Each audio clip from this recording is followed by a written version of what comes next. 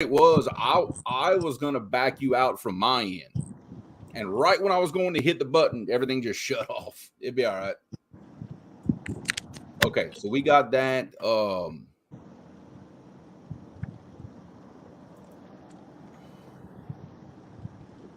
Let's see, I don't have it on here. Okay. What's going on, Nate?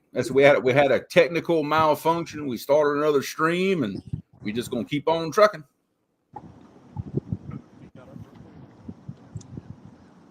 Roger, have you sent the link to everybody else? Yes. Okay. All right. Cool. Boy, you yeah, we definitely had a little bit of conflict there. That was interesting. I like that. All right, Richard. Yes, we are back. We are back. That's a technical malfunction. We are on a different stream now. Looks like everybody's starting to come in, so we'll be good to go. Yeah, that's no good. All right, Mike Greenwell. Right now, we have Team Underdog with 4 points, 4 fish, and we have Team River Warriors with 1 fish. See that? It is what it is. That's why no matter what, I like being 100% clear no matter what. It prevents all that. You know what I mean? Yeah. Well, I thought it was. Well, obviously it wasn't clear. I just, hey, it is what it is. Well, to beat somebody is to beat somebody, but to beat them and say, well, you can't fish your water that you normally fish, well, that doesn't. Then you didn't beat them at their best. Well, it depends on if you're. I mean, like I said, if some competitions we do, like okay, let's take the Battle of the Rivers for example. It's about the rivers. It's not really about the fishermen per se, right? But sometimes it's fishermen against fishermen, and you fish wherever you fish. It all depends. We all do so many different things. Well, for us, we decide where we're going to fish based on conditions. So, the river conditions here have just been terrible. Yeah. Daryl is saying he needs the link, but I think I can take care of that from right here. Can you? I think. Let me see. Let me make sure before I. Already got it. Oh, okay. I sent it to I need to put Messenger. I need to put Facebook Messenger on my laptop. That would make my life a whole lot easier. I bet it would. It really would.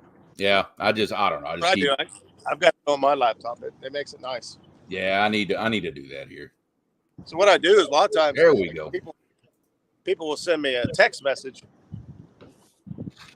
of a link, but my other phone, I don't have that message, so I send it to myself through Messenger, and then on Messenger anywhere. Gotcha. Yeah, you may have to send it to J-Dog also. They may not have it. I sent them the link. We're in a group chat.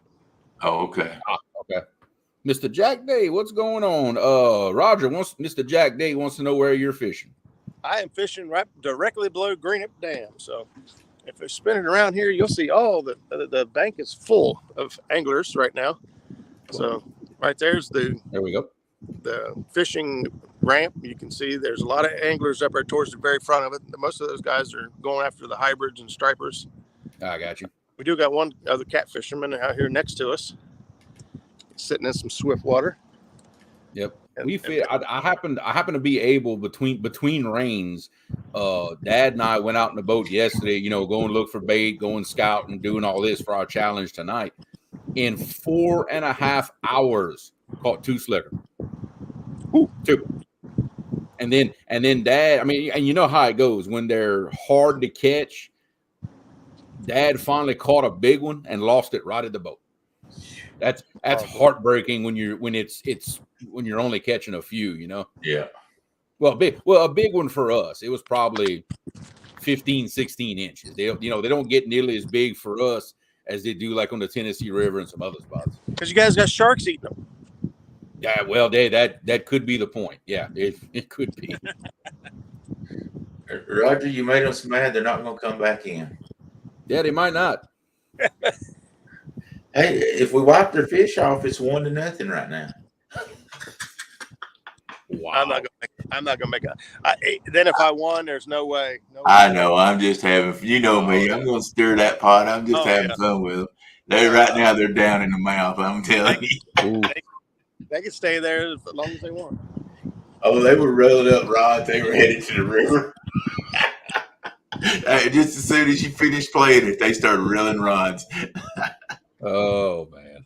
Skip pulled it up because like he, I said before we did the Thursday night show, I said, hey, why don't we just go to Sandusky and just make this a slaughter?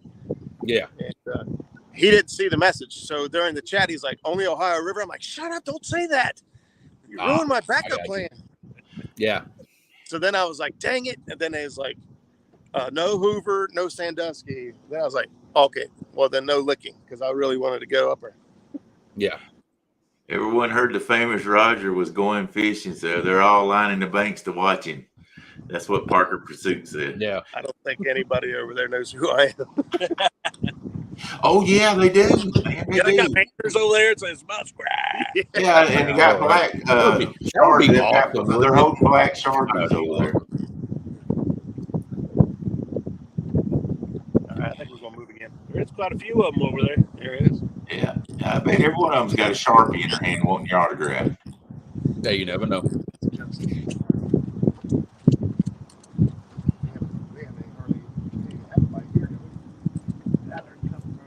It's gonna be hard to have a contest if we can't get the other guys back in the picture. It's true.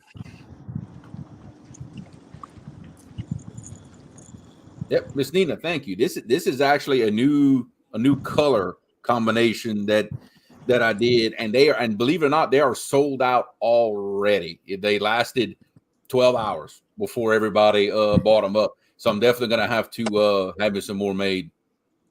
I do still have the a little bit more of the classic one, the gray front with the black mesh. I do have some of those left, but the new gray on gray, they are sold out already. Pat, I did not sleep at all last night. What's going on, Pat? I have been having back problems. I'm taking steroids, and the doctor gave me steroids. I didn't sleep. I'll put it this way: I sit in a chair, and I took about a 5-minute nap sitting in the chair. About 5 o'clock this morning, but them steroids, they just keep me awake. I can't. I think today's the last day I got to take them, but I've probably slept a total of 5 days, maybe 6 hours. Yeah, I know that the last time I got one of those, I think I stayed up for like 48 hours straight. I was wired. Yeah, so it is what it is, though. Oh yeah. Before I had my knee surgery, I had a lot of that. Oh yeah, a lot of cortisone shots, steroids, all that stuff. When I had cancer, they gave them to me because the type cancer made like things swell. My spine would swell, and it was I had the tumors in there, and it was just so much pain. They gave them to me to make all the swelling go down. Man, I was on, and I was taking like 6 steroids at one shot. It was crazy. Daryl said, "Sorry, bud, I was just picking." I needed you to feel sorry for me, brother. It is what it is. It is what it is. I think tall people have more back problems than most, shorter people anyway. Oh, yeah. Knee problems. You're gonna have back problems, knee problems, that's just the sad reality of being taller and bigger. Oh yeah. If anybody asks me what height I would like to be, if I could be a height, it'd be 5'10". Clothes, you can get clothes so much better. I mean, everything. Shirts aren't long enough. I mean, it's true. Yeah.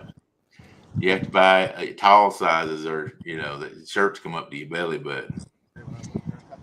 Either you gotta buy shirts that the shoulders hang way down here just to get everything long enough. Yeah. But anyway. Yep. Oh yeah. And Uncle Lou, I agree. That's why I said I like being 110% on everything. That way, that way you don't have any discrepancies, nothing. Everybody knows what's going on. And sometimes you think you know what's going on, but then you find out that you didn't. And then, hey, look, you know what? It happens. We're having fun with them, Uncle Lou. What happened was,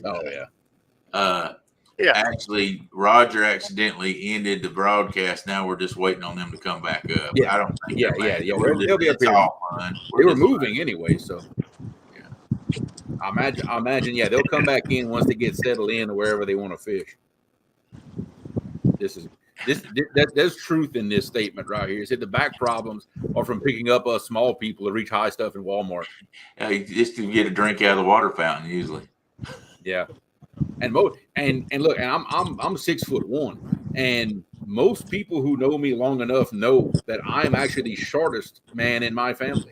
My dad is 6'3" and my brother is 6'6". Yeah, I'm the short one at 6'1". Yeah, I'm the tallest one in family. You might want to send them that link again to just one of them. Send it to J-Dog. Something's going on that they ain't getting it. Yeah, I think they know we're just giving them a hard time about the fish. We wasn't gonna take no fish. I saw Chad laughing just before the stream went out, so it'd be all right. Yeah, we're just having fun with them. Okay. We do a lot worse to each other in other streams, so trust me. Yeah. This is not the worst. Oh no, I promise you, this is not the worst. Let's call it a disagreement that's ever happened on a live. Absolutely not. Zach said, "I don't think the cheaters want to come back on screen." Oh no, we're just having fun with them, guys. Don't take us serious at all. We're having fun. Oh no! If you trust me, if you want to see stuff worse than this, go on one of Jody's live streams when me and Daryl and others start smacking. Oh yeah, trust me, it gets bad. If you'll notice, I haven't X'd any sizes off at all. I was just joking about X'ing. Same thing here. I got them all. We hadn't X'd anything. I have stars because I'm just funning them, but we hadn't X'd nothing out. There you go, guys. Y'all, Muskrat and Daryl, y'all got a fan in chat with Jack Day. Good seeing that. Thank you, sir. I can't read it. He says, Muskrat Adventures and Trophy Seekers are my two favorite shows. Learned so much from both you guys. Keep the content coming. Man, thank you, Jack. I appreciate that. I'm talking about. I'm way below my peers in this panel right here. These guys have fished way longer than I they're have. back. There they are back. Back. I tell you what, J-Dog, tell me if I'm wrong, but I think that spot looks familiar to me. Is that the same bridge that when you and I fished against each other? That's it. I thought that bridge piling. I tell you, I know what that bridge piling is capable of. I do too. I come up river from it a little bit so we can walk our way back to it. I got you. I promise you, I know what that spot is capable of. Good idea. J-Dog had me sweating fishing that spot. And I mean, like, J-Dog was actually ahead of me for like almost half the competition actually fishing that spot.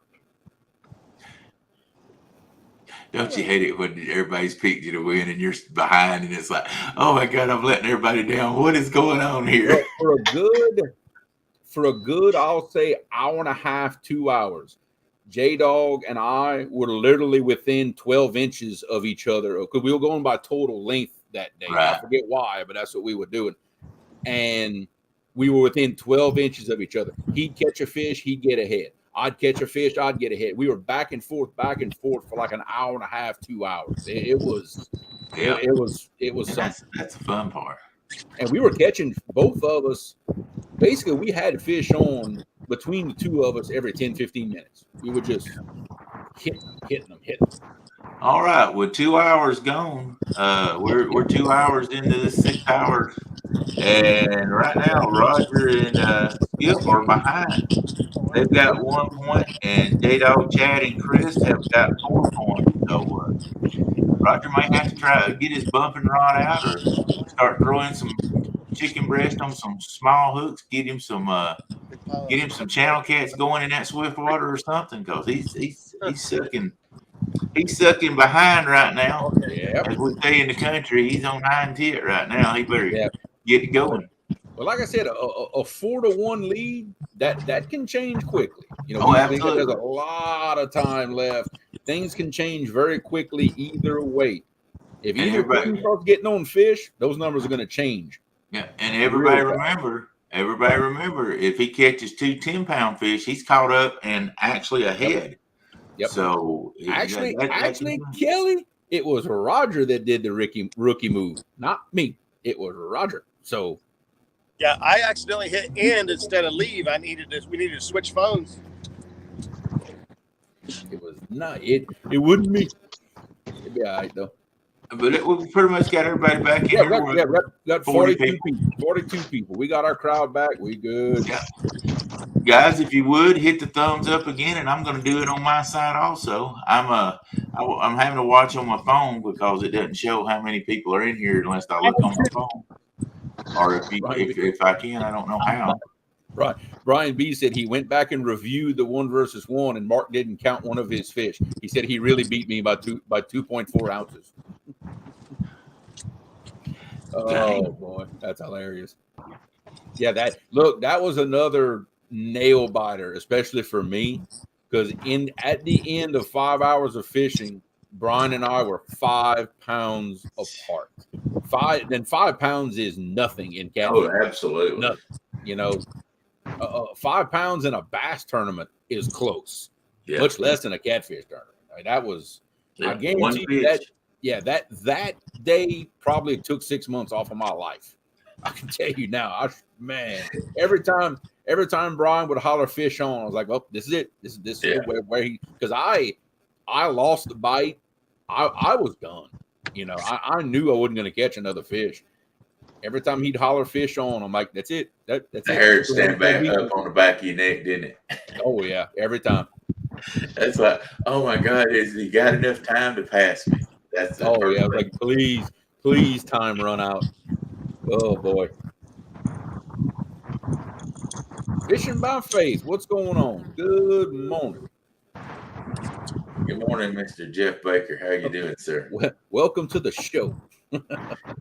I've been up so long it don't seem like morning. It seems like it's the end of the day. Oh yeah. If you've been up for that long. Yeah. It's still very much morning for me.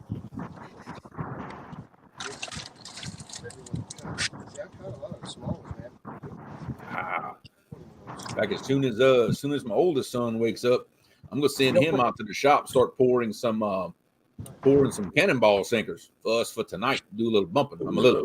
My stock is a little bit low. Ooh, you're waiting a little late. Well, if you got a son that can do it, that's good. At least that works. Well, it was either that or do it at 10 o'clock last night. So that's what he told me. He's like, "Oh no, don't worry about it. I'll get you some poured while you do your show." I said, "Okay." Yeah, but now we got everything else ready. We got the rods ready, tied extra rigs, checked everything out. That's the only thing left to do, and we got bait yesterday afternoon. So when you go bumping like that, do you keep an extra rod tied up also, where if you break one, you can swap? Between like I have 2 bumping rods, and actually my dad has a bumping rod, but he doesn't bump unless he's with me in my boat. So all 3 bumping rods stay at my house. Right. I've got my Uncle Lou bumping rod, and I've got 2 B&M bumping rods. Right. So that basically when there's 2 of us bumping, we've got 3 rods in the boat just in case one snaps, a reel fails, something like that. You can throw it to the side, pick up another one. Yeah. It was a good thing I had that extra bumping rod when I broke Uncle Lou's for ice sticking it. Yep. Yep. Hey, look, I've broken a bumping rod before. It was different when it happened to me. I didn't high stick it, but this is when I was still a little new to it. I got hung up, and the rig went under the back of the boat. Yeah. And when the rod pulled down, that blank hit that transom on that boat, and bow. And Bob did the same thing with. Yeah, Bob done the same thing with his. Yep. And it's gonna happen. And you hate you spend that kind of money on one of them rods and break it, you're just like you're heartbroken. Man, yeah, it was. And at that time, that is the only bumping rod I owned. So at that point, that's it. My day was over. see, Catfish Broadcast Booth. What's going on, Brandon? He said you have to do this in a Morgan Freeman voice, which I cannot do. I can't either. On today's episode of World of Catfishing, we have the ardent fishermen battling the mighty rivers for that elusive monster. Their only adversary is the mighty barge drag race. That's awesome. Don't say barge around me. Yeah, y'all had a little bit of a close call with that. Yeah. We actually hit the barge. So broke a ugly stick. Oh, wow. Yeah, we actually hit it. What's going on, Mr. Ernie? Hey, Ernie, you're the first person that's included me when they did a group hello like that. That's it. Right. We got it now. Oh, wow. It's not long. It's on. On our current. Yeah. All right. So we are at 49 people. So we've got our crowd back plus a few. Love it.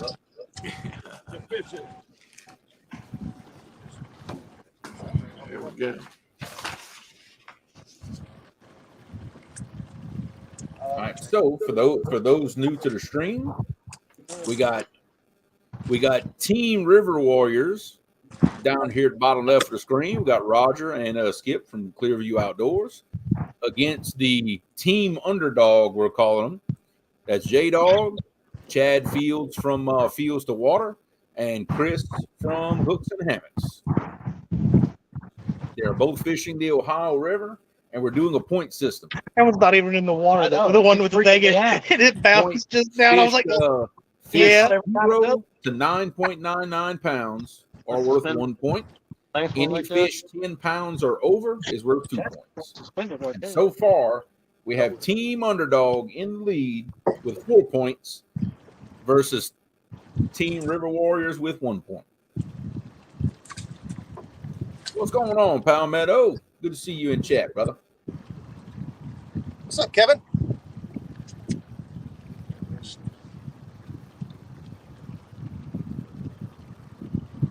And so far, we have one channel cat of the 5 fish caught today, and the rest were blues. Nobody has caught a fish over 10 pounds just yet. But the day is young and hopes are high. My food before it came in the boat. I can tell if that's a bite or then we laugh. and as a note, Team Underdog also has big fish of the day so far with 8.2 pounds. Exactly what it was doing every time we pulled. Mm-hmm.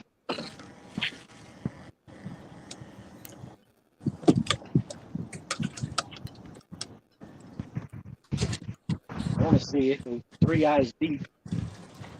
Not me, because that means I run the first. See, every time we all laugh. Yeah. Yeah, if it puts one of those rods 3 eyes deep, y'all gonna have a problem. Y'all gonna have a broken rod. Yeah, we 3 eyes deep this high up. Yeah, you're gonna have a problem. Now I will say this, that's one of the hardest takedowns I've ever seen. But we had one of those sharks pull that Mad Catch rod down so hard that the tip of the rod was about 6 inches below the butt of the rod in the rod holder. Wow. And I had the rod up in the 45-degree position in that holder. And it bent it so far down that the tip of the rod was slapping the side of my motor. Yeah. Before he cut the leader, of course. Didn't get that one in the boat. It's bad when you're going to start fishing with still leaders because. You see this pole here, Creole? Yeah. Your pole was in that holder. Yeah. Or not this one, because the one that was on it broke off. Yeah, but yeah. I was talking to Uncle Lou, and we just heard, this sounded like bombs going off. And he said, What is that? The tip of that pole was all the way underneath of the pontoon and slapping off the pontoon. Wow. I remember you telling me about that. I screamed, crazy. Fish on! About that time, the pole holder broke, and I screamed, pole gone! Brian B, you can't pay me enough to do that. That's all I got to say about that.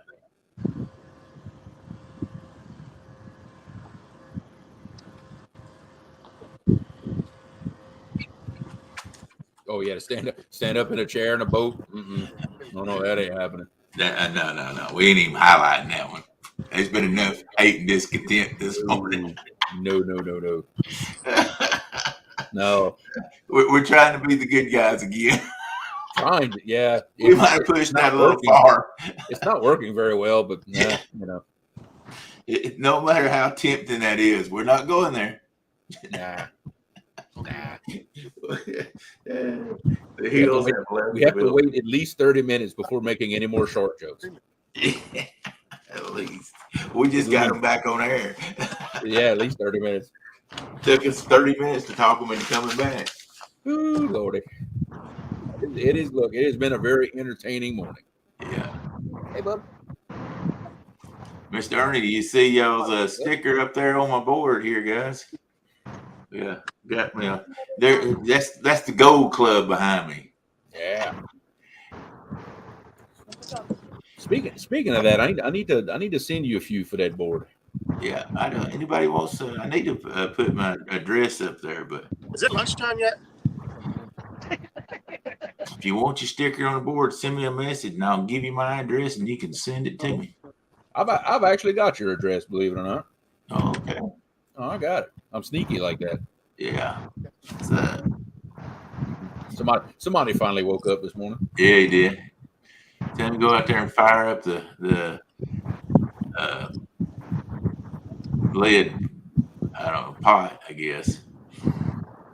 Now Freddie is spitting some truth here. He said, to be fair, he's pretty sure Chris has caught the biggest fish out of everyone on screen so far. I think, was it Chris that pulled in that big one, or was it Chad brought in a bigger one. Chad brought in the 8.2. No. In Freddie general, was trying to be fair. In general, Chris has a bigger PB than all of us. Yeah, well, we're talking about okay. Well, I thought we were talking about this morning. So, well, I mean, if you just want to talk straight up PBs, I believe Chris does have the biggest PB of all of us. I think. What's his PB? 80 pounds, wasn't it? Just 80, 82, 84, something like that. 86 and a half. 86. I'm robbing, man. 86 and a half. Oh, yeah. I seen him jumping up trying to get in the screen to tell us, but he just wasn't quite high enough to get up high as the phone was to work with. Oh, well, there goes 30-minute wait time. Wasn't it 30 minutes? There went a 30-minute wait time. Oh, good Lord. But yeah, but Chris does have the biggest PB of everybody on screen. So I will give him that one. That was, and look, a monster fish. Footage was great. Amazing takedown. Playing a board, taking off across the water like a rocket. It's good. It's good viewing. If y'all go to Hooks and Hamish YouTube channel, y'all need to watch that video. It is one of the best playing a board takedowns that you'll ever see. It was amazing. Yeah. The title of that video is this fish longer than I am tall? Just saying. It was pretty close. Pretty close. Yeah. Shameless plug. But that's what it's all about. I had an alternate title for that, but I can't say it on this live stream. Thank goodness. He does have some morals somewhere. Kelly says he's got the biggest PB caught this year so far of everybody on panel. How big was your fish, Kelly? I know wasn't it 40? Was it 40 something? 47. 47?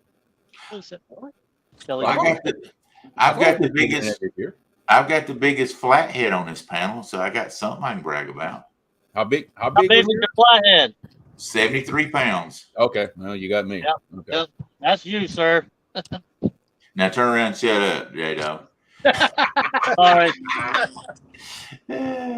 Oh, Lord. Hey, Daryl, let me show you something, though. Uh-oh. When you grow up and you get you two of them, you let me know. Ooh. 70 water pounds. tackle.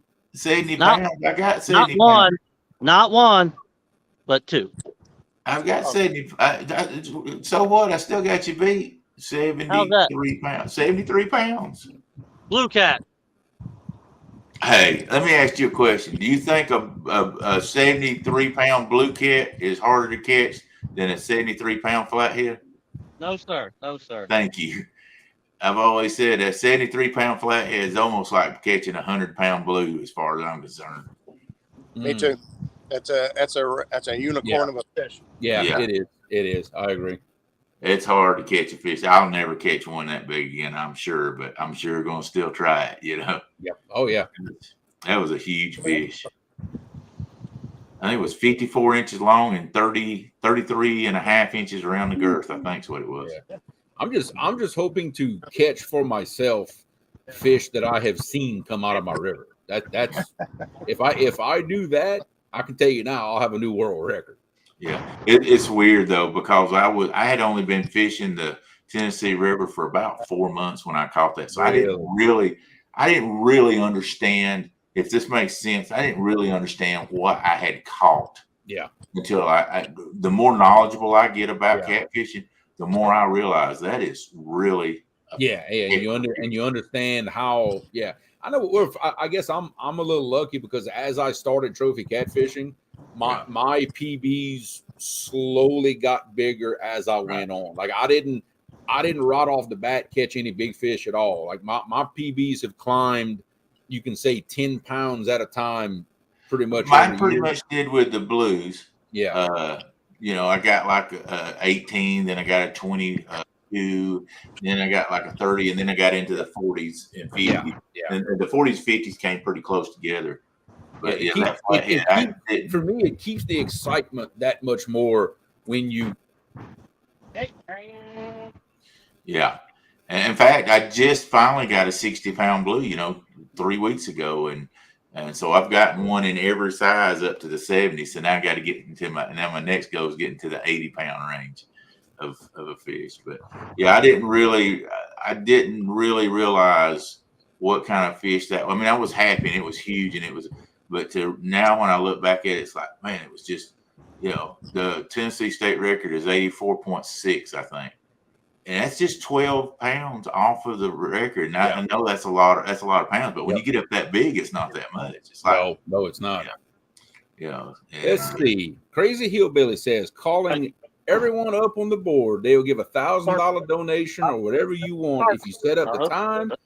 Now he wants to go noodling. Now, me personally, I will not speak for everybody on the panel. Me personally, I honestly do not advocate noodling. Because you are taking a fish off of a nest, and it's proven that it does destroy the nest. Let the boat go. Even though the fish go back on the nest, those eggs are done. Yeah, it's a conservation thing.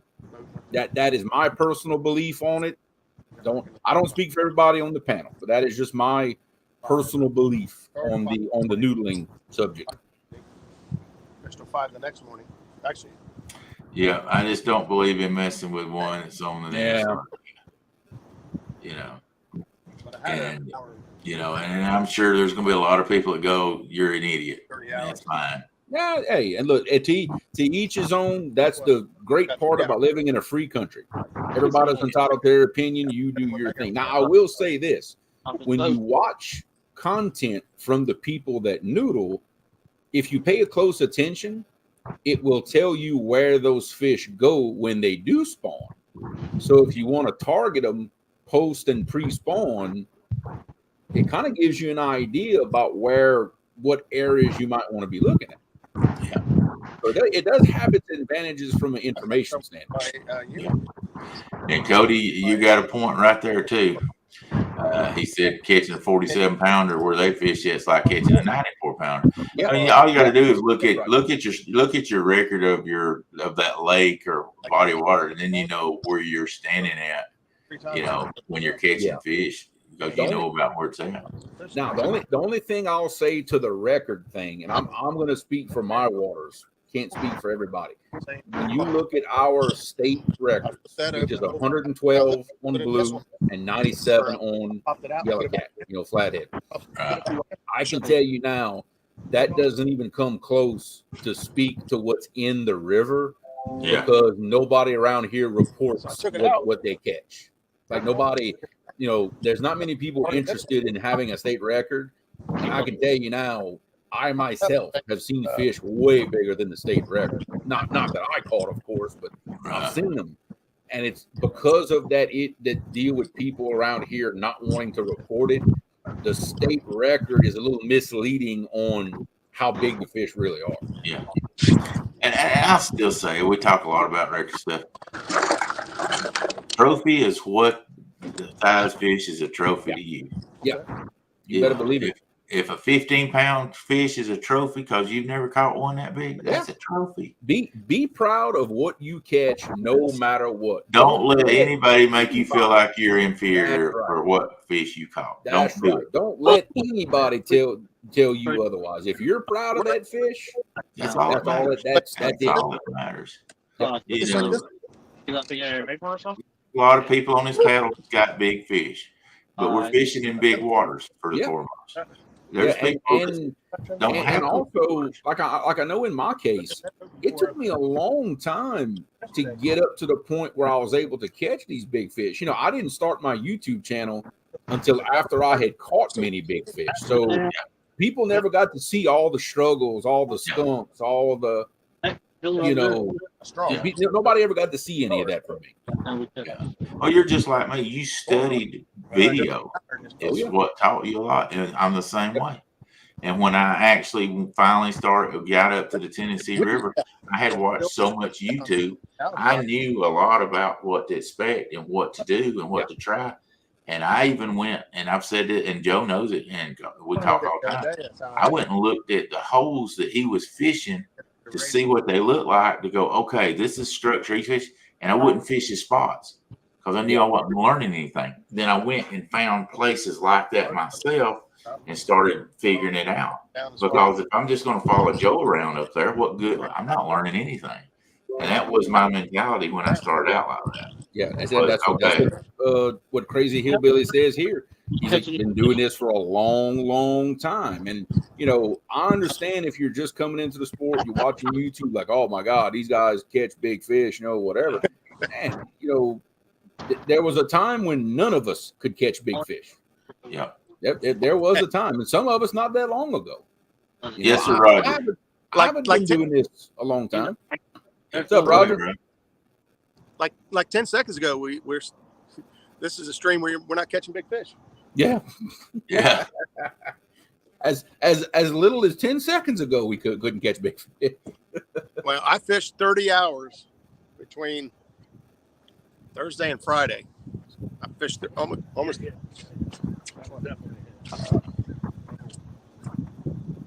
Skip said, "Shut up, Roger. You got to buy it." Oh, he's keeping them focused. Yeah, the big thing about catfishing is just like bass fishing. Now, people say no, it's not. Yeah, it is. You try new things. You try different things. You try different spots. So you figure out what they want. Yep. You know, man, it's just gonna say, I'm just fishing with this because this is what I catch him on. He's not gonna catch as many if he's trying. It's just like skipjack, bluegill, you know, suckers, whatever's in that water that you're fishing. I mean, I truly believe they'll hit a certain bait different times than they do other baits. Chicken, my biggest blue came off with chicken, you know, and I never fished with chicken till this year. You know, I laughed at it, you know, and now, boy, made a believer out of me. So don't do the same thing over and over and over. That's just that. If you're not catching fish, you can't do the same thing and expect a different result. Exactly. You can't. If you always do what you always did, you always get what you always got. Yeah. Yeah. Easy for you to say. Yeah. It was. Real my pole. NJ, don't you start no trouble, brother. No, God. But yeah, Maniac, they did. J-Dog moved out of the Licking River into the main channel of the Ohio River. So he didn't move very far. He just moved into the main channel of the Ohio. That's all he did. Good morning, Travis Young. How you doing, sir?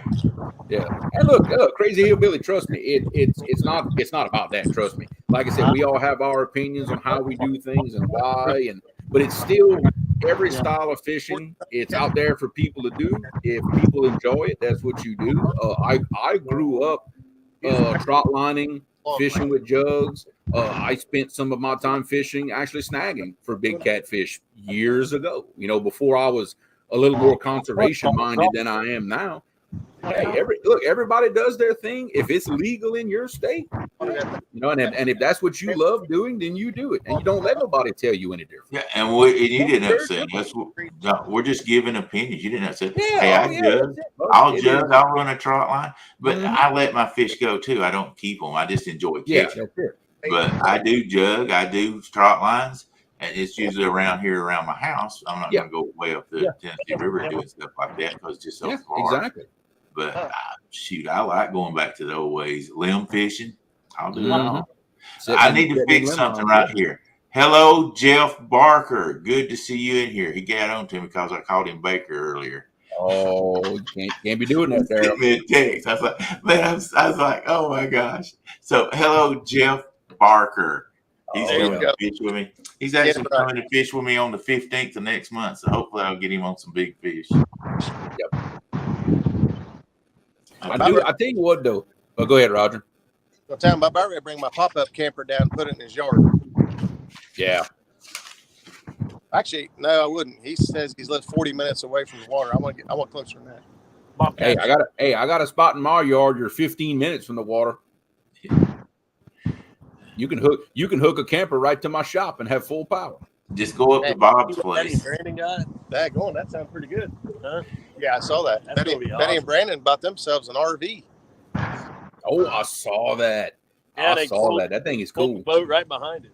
This is a big chest of water. Yep. I know it, like, as far as information and all this goes, I know the single biggest thing that changed the way I fish is understanding the concept that catfish in general aren't the lazy bottom feeding scavengers that I grew up believing they were. That everybody tells me that they are fierce, aggressive predators that prefer fresh bait. That's the light bulb that changed everything. Yeah. I can tell you, once I learned that fact. Yeah. That was asked last night. I was on live with Stan too. And that was asked, somebody's asked me, is rotten bait better to fish with for catfish? I said, absolutely no. Not unless you're fishing for eaters. If you're fishing for little dink eaters. That's exactly what I told them. And it's like this. If the freshest I can get is what I'm going to fish with, with that. And the reason being is those big fish are used to getting that fresh fish. When you're catching those smaller ones on that rotten, no good bait, it's because that's what they're just eating what they can eat to survive because they can't get that big that good meal because the bigger ones are getting it. They're fighting for survival, so they're going to hit dough balls or they're going to hit night crawlers or whatever they can suck up. That's what they're going to get. Yeah, that's why plus, they're eating whatever they can simply to gain weight. To get bigger, it's a survival thing for them. Exactly. When you get those big fish, they're big because they got one thing. They got the genetics. Plus, the bigger they get, the more they move up the line of being that boss hog, and they're going to get that best spot because they're going to root them other fish out. I've caught catfish that had bite marks on the side of them. Yeah. Where they've run that fish out there. Especially you can find that on flatheads a lot more than you will. Especially, because they are fiercely territorial. Yeah. And I've went to where I've caught blues, and the flatheads just run the blue out of that hole, and they're in that hole. And so, they're very territorial, and they will fight for that spot because they know that's the good spot. That's the good spot that they can hide, and that bait comes through there, that sort of channels through there. So that's why you want a good live bait, if at all possible, when you're fishing for those monster catfish. Yeah. Ideally, if you're using cut bait, which I use 99.9% of the time, ideally you want to kill it when you cut it for bait. Yeah, exactly. When I catch bluegill, they go in my live well.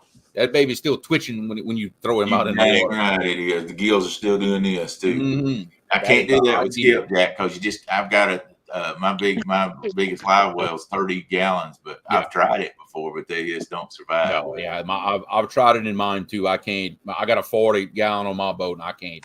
Yeah, I can't keep them alive. They're just the easiest fish, but it's still, if I can keep them, I'm gonna throw them on ice when I catch them. And that, and then if I catch a bunch and I've got them left over on ice, the next day I'm vacuum sealing them and putting them in the freezer and keeping them as fresh that way. Well, hillbilly, unless you're talking about a Gucci purse or some Gucci shoes, then I don't know. That's about the only Gucci I know of is the purse.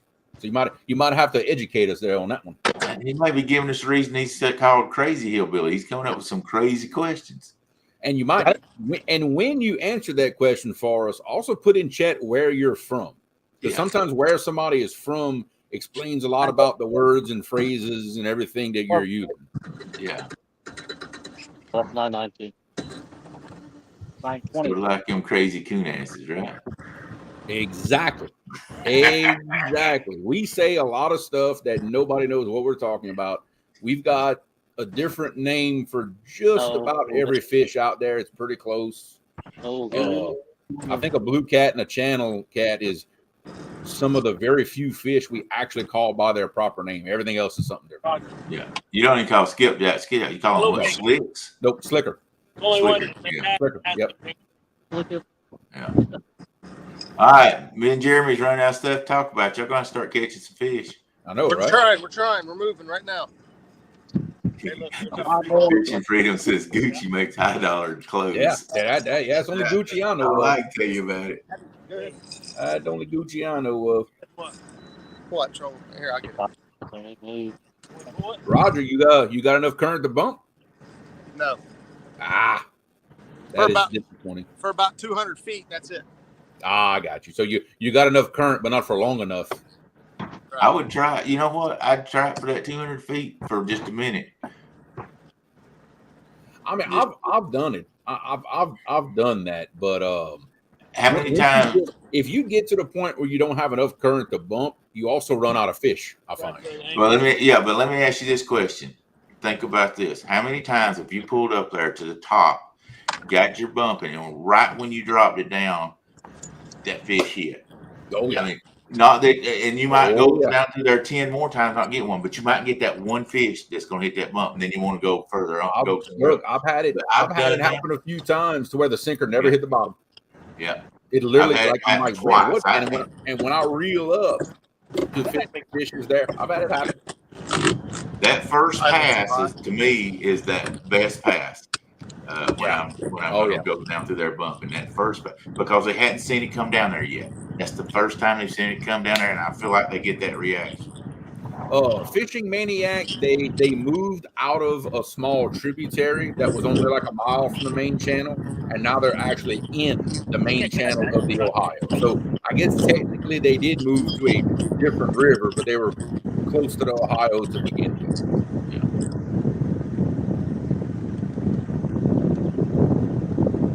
Oh, I know what he's talking about. Okay, I think he's talking about what they call a goonch catfish. I think it's over there, like in the Amazon or something like that.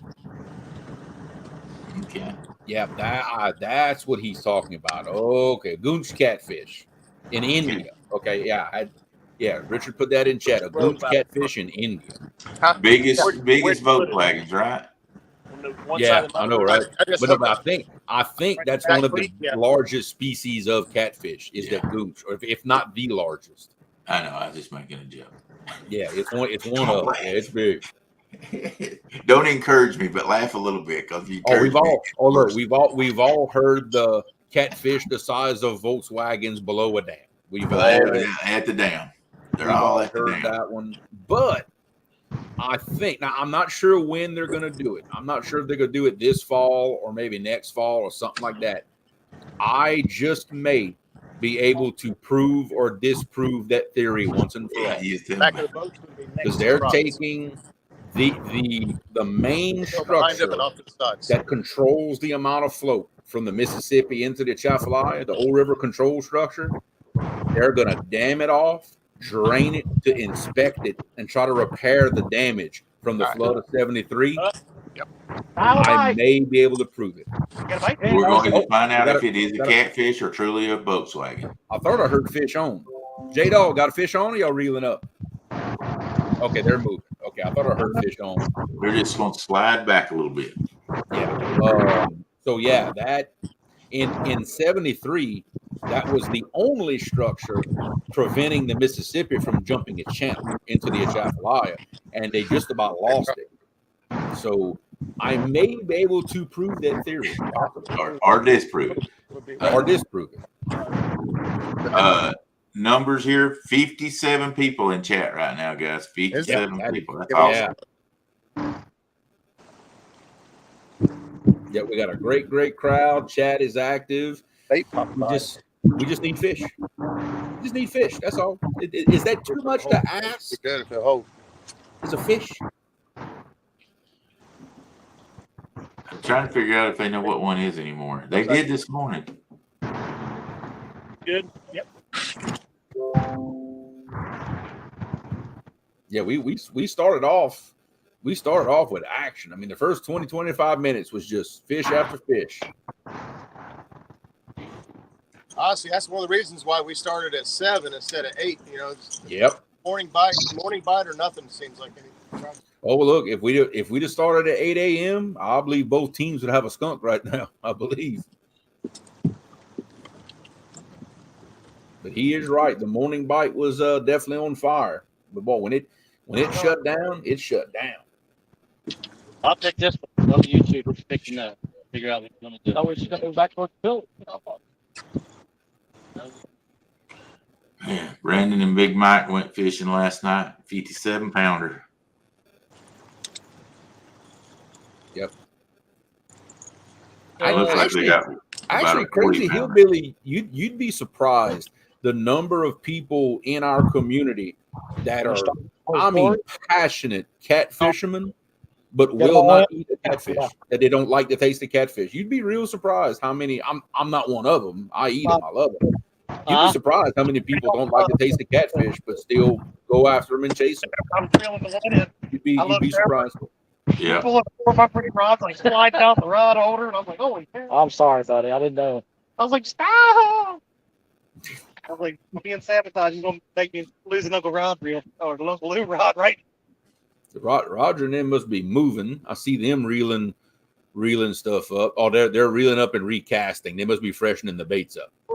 We moved. Oh, y'all moved. Okay. Yeah, check y'all this out. moved and y'all getting set up. We're sitting right on a. Ooh, I like that. Yeah, just below that fast pool right there. I like that. Current seam right there behind it, so we're sitting right on the current seam. Yeah, I do. I like that. I had to anchor here because the spot locking in right here was going to be tough. Yeah, I got you. Yeah. I'd like to bend over about 10 feet closer. But... We feeling over? As long as you can cast there. Yeah, Jared O, what's going on, my friend? What's up? Usually in the spot here, it's either big fish or no fish. So we are going big or going home. I love it. That's the kind of plan I like. When you're using it, I won't be in the pool. Swing for the fence, baby. I'll be right back. I'm gonna go grab me some drink. And I'll be right back. Do you think you can hold the camp down? Don't cause no trouble while I'm gone. I'll try. It's you know, I've never done this hosting thing before. You know, I've never been on a live show, so I'll try. Yeah, I think we've got it hemmed back up, so just don't let it get loose again. Try that hole. Pull that all. Just try that hole real quick. All right. Damn, it was already up. Check in with our teams. What we got going on, J-Dog? Moving. We're backing up a little bit. You getting now? If memory serves, last time I saw you fish that spot, you were actually a little closer to that big killer, like over there to our right. Whatever. All everybody is good. About 30 feet above. The way we can hit behind it. So yeah, I didn't know if you want to stop halfway through it or just going back to it. Now, Chad, there's a very, very important piece of fishing advice for you in the chat. courtesy of one of your favorite sons, Stand 3, and I highlighted it for you. Very important tip right there.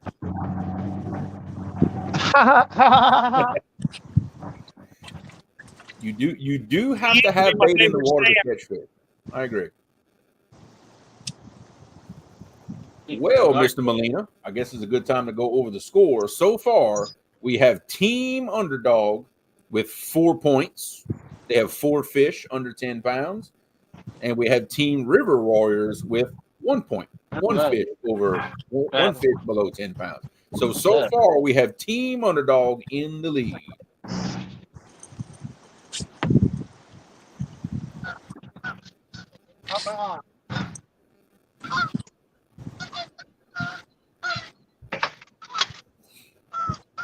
And both teams right now are getting in position and throwing baits out in a little different spot. It looks like one team moved over and one team moved back. So we'll see who made the right move here in just a minute, hopefully.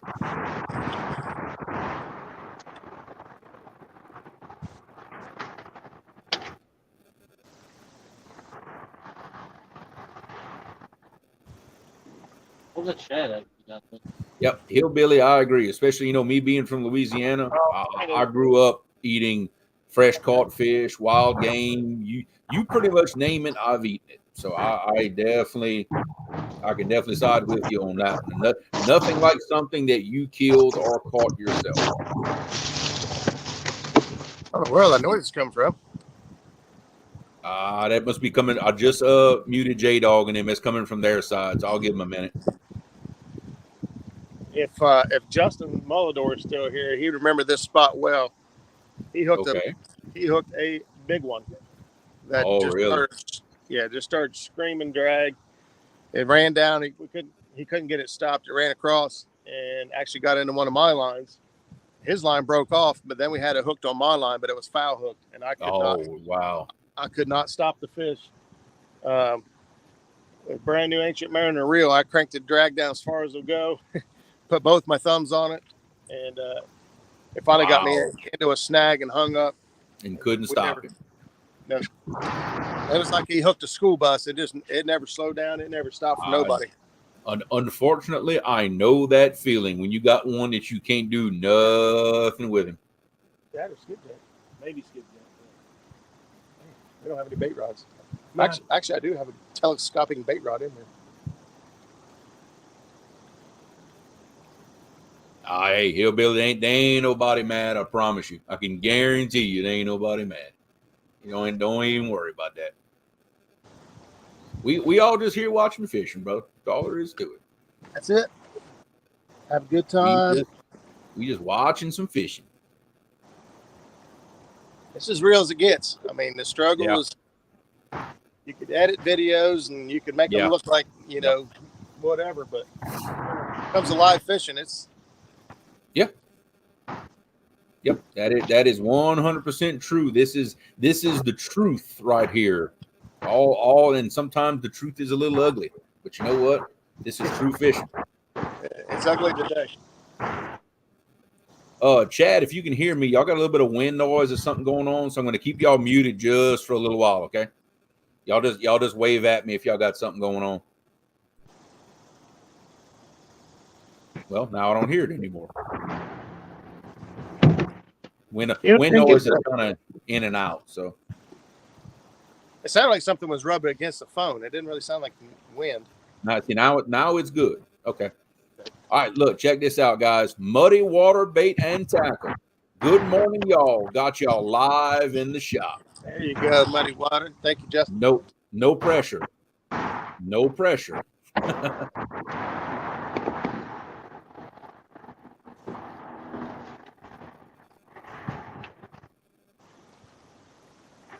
It almost sounds like maybe like a live well is running or something like that. I don't know what that is. Yeah, I don't know what it is. I got that. Really?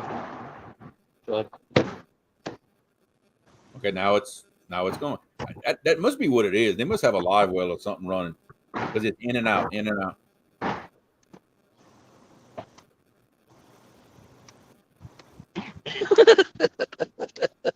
What in the world? I don't know. I hear him giggling. Are they The tickling hook's just trying to get a chub out of the bait tank with his hand. So you know what? So I was right. It's that bait tank that makes that noise. Okay. No, we're right by the bridge, is what you're hearing. Yeah. Okay. Cars on the overpass. Got you. Oh, look. Yeah, see, we're right there at the bridge. Okay, got you. Yeah, you can mute it if you want. No, you're good now. You're good now. I just may mute you for a few seconds if it gets bad, but we got it covered.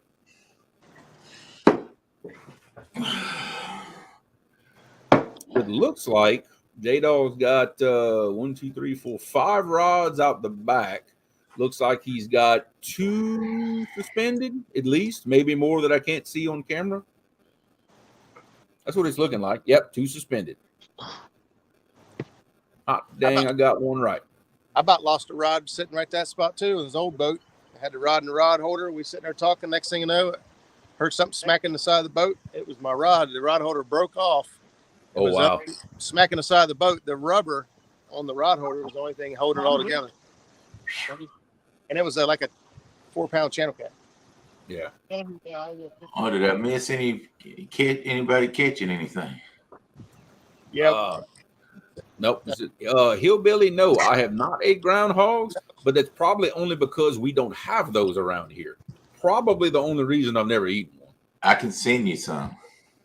No, I'm good. I'm not cooking them, but I'll send them to you. You guys got armadillo.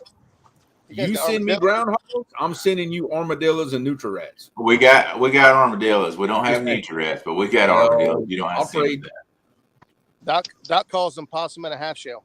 Yeah. That's right. Possum and a half shell. They're definitely not an endangered species around here. Let me tell you. No. 15 years ago, we didn't have any, but they've slowly migrated up. They've gotten to where they can live in the colder weather where we're at. Yep.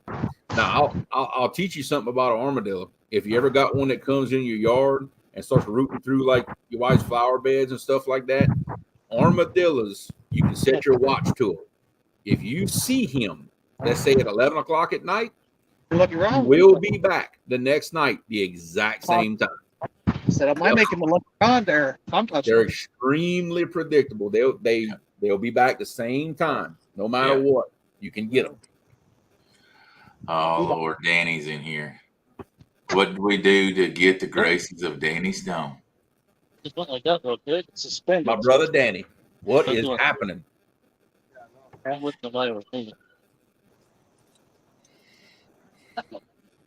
One of the members of what I'm now affectionately calling the Lost Boys. That's me and Danny and Jerry and Richard and Lance.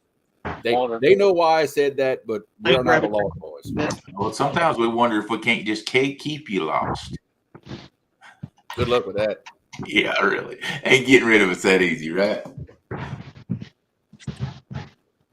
Would have had 5-10 minutes to stop at the store, but J-Dog called and held off talking to him. Or going to the bathroom while I was talking to him, and I finally just went to the bathroom with him. And I was like, you knew nonetheless. Yep, that's right. That's right.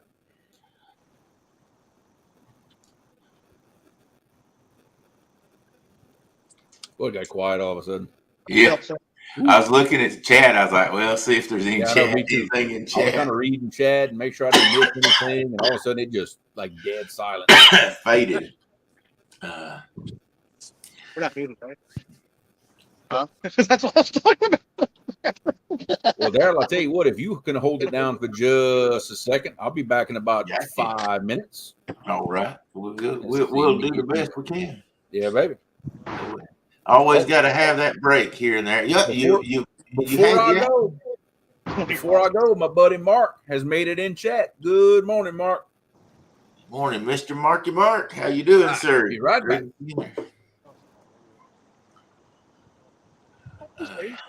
I don't know. Guys, we'll go over the score right quick while he's gone. Be next to possible catch anything. Once they get out, shut down. For the Royal Rumble this morning, we will give out Rogers first. He has 1 point with a 7.12 catfish, blue cat. J-Dog, Chad, and Chris, they've triple teamed on Roger and Skip, and they have 4 points. And so their biggest fish has been 6.2 pounds. It was caught by Chad. So they're ahead by 3 points. But excuse me, sir, but this was a 3-on-3 and his third quit. That ain't our fault. I didn't say anything about that. His third quit. You said we triple. You said we're triple teaming them. Did I say that was bad? Chill out, honey. Already making it. You guys just keep making more excuses for them. I bet J-Dog and Chad can't watch football because every time I huddle up, they think they're talking about them. Never watched football in my life. Football for the devil. Football for the devil. See there, they can't watch football because every time they huddle up, they think they're talking about them. I just said they're triple teaming them. That's all. Y'all got 3 in a boat and they got 2. It don't matter. They got as many rods as they want to throw out. Yeah, I don't care. They was like, you can add more people. I'm like, no, I don't want to add more people. It just slows the boat down when you got to make a run, right? But anyway, this boat don't go real fast. Daryl, let's tie up. You don't want to know this, brother. You don't want to know this.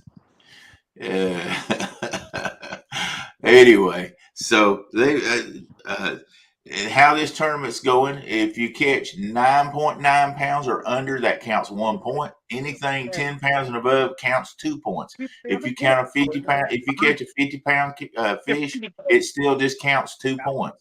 So Roger and Skip, they just have to catch 2 fish and they could be right in the lead there. So that's a great thing that it's not. It looks like okay, they've only caught 4 and they've only caught 1, but 2 fish could put them in the lead. Just one. So catapult his butt up there on the interstate. See him dangling off the side. His legs kicking. Man, I want to have to mute them boys out, and I don't have the mute button on the problem. Yeah, being mean up there. Oh, it started off real fast this morning. I mean, it was just bam, bam, bam. And after 7:30, I don't think there's been a fish caught after 7:30 yet. Yeah, it's been tough. Yeah. So maybe they'll turn back on. I know Rogers had some current. They've had current turned up a little bit. Gave them just a peak of hope. The current didn't turn up. We just got straight in line with the hydro. That's all we did. Yeah. I'm trying to sit right on the edge of the current seam of the hydro. Yeah. And that's what I've been at one night, me and D, the night that we ended up getting all the garbage out of the river. No boats all night long. You got occasional riverboat, and you'd be sitting there for a half hour. No boat come by. All of a sudden, the waves are like, well, you're like, where do waves come from? And ghost barge just coming up and down the river. Ghost barge. Hillbilly, unless you do something crazy, hillbilly, unless you do something profane or something that gets the thing set up, you got your own opinion. You're always welcome to come in. 73, the water. Hey, what's this? What's this doing? Hello, look, lady, how you doing? Good to see you come in here. Hit menu. So, J-Dog, have you got us a story about catching a big one out from under this bridge here, or? What is it, buddy? I said, have you got a story on us catching a big one off this bridge, or is this just where you catch multiple ones? I just catch a lot of them. I ain't never caught nothing big off of this one, but I've caught a lot of them.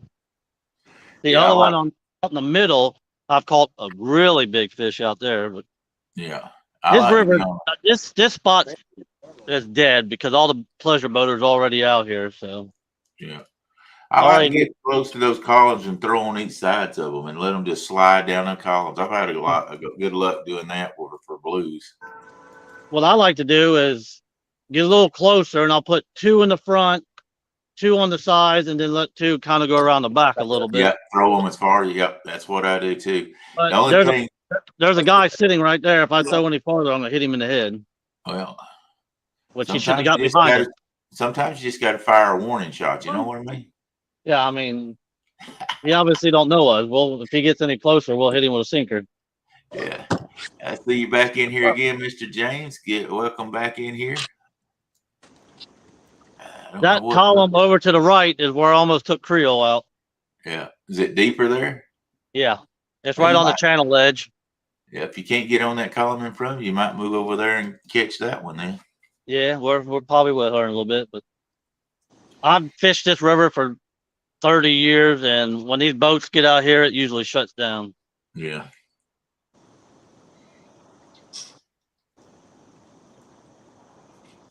That's the part of the Tennessee River I like where I'm fishing at. You have some boat, but it's not as bad as you get up behind the dam up on the Chickamauga where it's just a little bigger. And they wear that water out. And plus, it's a huge, bass fishermen. It's well known for bass fishermen. So on Saturday and Sunday, which I don't fish on Sunday, but Saturday, you couldn't pour me up on that lake. Bob tried to do it one time last year. He's like, I ain't never tried that again. I was having fun at first. All right, so that one line that you have, the transducer right here, it's right on that side. For that line right there. Oh, okay. I'll put your bait. That's good. That turns your gain to auto medium. Well, when I first bought it, Roger adjusted all that for me. But like I said, I seen Lee touching it once or twice. Lee Mason's, I've seen him touch it a few times. So. Don't touch it, man. Oh, hey, all else fails, go back to factory resets on Garmin. Well, I'm gonna have Chad look at it and see how far off it is before we leave. But it's pretty far off. I know it is. All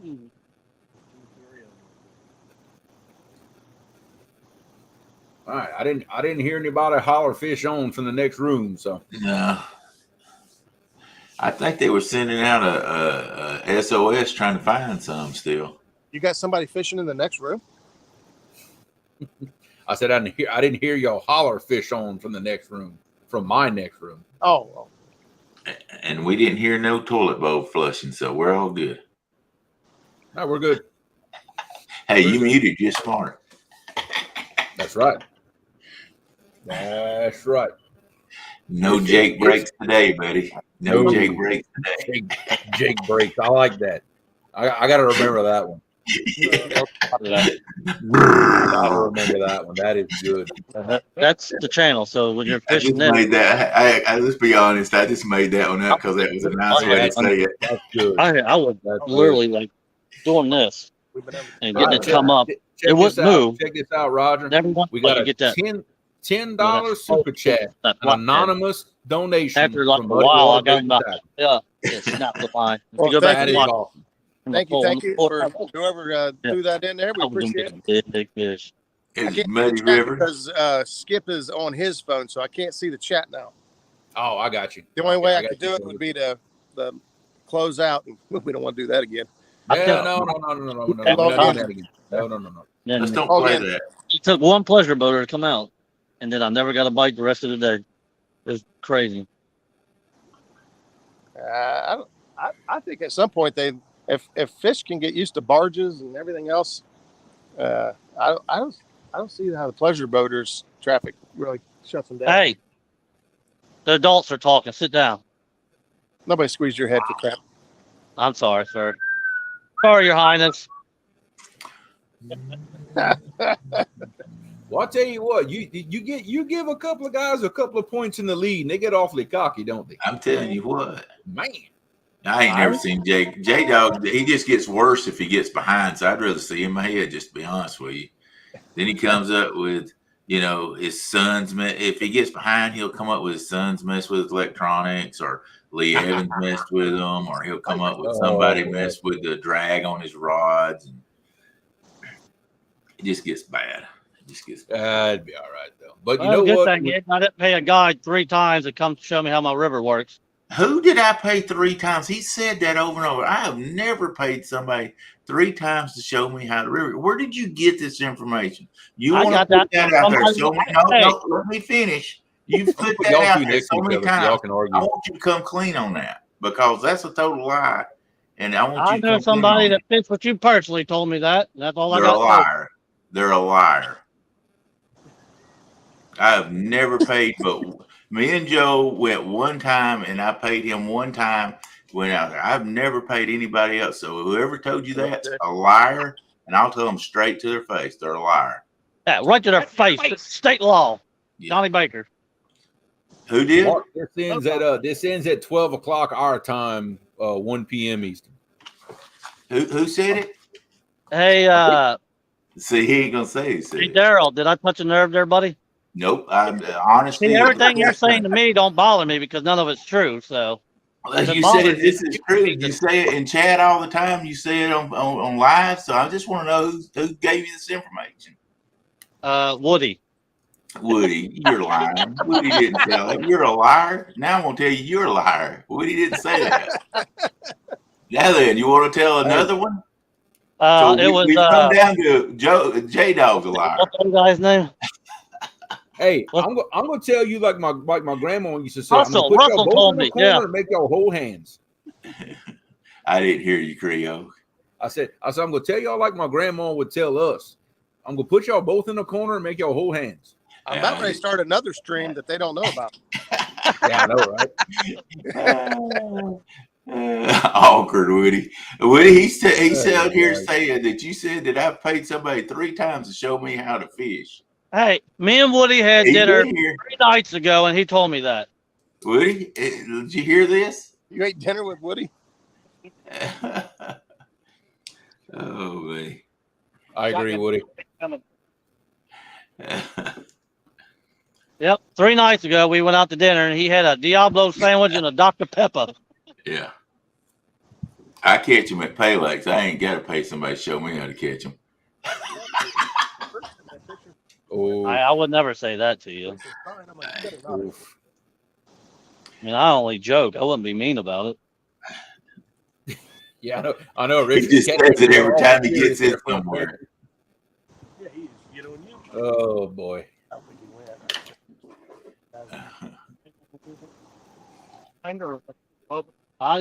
These would be good in front. I got that anchor. We can sit behind if you want. But that sea horse was over there. He left. So Danny says, "Why does Roger think fish get used to barges?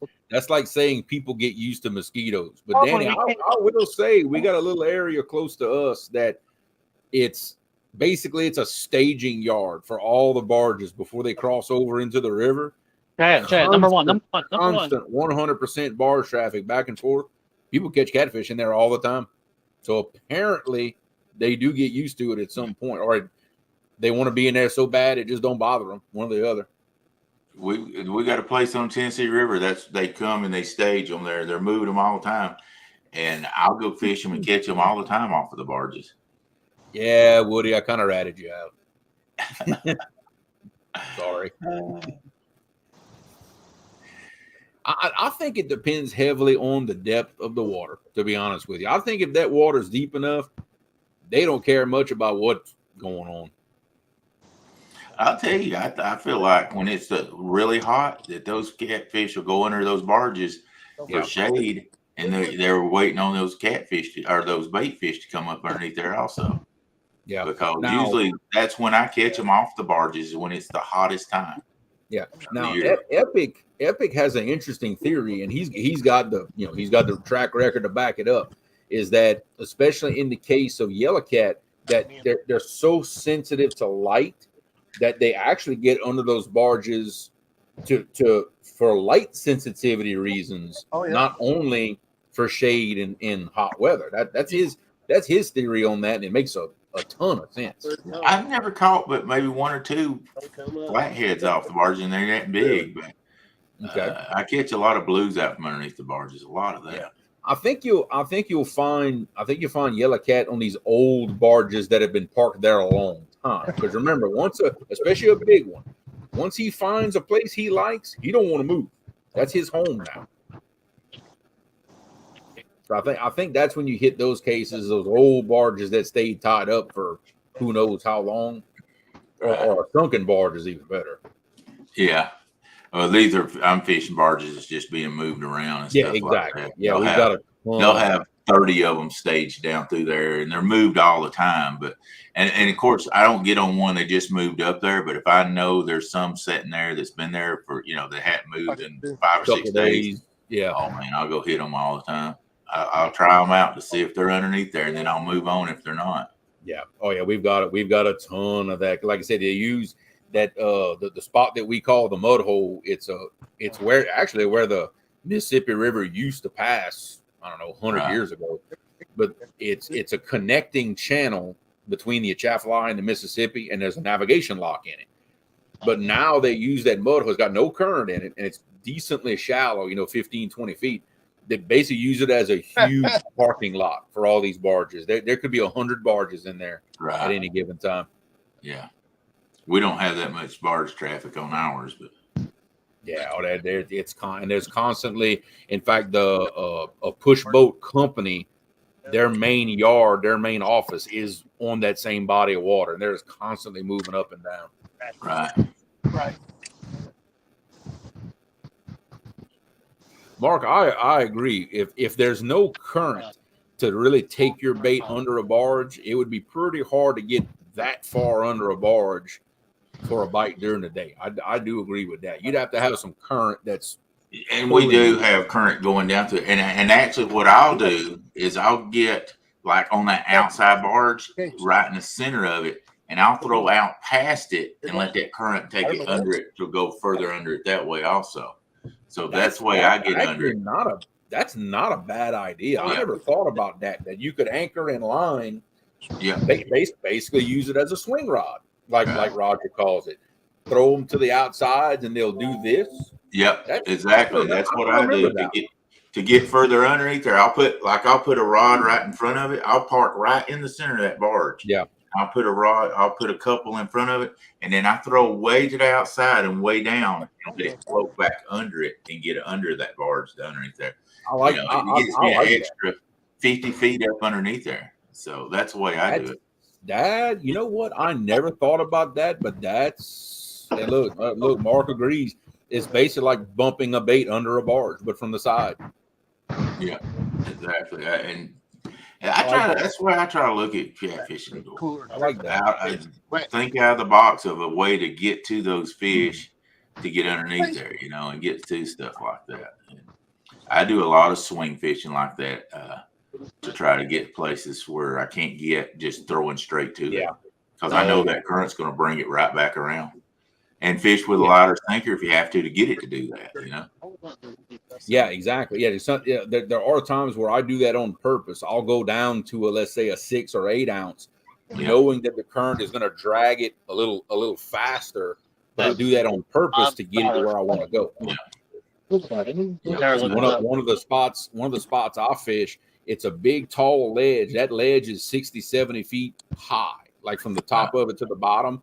But the way I position my boat, it's going crossways across the back of my boat. It's at a confluence. So what I do, I spot lock just ahead of it. I use a little bit lighter weights, but I drop them straight down, let them hit the top of that ledge, and I walk them. I'll walk them down that ledge till they get down to the toe, then I'll put them in the rod. I do that a lot. Yeah, I do a lot of walking in the ledge and stuff like that. Because I'll park my boat right on that ledge. Yeah, and I want to try to fish separate part that. Yeah, and like I say, I'll throw out further into the deeper water, and I know it's going to come down and it's going to stop right on the bottom of that ledge. Yeah, then I'll try to get some to get it to set on that ledge, and then I'll have some that'll set up on the ledge, because you never know where those fish are going to be setting on that ledge. So I try to get it at different parts of the ledge to hold it there.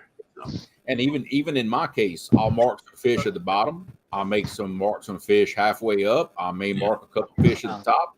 Well, you don't know which ones are active. Right. So you're targeting those different groups of fish. Let's see which ones are active. Yeah, exactly. And that's why I do it.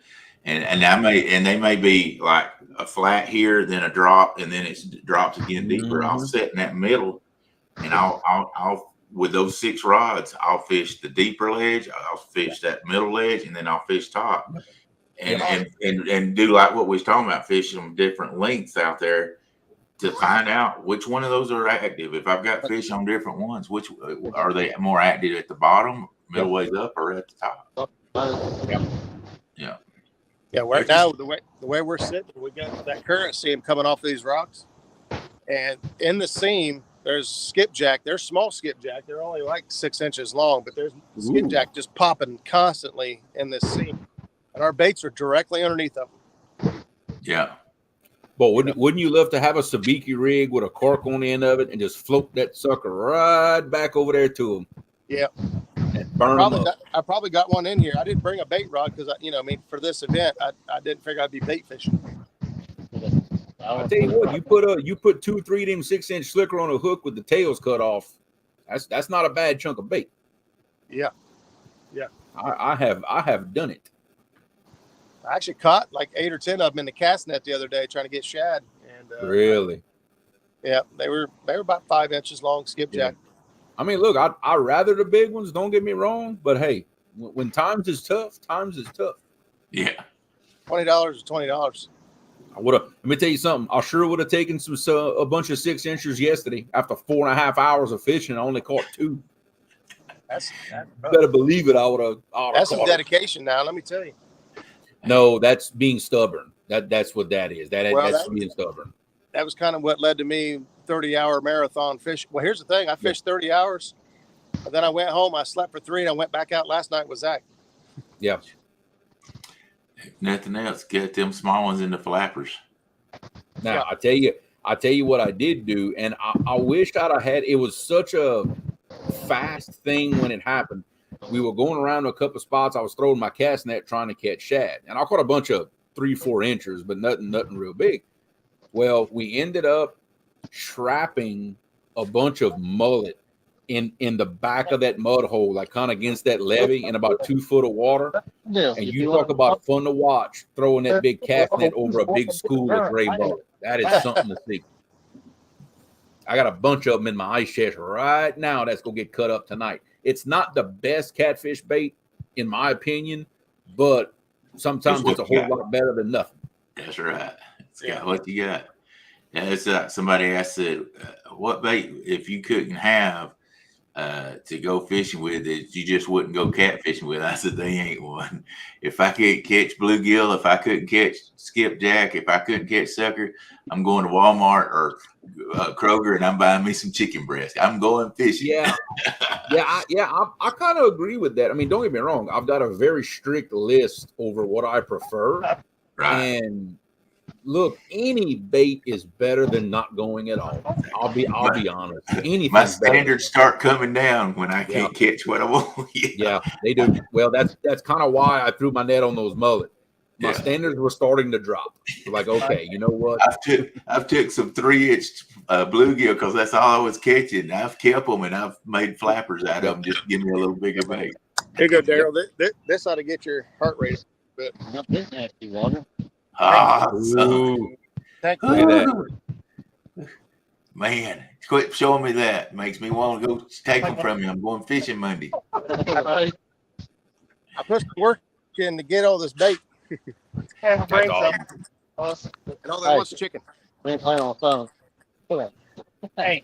Yeah. I was fixing to say I didn't see any chickens floating in that bait tank. Yeah. Well, I'm just saying I didn't see any. I bet he's got some on the boat just in case. that's right here in the cooler. There you go. I got. Well, you just don't never know what's going to bring that fish in. You never know. Yeah, you don't know. We've got shad, bluegill, chicken. Was that some suckers in there also? Yeah, there was a couple suckers, white bass. bass. Some in there. What did I tell you? We had a good day with suckers one time that Big Mike gave away. He gave them, I think he gave them to Russ. I can't remember exactly how we got them, but I can't throw a cast net because I got a bad shoulder. And Russ come to the boat and he said, "Man, I got some suckers that Big Mike did. He threw one time and he just brought up a load of them. And he said, 'Here, you want some? I don't want all these suckers.'" And he brought them on the boat. Man, we caught fish all day long with them suckers. I was like, man, I wish I could throw a cast net because them things, we caught some fish with them. Did you guys use them whole or was you cutting them? Was cutting them up. Yeah, they were big suckers. I mean, they were like 12-inch long suckers. We cut them up like we was fishing with skipjack. Now, Tiger's got an interesting comment that's catching my attention. He said he likes to bruise the mullet up before cutting them up. Yeah, now, we do that with carp. I do it with Asian carp. Right. I never thought about doing it with mullets. That's interesting. I'm definitely going to be trying that tonight. Definitely. Use one not bruised up. Use one bruised up and see what happens. I'm all the time doing experiments. I drive Woody and Russ crazy. I'll experiment different ways. Just I gotta know. Yeah. Know. Well, but you know how it is though. Sometimes you just hear a little something, or you pick up something from somebody, and it just makes the light bulb go off. Like, ooh, I never thought about that. Yeah. Well, like, who in the world decided to use Pam cooking spray on bait? And yeah, I know, right? And Quentin Robbins comes out with a video, and we're like, what? That's first I heard that. Drag and caught fish. Hey. And now Skip showed up this morning with Pam cooking spray. Hey, it's only dumb if it doesn't work. Yeah. Never heard of it. That's a new one. If you watch the YouTube channel Catfish Karma, he did a video and experimented with it, and I'm telling you, apparently it works. Catfish Karma, I gotta write that down. It's Quentin Robbins. Quentin Robbins. He fishes the Mississippi River. Yeah. It's what? Oh, so it's not Catfish. His name's Quentin Robbins, but his channel name is Catfish Karma with a K. Okay. But yeah, he puts out really, really good stuff, top notch stuff. And plus, people can get so educated if they'll watch these videos that are educational, that show this kind of stuff. I learned. I'm a little partial to Quentin because I love his boat. Oh my God, he's got such a nice boat. I feel like I educated myself in a 6 months period of watching people fish the Tennessee River by years. Yeah, it gave me years of experience. I really, really believe that. Yeah. But like I say, I played football at high school, and we broke down film and stuff, and looked at these certain things, and that's the way I did those YouTube videos. I watched them. I looked at what they were using. I listened to the leads, the hooks. I never used a circle hook in my life. I didn't even know what one was. I'm not gonna lie. I didn't know what that was. I'd never heard of that. And they was like, don't jerk them, reel them, and and reel them 3 or 4 times before you ever even pull them out of the, make sure they're on there before you ever even pull them out of the rod holder and stuff. Yeah. I mean, I'll say it honestly, 95% of what I know about trophy catfishing comes from YouTube. Yeah. And then you extend that with your own twist of how to do, and I tell people, Joe, I learned so much from Joe watching him and chat cats and stuff. Yep. But he and I still don't fish the same exact way.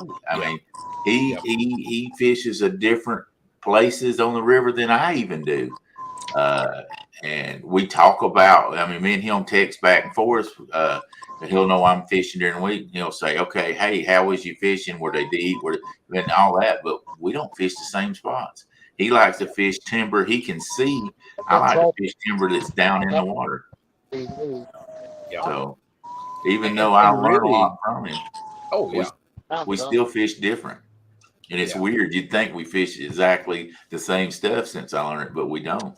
Yeah. But he fishes, he's fishing with clients, so he's not going to make those long runs. Yeah. That take 45 minutes to get down where people don't fish as much, where I can do that, That's right. His style has to be different because of what he does. Yeah, and he's a guide, and he'll start out fishing to catch several smaller fish, and then once he's got them on 8 or 12, 15 fish like that, then he's going to go hunt the bigger fish to catch, So he has to fish that style because he's got those clients. Where I'm chasing that trophy every single time. I'm not going to go chase those smaller fish start off with to where he's got that client there. They felt like they got their money's worth. Now then he wants to go put that big fish in a boat for him to 3 of us and 2 of them. So, you know, and that's what all those clients do. You know, unless somebody just says, "Hey, don't take me to catch smaller fish. I don't care if I catch a fish all day. I just guys, we just called Sambo. You better.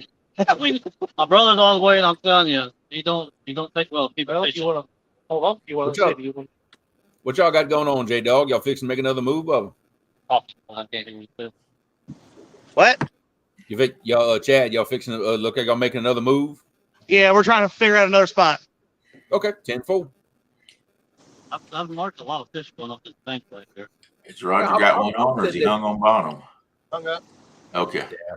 Yeah. I've said the same thing, that the 5% that I didn't learn from YouTube has come from what I've learned adapting YouTube to my body of water and making it work for me. That's where the other 5% came from. You still got to study that water. You still got to study the brush, and the rocks, and the sand, and the mussels, and all that stuff. I mean, know where all that stuff is, and know what they're doing, and what they're gorging on. There's a mill up there that Roger Skip just about got into each other. That was almost bad, buddy, right there. I was waiting for it. But you know, when they're loading that barge with that grain, I mean, you know, get below that barge and start fishing or fishing around it. And I've caught those catfish. Their stomachs are just full of that grain where they spilled it over the side and stuff. There's so many different nuances. It's going to be different in my river. That's going to be different from your river. Brian Quentin's YouTube channel is called Catfish Karma. In fact, I see Mark has it put. If somebody wants to post a link in chat, I'm a big fan of Quentin's. He fishes the Mississippi like I do. Great information, great detailed stuff. He does a lot of really good stuff. I'm a big fan of Quentin's. That wall that you're talking about? I want to check that out. I say that's it. Let me mute J Dog and then while they're moving. Yeah. I mean, there's just so much to learn out there in different ways. Oh yeah, and all of us do things the same, but yet we do them just a little different. Those little differences in what everybody does, and I think that's mainly adapting to where we fish. I think that's a lot of why you see the differences in what we do, differences in our gear, things like that. But those little bitty differences, sometimes they help a lot. I mean, look what you said about swinging baits under a barge. Yeah. And that's just a technique that I've learned from fishing, because I love fishing the barges if they're on there. And I've learned if I throw that thing out and it'll float under it, I'm getting deeper underneath there and maybe getting that fish that's not up and right in the front of that barge. So, and I like to get Uncle Deep. I believe you're right. I believe Roger has caught himself a rockfish. Yeah. And I've he was hung up. He broke it off. Yeah. Okay. I've also learned that I can get. We're making a move. Okay, 10-4, brother. I can get where like there's a barge here, but then there's a line that comes up further. I like to throw in that corner. You know what I'm saying? There's a line here, but this line of barge is shorter. So I'll get in front of this barge. I can throw it and come under there, but I'll get in that corner over there too. Right, get to the front. And I've done. You're gonna do that other road if you want. Just pull it back out of the way. Yeah, I seen really the only barges I fish, and I really don't do it that often.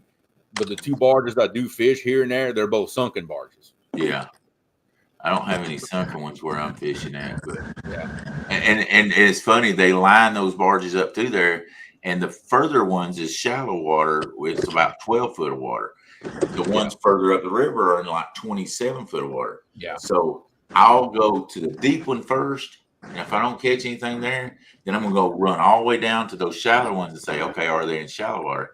Yeah, because that can make I swear that can make a difference too. They might not be on those deeper water barges; they'll be in the shallow water barges. It just And look, even Epic believes in that open water between that shallow barge and the bank. Yeah, they could be in there. But I tell you what, I might mute Roger as well. Let me see. And I feel like that can have a little bit to do with my success too, because I'm up there and I'm going to be there from 12 to 14 hours. It gives me more time to hunt those places where I finally figure out where they're at, So yeah, and you see me, my fishing trips are half that length at the most. And most of my fishing trips are maybe 4 or 5 hours. So I don't have a lot of time to figure things out.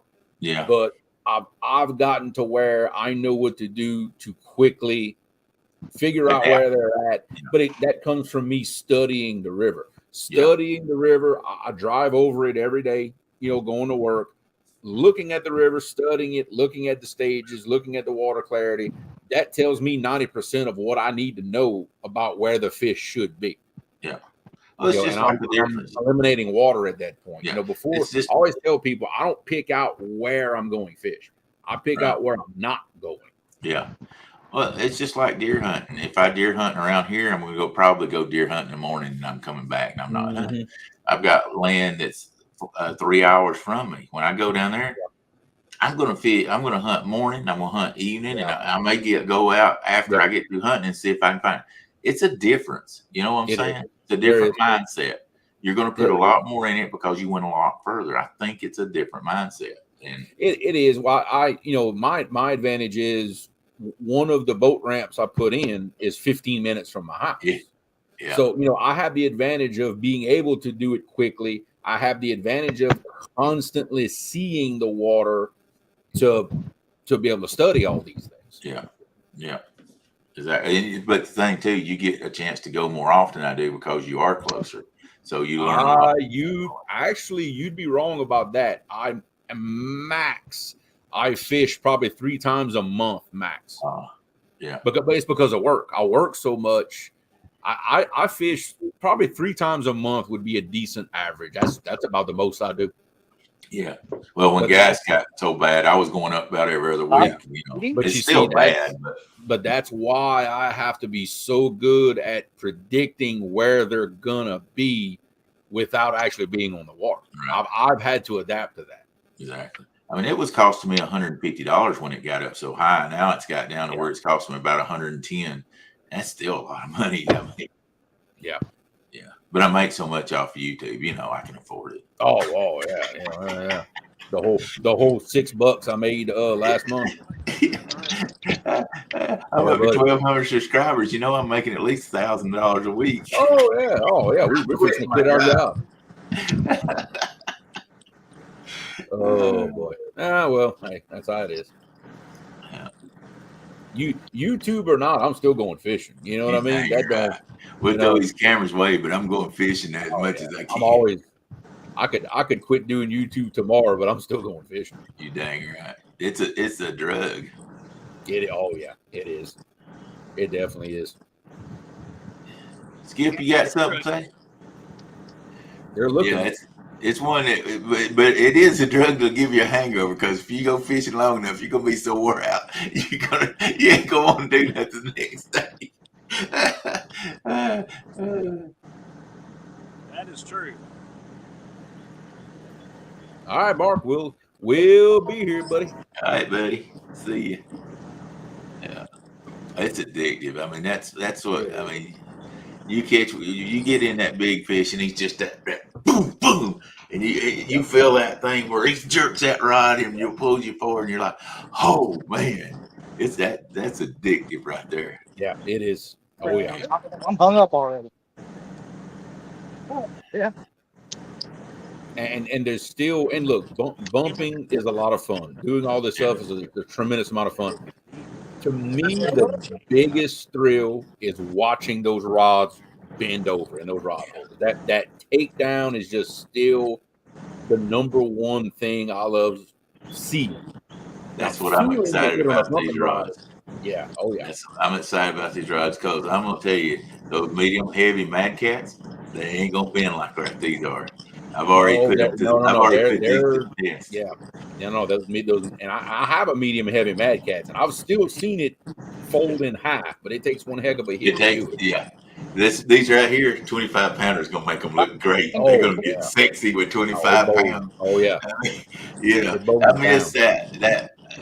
Those. I mean, and they got the backbone, and they'll pull them out of them deep, hard hose pull out of. I'm not getting rid of my Mad Cats. No way. But these right here are going to get me back to where I wanted to be. It gets your heart thumping when you see that sucker bending over. Oh yeah. You know it's good when you're sitting there suspended and you hear the rod shaking in the water. Like you hear the water shaking because the rod tips below the surface of the water. Oh yeah. You know it's good. Uh-oh. What happened? We lost J-Dog for a second. And that wasn't me. That wasn't me. I didn't do it. And I didn't send somebody out there because he told everybody I paid people to fish for me to sink his boat. I promise. Nah, they either accidentally hit a button or lost signal. I don't think it was a signal issue. I didn't see him skipping or anything. But when they realize it, they'll be back here in a second. That's one thing about live fishing. You're a slave to phone signal, and that's just I know. Mark says, I love to see the rod being in my I love to see the rods in my hands, then fish in the net. There you go. Rod being in my hands, fish net. Yeah, that's the thing I got that I'm going to not be doing as much live fishing out there because now they've got the boat dock fixed where I used to fish at all the time, and I'm going to be fishing back in the gorge again as much. You don't have any signal down there, but gosh, it's fun fishing. You never know what's going to hit. Yeah, I've got some. It's not catfish spots, but I've got like some panfish spots that have zero phone reception. Yeah, man, it's there. They are. They're back. Okay. Yeah, I think J-Dog's phone overheated. Y'all had 3 catfish during all that. Well, I'm sorry, we're not going to be able to count them. We're used to people trying not to count our fish. Oh yeah. Y'all probably paid for them. Turn that phone up a little bit. Well, we get to see the beer. What it is, they had to jump off screen real quick and kind of do a little update there with 1-800 Rent-A-Fish. Like, all right, look, y'all late on y'all delivery. What's going on here? Well, what I heard was the diver wanted more money to dive again. Ah, okay, I got you. I got it. Diver come up like, hey, what's going on? We got to try to do something. Yeah, y'all moved into more current. I need some more money.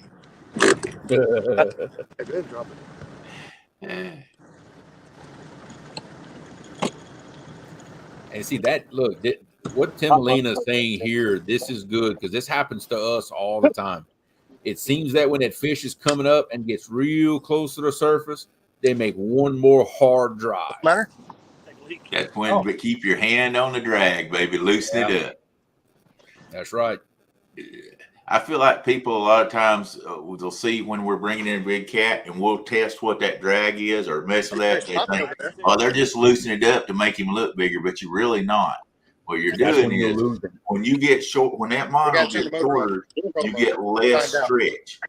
So you want less drag for that big fish where you don't pull that hook out of. If he's just skin hooked or whisker hooked, you want that line where when he makes that hard dash, he still can pull that drag because you don't have as much stretch on that line. Plus, you've already usually got that rod pulled pretty hard because you're bringing him up.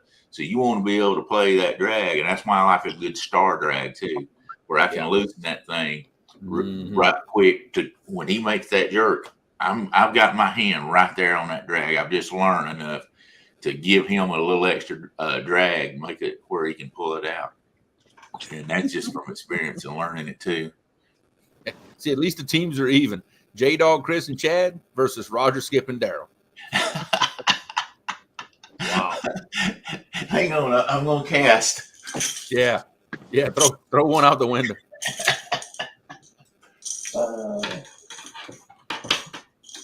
I'm catching as many as they are, I guess, right now. All right.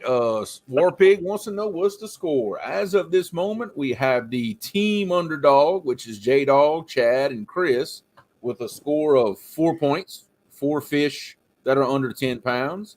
And we have Roger and Skip, the River Warriors, with 1 point for 1 fish below 10 pounds. And if they catch one 10 pounds or over, those fish are worth 2 points. So that's where we're at on the score at the moment. And both teams are trying their hardest to find fish because both have lost the bite.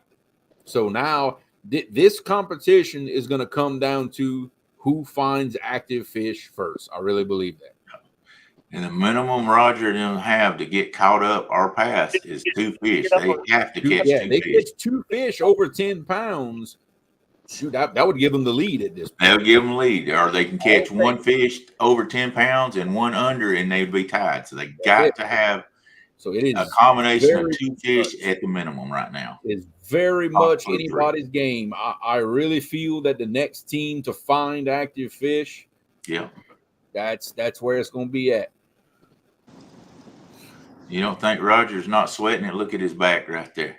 The lower part of his back is wet from getting at it. And right now what you're seeing is basically the chess game. The chess game of where do I need to be? Where are these active fish at? How to position? There's a lot of strategy and work at play right now in both boats. And see, and if I was on the Tennessee River right now, I'll just tell you what my strategy would be. If I was behind like this and the fish was, I'd probably call Joe and pay him to come out there and show me how to catch them. But anyway, other than that, I would right now what I would do.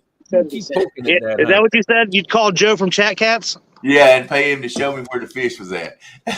No, be like, Joe, I got $100 bill with your name on it. If you can figure out where these fish are, $100 bill, y'all, for me. I would go up to the dam and I would free line with some chicken, and cause you can catch the channel cats then, and you could catch up real quick. I don't know if that would work for Roger and them, but they could go up there and drift with some chicken on a free line, and you probably could catch some channel cats and catch right back up.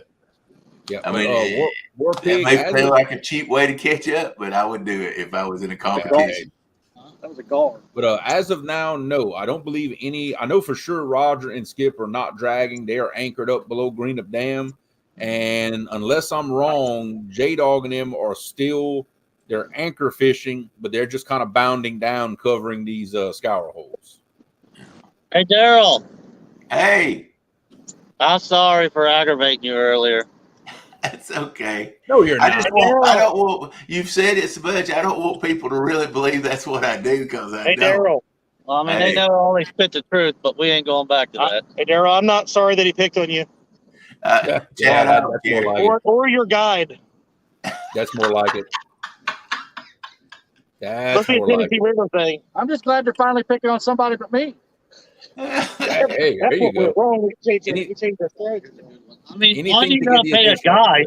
Your river is so good, you can fall asleep and wake up with a 40-pounder on the line. Exactly. I mean, why you got to pay somebody? Well, here's the thing. Y'all have already made it where we can't have a hook during the tournament anyway, that we just got to go down through there and just sort of splash the water, because they'll jump in the boat anyway. So, I mean, it is what it is. I hope you guys are in it, and I hope we go to the next round and it's you we got to face. Well, I can guarantee after today, Roger ain't want nothing to do with any of us. That's right. Golly, well, Roger. I don't know. I heard Roger talking while I think he fell asleep. I don't know. He's smiling over. White bass. That is a fish I cannot catch. Off with his head. Now you see, that's what we call a bar fish. See, we don't call that a white bass. The head pieces are good. The rest of it, I've never caught a fish on it. I can't do it either. The head pieces are good though. And now I tell you what I can do. I can use them live. The smaller ones, I can use a small one live and catch them every once in a while. Yeah, I cannot catch one off a white bass. Yep. We catch a lot of them, like over here at that hydro. Man, they'll stack up in a hydro. We've caught some big ones too. It's not a big deal to catch them 14, 15 inches long, That's J-Dog what happened last time I was fishing with him. Put a 2-pound white bass on the rod. Yeah. Alive. On the bluegill.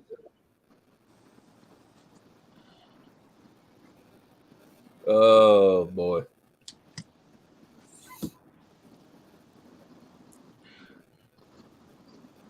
I'm still trying to get Roger to throw a little piece of chicken out. I got chicken out. Yeah, No, I'm a little piece. Catch some of them channels. You know, they've caught one. They count I don't even get channel cat bites. them. That's bad. Yeah. That's the one thing we really don't have to worry about here is the little channel cat bites, because there's not enough of them to even worry about that. Yeah, we've got a lot of channels. Sharks eat them. No, we don't. The only people that catch channel cats, you got to get out of the river. You got to get back in them little bayous and stuff. But in the river itself, Might be the only. I'm sorry, Freddie. I'm sorry. I didn't think about who they was facing. I was going to offend somebody. Well, I tell you what. Hey, look, Freddie makes a point. At this rate, they might not get past them. Oh, that's so funny. Now keep in mind, the competition we're talking about is months away. A lot can change between now and then. Well, fact, see, it will here's change the deal. between now and If when Freddie and them beat them boys, and then we face Freddie and them, and we beat Freddie and them, that just means we're just twice as good as them boys over there on the Ohio River. Well, What'd you just say? Then what's that going to mean if Amy was we end up facing each other and we smoke y'all? Her pole went down, and she stood up to go there, and he literally like.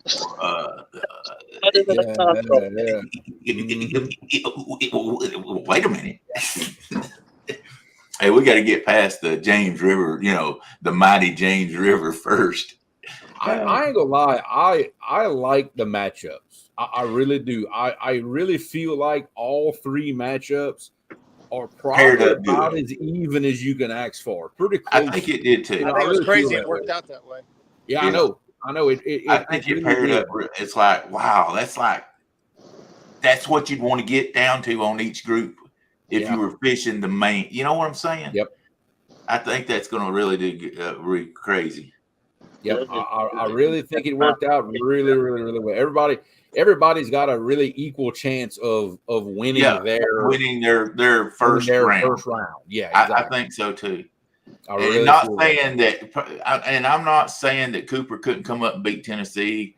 I think it's a really good. You know what I'm saying? Oh yeah, I know. Not trying to be disrespectful in any way, form, or fashion. I think it really. Yeah. And I think that's why some people got like, wait a minute, where did this spin? When did they spin this wheel? Where this just ain't no way it could have came that way. You know what I'm saying? Yeah, I know, right? I liked it. I was like, that's cool. Yeah, I like it. That's cool. I like it. I like competition anyway. I like it a lot. Oh, I know. I love it. And I like my team members. I really, and I'll tell you, and I was explaining this with Stan last night. I tried to get him to tell me who his team was. He still never will reveal it to me yet.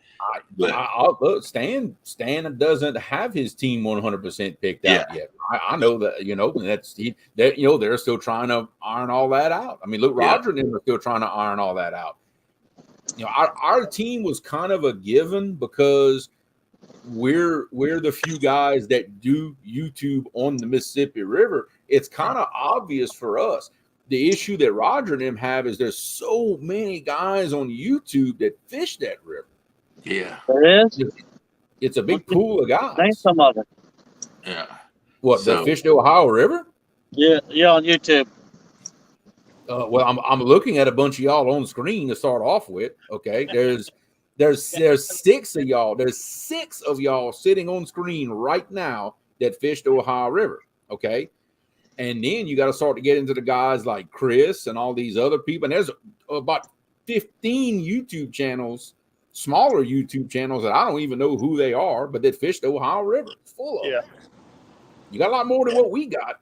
Yeah, that's kind of what happened. I got some smaller YouTube channels that that want in on this, but I'm not confident on their ability to live stream, and like their ability to catch fish, they've proven. They've sent me pictures, and I mean, that Ricky dude. I mean, he's won Mississippi River Monsters.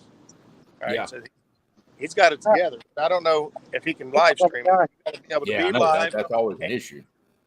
Yeah, you got to be able to be live and do this on camera. Yeah, I mean we've got he's got to know where reception's at. Yeah, that's the big thing. You got to know where reception's at. And some of the best places that we want to fish, we don't have reception. But what I like about our teams is we've got Bob that bumps a lot. Yep. That he'll be bumping.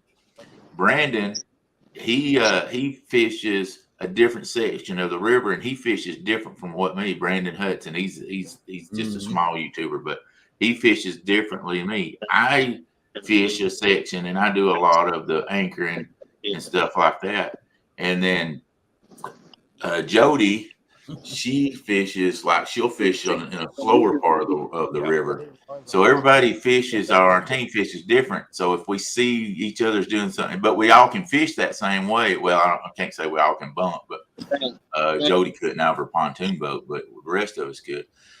But it's just such a different setup that somebody we're hoping is surely going to get on fish, and that's what I like about our chances. Yeah, and I mean, and look at us, for example. Look at we pretty much the 5 people that consistently fish the Mississippi on YouTube is who we have on our team. And you take the furthest in the north to the furthest in the south. If you throw something in the water, it would take 2 weeks for that to get down to where I'm at. That's how we're spread out over 1,000 miles, but still fishing the same body of water. Yeah, exactly. So I think it's going to be fun. I think it's going to be really fun. This is something that I know I've talked about for a long time now. A lot of people have talked about it for a long time. This really is what it is body of water versus body of water. Let's, for all the bragging rights. Huh? Yeah, Stan was like, well, I think we all should fish at the same time because a different night could be a better night than a night. But it really don't matter because he's still not fishing against anybody except for the Tennessee River, which will be fishing that same night. Yeah, you can't. Well, you can't do that because of just how many people there are, and you can't run all these live streams all at once because then you're just pulling crowds from each other. Yeah. So today's show brought to you by Johnsonville Better Cheddars. Everything's better with cheddar. Shameless plug. Shameless plug for a sponsor he doesn't have yet. Keep in mind, not but yet. He would love to have. Well, see, here's my thought process behind this. If I'm willing to go out on and plug them, even though I don't imagine what that might look like to other potential sponsors. Like, man, this guy, he could really talk some shit. Yeah. Hey, the squeaky wheel is the one that gets the grease. Sort of like I'm not sponsored by Uncle Lou, but I got some rods over here saying, man, these are nice rods. Uncle Lou. I ain't sponsored by anybody. I'm just playing. I'm having a good time. It's hard for anybody who want to put money into the Ohio River.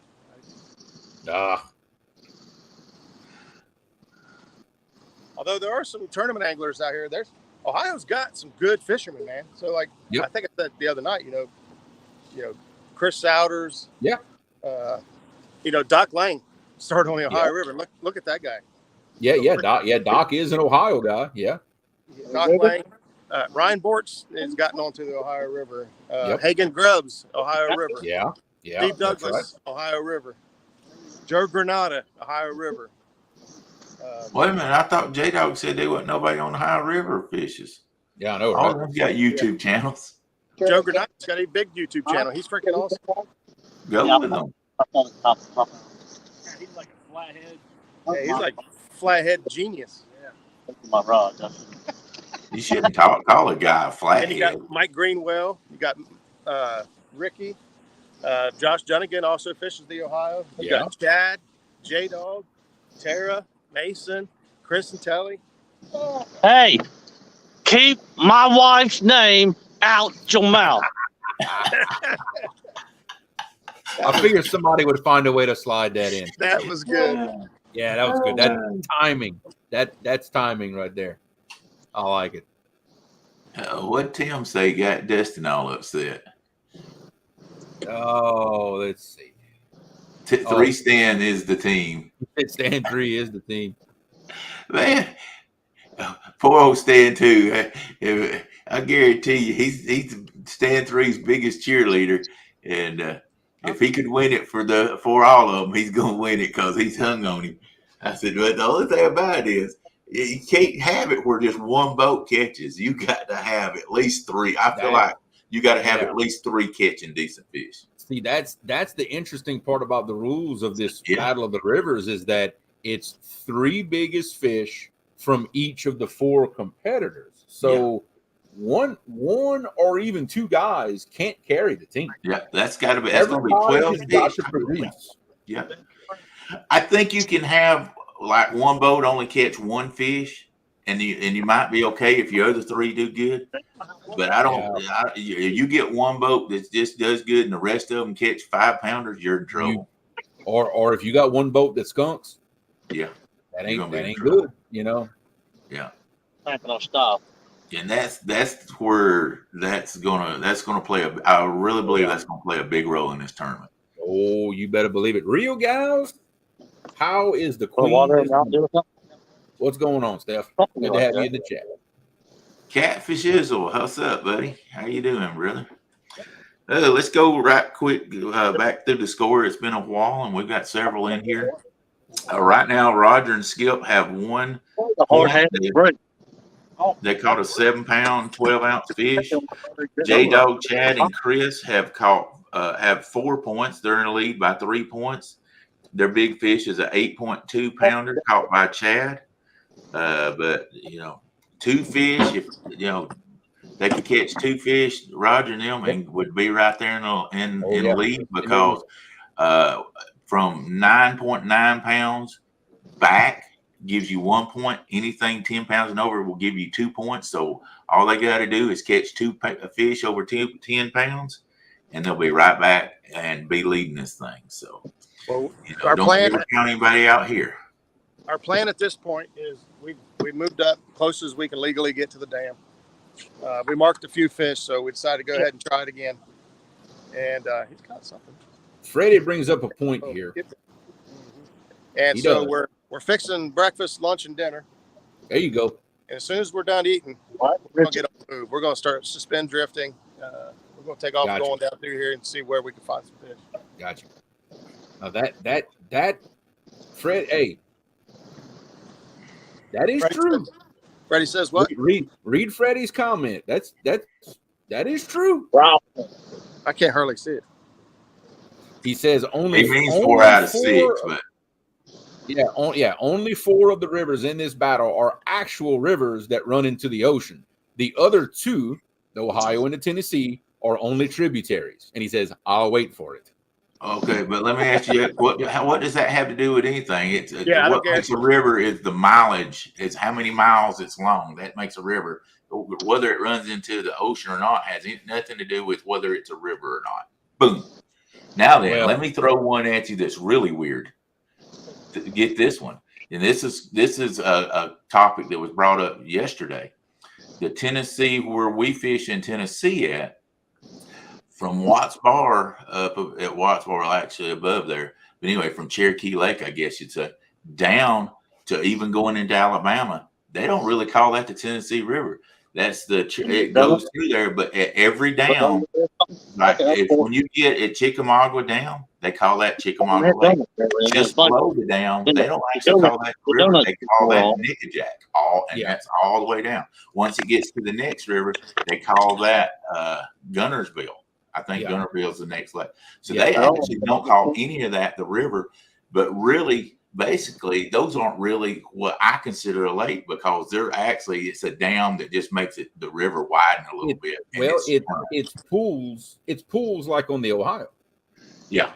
Yeah, that's really what it is. So, and they just call it a lake. So really, actually, you're fishing the river, even if you're behind the dam where they call Chickamauga Lake, that's really a running water.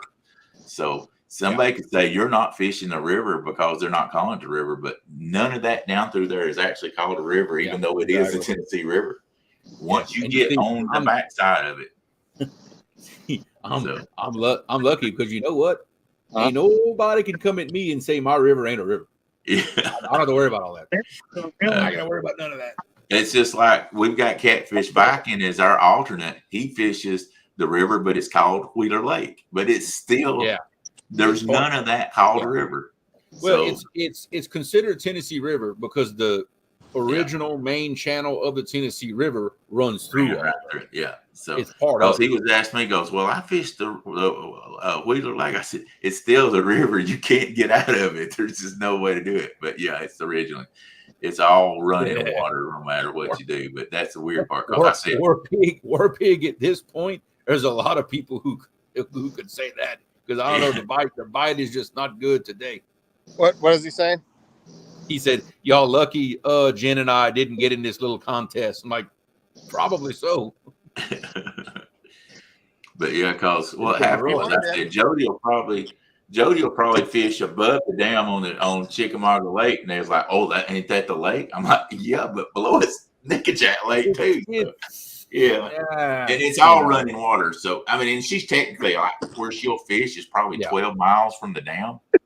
But I mean, you know, you can't get in anywhere where it's not called a lake, technically. Yeah. Look, Brian B said, "Well, Tennessee is qualified."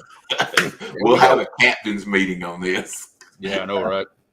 But I mean, if you want to get to the real technical part, we're disqualified and we can't even fish. Like I said, I don't have to sit back and worry about somebody saying that the Mississippi is not a river. So whatever. Y'all can just make sure the rules are clear before you start. Yeah. Oh yeah. Yeah, I mean, there's just don't have no a conversation with somebody on the phone before you go. Yeah, like I said, there's no way we can fish on something that's not called the lake. I don't care. You guys can stay there. You guys can go back into looking. I don't care where you guys go. Here we go. Don't start that again. I'm gonna put y'all in the corner again. I'm telling you. Don't start that. Does that mean I got to put these fish back on my tablet? Because I was talking to Skip and he's like, "I thought they said Ohio only." I was like, "Oh, well, what happened?" And so he looked. He started watching and he's like, "Hey, you did say no licking." I was like, "Well, even if we did, you know, man, I swear you fish. I'm not gonna tell you. I'm going to fish against you, but you can't fish where you like to fish." Yep. You see, I know for hours. Because I had a ace up my sleeve and they took it away. Yeah, I know, right? I know for the Battle of the Rivers, I know in all of our meetings we made it perfectly clear that to be part of the team fishing that river, you've got to be in the main channel of that river. You know that there's no you cannot duck down, even if it's 100 yards up a tributary. You've got to be in the main channel of that river, which for me takes out some of my good fishing grounds because it's on the other side of the dam on the Atchafalaya side. So there's certain spots I can't fish for Battle of Rivers because according to the map, I've crossed over the line that goes from Mississippi River to Atchafalaya River. Yeah, right. You know, the only spot I've got that's kind of a little gray area is my bumping spot, and that has yet to be discussed. Just because I don't even know if I want to go there or not at that time of year. I'll cross that bridge when it comes. Yeah. You know, because according to the line on the map, it's still considered Mississippi River up till just outside that outflow channel. Yeah, but what's bad though? Here's the bad part about my bumping spot. It's the only spot across that's still considered Mississippi River, but I can't go anywhere else. If I choose to fish there and say, "Oh, hey, according to the map, it's Mississippi River," I cannot fish anywhere else. I can't go anywhere else. That's throwing all your eggs in one basket. I don't like that. I got a feeling, though, you're going to go up there 2 or 3 days ahead of time and bump through there just to see what's happening and try to make your mind up. Yeah, but even still, like I said, I literally cannot go anywhere else. I would have to put my boat on the trailer and go somewhere else to fish somewhere else. So that's throwing your eggs in one basket. I hate not having options. Yeah, well, look at Freddie's, and I sometimes I just say, let your conscience be your guide. He said, "See, so does that mean really. the Cooper River boys should be able to fish the lake system and not just the lower portion, 10 miles, the river portion?" I don't know. I mean, and look, Brian B is clarifying the river portion, not the lake or the creek or the bay. It's in the river. Yeah. Like I say, we don't have anywhere that's not the river or not called a lake, but all those lakes are. They just widen now. It's called a lake, but the main channel of the river runs dead through the middle. Right. Yeah. And it's not, and on those lake parts, it's not like they go out and you can go back in deep coves and stuff. Yeah. It's just not like up there on Chickamauga Lake. There's one place that does go into the campground up there where we do. That's the only place really that has a channel that goes off. And that's actually right there where the river and that is where she fishes most of the time. So she's still going to be on it. But that's the only place that's really not the main part of it. The rest of it's going to be the main part of the river up through there because of the way it lies. Oh, Skip's There's better be some mustard on that thing too. No mustard. Only condiment we got is ketchup. Oh well. Bad mustard, it would be on it. Hey, take some of that better cheddar grease and rub that sucker on them baits. Yeah. Something. Oh, down in Tennessee, we got like this. Oh. But like I say, Ego Roger says, War Pig says, somebody's going to do some dragging. He said, just pretend it's Hoover. Yeah. Number one was doing One was really bad.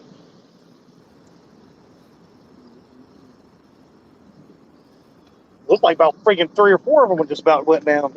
And we got 2 hours left, guys. 2 hours left. He might. That's what we want. We want that golly whopper. Yeah, buddy. All right. Well, Daryl, I will be back in about 5 minutes, brother. All right, fix me. Oh, we got a fish on. Hang on. We got a fish on. No, wrong. Wrong. There you go. We found the gar. I've never seen Chad move that fast in my life. I know, right? I got activities. We found the gar. He was singing my humps, my lovely man humps, and he was just humping it down through there. Wow, that brings a nice mental image. Thanks. Now you got to go eat something. Now you got 5 minutes. She's gonna go fix you something to eat. You're in trouble. Now I gotta go beat my head against the wall and get that image out of my mind. He's gonna go puke. Kill the microphone. We don't want to hear the Jake break. All right. Uncle Jeep wants to know, Muskrat, if you're going to share with him. Yeah, come on down, buddy. Good Lord. Danny Stone says, Rogers puts ketchup on better cheddar. That's nasty. You got to have that mustard on there. Nah. One more takedown like that. You come fishing with me, you get the full experience. Weekend Angler said, Chad running like there's a Cindy's Stokes cinnamon rolls that are at stake. I've been waiting for the jokes. I was gonna be nice.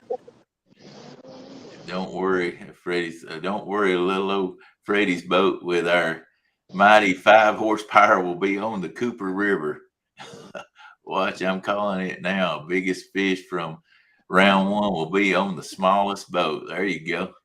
Hey, I'll tell you what about the smallest boat on the river here. Last year, Zach and I fished a small tournament series, and there's a friend of mine. His name's Tanner Underwood. He fishes down through here, and everybody else would take off in their Sea Arcs and big Storm Cats and everything else. And Tanner had a little 17-foot aluminum boat with a 50-horse Johnson on it. Everybody would already be ran down the river, set up on their first spot, and ready. And you still hear him coming up the river. Come way in, he whoop us all. Yeah. Come whip way in, he beat us a lot. He took a lot of our money. Well, Freddie's got them new rods. He's gonna have that little short boat with them little short rods out there, 5 and 6 foot rods. He's gonna be mini me. He can load them short rods up on the back of his short bus and then head on down that road. There you go. Chrissy said, trying for a golly whopper, Roger, you should have put that whole white bass on. If I thought it was going to work, I would. She said I hooked into a 3.5 foot when I broke my ankle.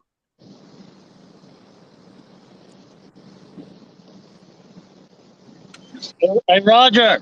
Hey, buddy. We're sitting right here at our anniversary table. It's right here next to us. Oh, yeah? Yep. Right here. Look at it. Memories. See it? I can't see anything, to be honest. Oh, okay. Well, take my word for it. How about that? I believe you.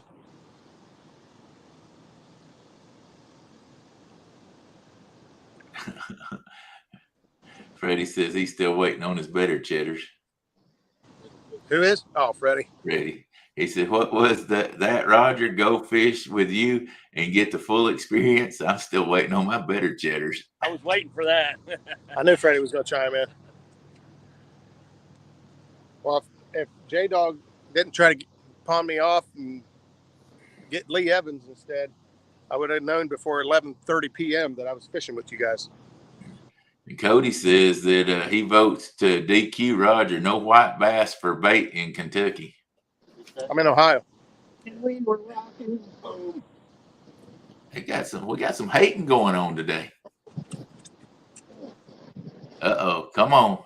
Get a little closer. I hope he reels one in. Just get a little closer. Skip's the dancing. Give us this dance, Skip. You didn't know I caught that, did you? He's like, come on, baby. Come on. You can do it. Still there. He's still there. He wants it. He wants it. Uncle Jeek says, Muskrat needs a booth at KC CatCon selling better cheddars. Chrissy said, fish dance, Skip.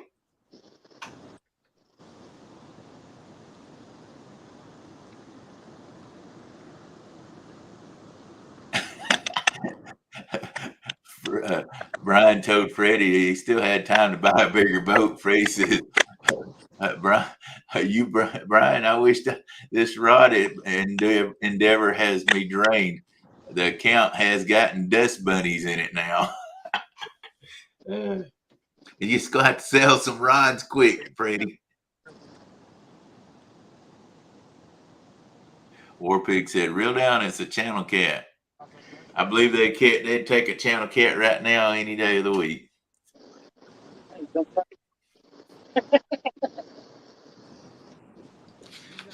J-Dog and Chad has the biggest fish and the smallest fish caught today. So they got y'all beat all. I didn't hear you. I said J-Dog, Chad, and Chris has the big fish of the day. They had the most fish of the day, and they have the small fish. So y'all got them covered every way you can think of right here. And the most species of fish. But put the butt in at the end like Stan does. Go ahead. But I was just, man, you got a complex. Slow down there, brother. You gave me a complex, Daryl. I come back and y'all arguing again. I said, I come here, I said, J-Dog, Chad, and Chris has got the big fish today, the small fish today, and the most fish today. They've got the most points.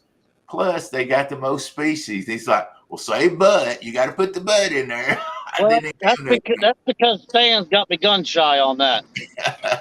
Well, J-Dog did beat me, but I got the biggest fish of the day, the smallest fish of the day, most fish. That's what I'm saying. Y'all left Skip and Roger with no avenue of butts. Y'all got it all. I can't leave y'all alone for 2 minutes. I was giving them props, and man, he done got defensive on me. 2 minutes. I go outside to go check my chargers on my boat, and here we go. Well, is the young man pouring lead weights for you already?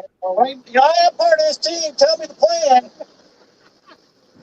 It does what it's called, Chris. poor old Chris ain't even got to reel in but one today, and they put him in the back seat. Oh man, Chris has been in timeout like for the past 2 hours. I would never fish with them rascals again. The way they've treated him. Oh, I'm telling you, that's a travesty. I tell you. I'm telling you, treat him like a redheaded stepchild. Bad. Even the redheaded stepchild is treating him like a redheaded stepchild. Exactly. I thought about that, but I was glad you said. Yeah. Outdoor Dixon. Good morning, everyone. At work, welding away. Good morning there. Hey, will you guys open the dam? Please. Yeah, I know, right? Samson, good morning. We're still in the morning. Yeah. God, I've been awake all night long as this thing like it's like 4 o'clock in the day. If somebody would have the phone number to the control room at the Greenup Dam, now would be a time to make a phone call. Stan T said, I heard my name 2 times. So did you say his name 3 times? It shows up. Yeah. Yep. Yeah, he does. Because I can tell you from experience, if even if they have it in the automated deal when you call the 800 number, if you somehow pick the option for the control room and get on the phone with the guys in the control room and ask them what the dam is doing, they get very upset, like very upset. They get tired of that question, I'm sure. I even told the guy, I'm like, why are you getting mad at me? It was an option in the automated thing. Daddy, I've got putting bait on your hook. If you don't want nobody talking to you, then don't put that option in there. I mean, all of our I wonder how many times they answered that question today, though. Oh, probably a lot. I was probably about the 10th one, and he's probably already mad. He's like, he asked me, he's like, how'd you get this number? I'm like, it's in your automated option 4. Yeah, I said it's option 4 in the automated thing. They're letting Chris reel one in, Trio. They're letting Chris reel one in. Fish on. Fish on. Okay. Yeah, underdogs. Uh-oh. Boy, he's reeling that fast. He's either not very big or he's skiing him across the top of the water. That ain't a fish. Well, it used to be. It's a piece of one. Yeah. It used to be a fish. Oh, I thought I saw him reeling in. I didn't think they had a fish on. Oh, I thought we're reeling in the move. Dang, Darryl, you playing with my emotions. That's what my wife tells me all the time. Maybe a couple years ago. All right, so it looks like by my math, calling me. We've got 1 hour and 45 minutes left. Somebody's doing the call each other crap while we're online. We got 57 people in chat, man. That's awesome. Yes, we do. 57 awesome folks in chat. Listen, get the wax out your ears, Jester. My phone's still ringing. We're gonna have to mute them again before they kill each other. I thought you were calling me, but it's somebody doing that phone game crap. Should we just sit back and let them hang themselves here? Possibly. I'm thinking about it. I thought twice about highlighting this comment, but I decided to anyway. I'm not going to read it. I'm just going to highlight it. Yeah, thank you. Yeah, we'll let that one. You know, I do have something to say about that. All I heard was Freddie was the one that had the short poles right now. You break my board. No, I just looked at it. It's broke. I can't take this kid anyway. He's selling 5 and 6 I foot had poles. to. He's about to be selling 5 and 6 foot poles. All I'm saying. Nope. Ain't doing it. Yeah. I ain't doing it.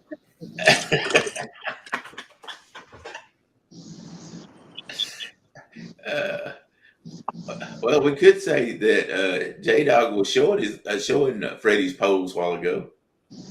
He was showing off. He was showing off the prototypes. Notice what I did there, huh? I've been up too long. I ain't saying it. I ain't saying it. You ain't getting me like that. Okay, so we got one One team, both teams in the process of moving. Freddie.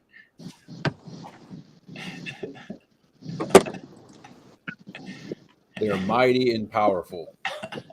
And they got backbone in them. Please, somebody change the subject. Please. This is going off the rails fast. Oh my God. Left your anchor out again? You leave that anchor out. No. Roger, drift some chicken. Drift some chicken, Roger. I am. Hey, that's the problem. You don't do that to your friend. He's got an hour and 44 minutes left. It's time. We just traveled a half mile upriver with J-Dog dragging the back anchor. All right. You know that doesn't do much for fuel mileage. I'm just saying. Are you talking about the armor plate he's keeping? Yeah. Yeah. We were barely moving. But did you go talk?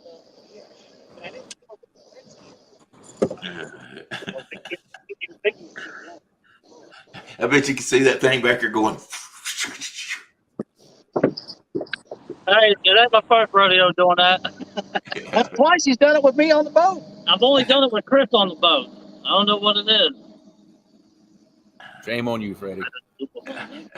I can't believe you put that up there. I thought it was time to change the subject. I ain't highlighting no more Freddie's comments. That was the last one. That was the last one. Okay. That's the last one. Yeah. Man, that's not good. You're in timeout now, Freddie. It's like I don't want to encourage him by highlighting anymore. I don't want to. That's what I started saying. Why you keep highlighting them? I don't know. One day I did it with Chris. We rolled about this fast and it went. The whole boat spun around. We was right there at the new bridge. God, Freddie. Yeah. The comments pop up quicker on my phone than they do up on the but we don't live. turn the camera. I got you. There we go, Roger. Brian been catfishing with the 1999 super chat. Awesome. Yeah, I got you. That's what I'm talking about. Thank you, Brian. Appreciate it, brother. Yes, sir. Now that paid for both of them's meal now with the other chats they've got. Yeah, they did. That paid for the donuts and the better cheddars. Yeah. By the time YouTube takes their cut, they love taking their cut out of that. They starting to work on the Rent-A-Fish bill now. Yeah. Well, they need to pay that bill because it ain't working out for them right now. Yeah, somebody didn't fire the diver. Somebody didn't pay the Rent-A-Fish note for the month. Whew. Yeah. Is that what happened? I think that's what happened. Miss Annette Morgan, good morning. What's happening? Don't highlight stand twos either. I'm gonna leave that one where it is. Yeah, we're gonna leave that one right where it is. Leave that where it is. Stan, just no. Naughty on you. Bad Stan. All right, guys, we got to change it. We got to start going a different direction. We are in the weeds again. Yeah, we've got to corral this back in. Wow. We're going to have to put these boys in timeout. Anybody new to this stream, to this live fishing thing, I want to remind everybody of something. If you're coming on these shows expecting like professional, just like no, you're not gonna get it. No, Melfish restaurant, yes, you will get. We are a bunch of children. That's just how it is, and sometimes we have to referee and get on to our children, and right now is one of those moments. Sometimes chill out, children. Like all the time.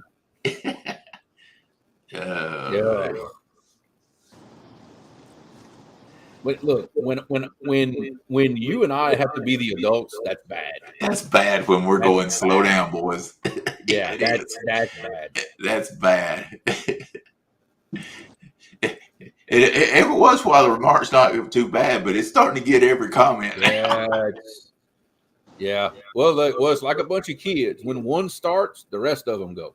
That's cool. Triple City Anglers got a booth at CatCon now. CatCon. That's what I'm talking about. Party time. Good for y'all. Heck yeah.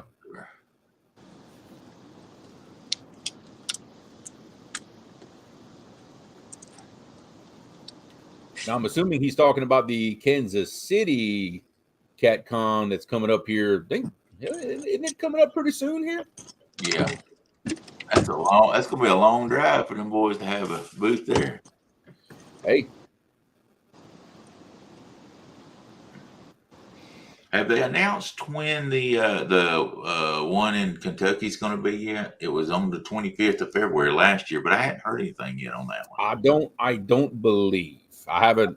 Of course, I'll be honest. I don't pay a whole lot of attention to exactly when the dates are because I know I won't be there, so I don't. Yeah. I hear about it after the fact. Yeah, it's 5 hours for me, so it's probably about 12 for you if you go there. It's 10 and a half, I think, to Kansas City, and I think it's 12 to the one in Kentucky, like 12 to Kansas City. If I remember right. It's a little bit, like barely. It's 10. It's like 10 and a half or 11 to Kansas City, if I remember right. I'm far from everything, just everything. It doesn't matter what it is. I'm 12 hours from it, apparently. Yeah. That's tough. Well, that's the price I pay for fishing the best waters in the country. That's the price paid for being a bus driver, right? Hey, that's the price I got to pay, son. That's all there is to it. I think J-Dog and them have settled down in their new spot. Shoot, they went get under the bridge. Tilly said that bridge. That's what I'm talking about.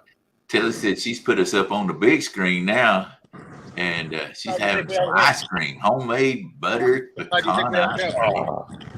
Why she got to do us like that? What do we do to make her mad at us?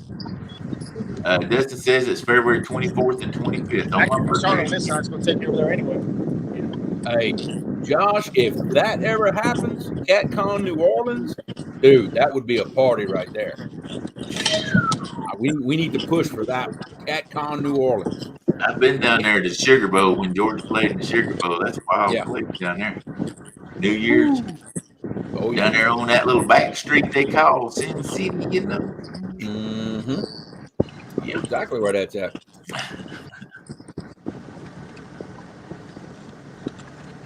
February the 24th and 25th. 25th is my birthday. That'll be my birthday trip again. Hey, what you get me down in New Orleans, a little bit of party time, and people gonna see a side of me that they don't know I had. I can promise you that. We gonna have fun. We gotta tell you to put your shirt back on. Possibly. It may happen. You got enough beads, Jeremy. Put your shirt back on. That may happen. That's a horse. That ain't no woman. That's why it will happen too. Look, you see some strange things down there. That's I'm gonna just leave it at that. You definitely see some strange things. They'll be coming through there hollering pickpockets in the crowd. I'll say, no, that's just Jeremy falling down trying to grab somebody to help him back up. I'm just trying to get back up. Don't mind me. If they stand still long enough, I could accomplish it too. Yeah. Whoo. And the after party at Lafitte's. Man, yeah. Oh yeah. That would be a good time.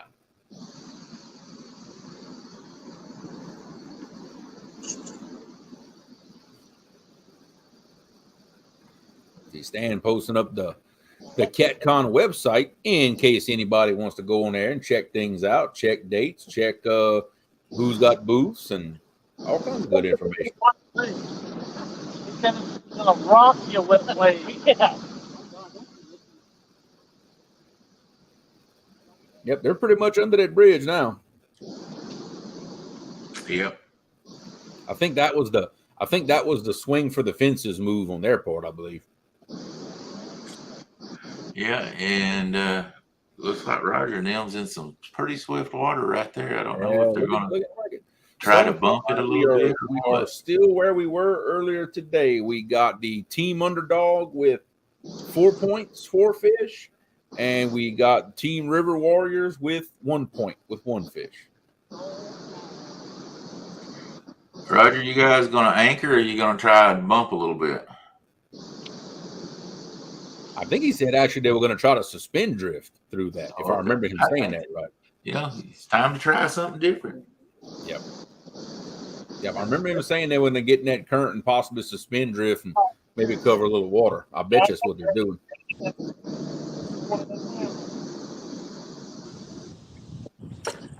Well, I say we've had 5 fish. It's just they were just right and roll, bam, bam, bam, and yep, that early morning bite. Yep.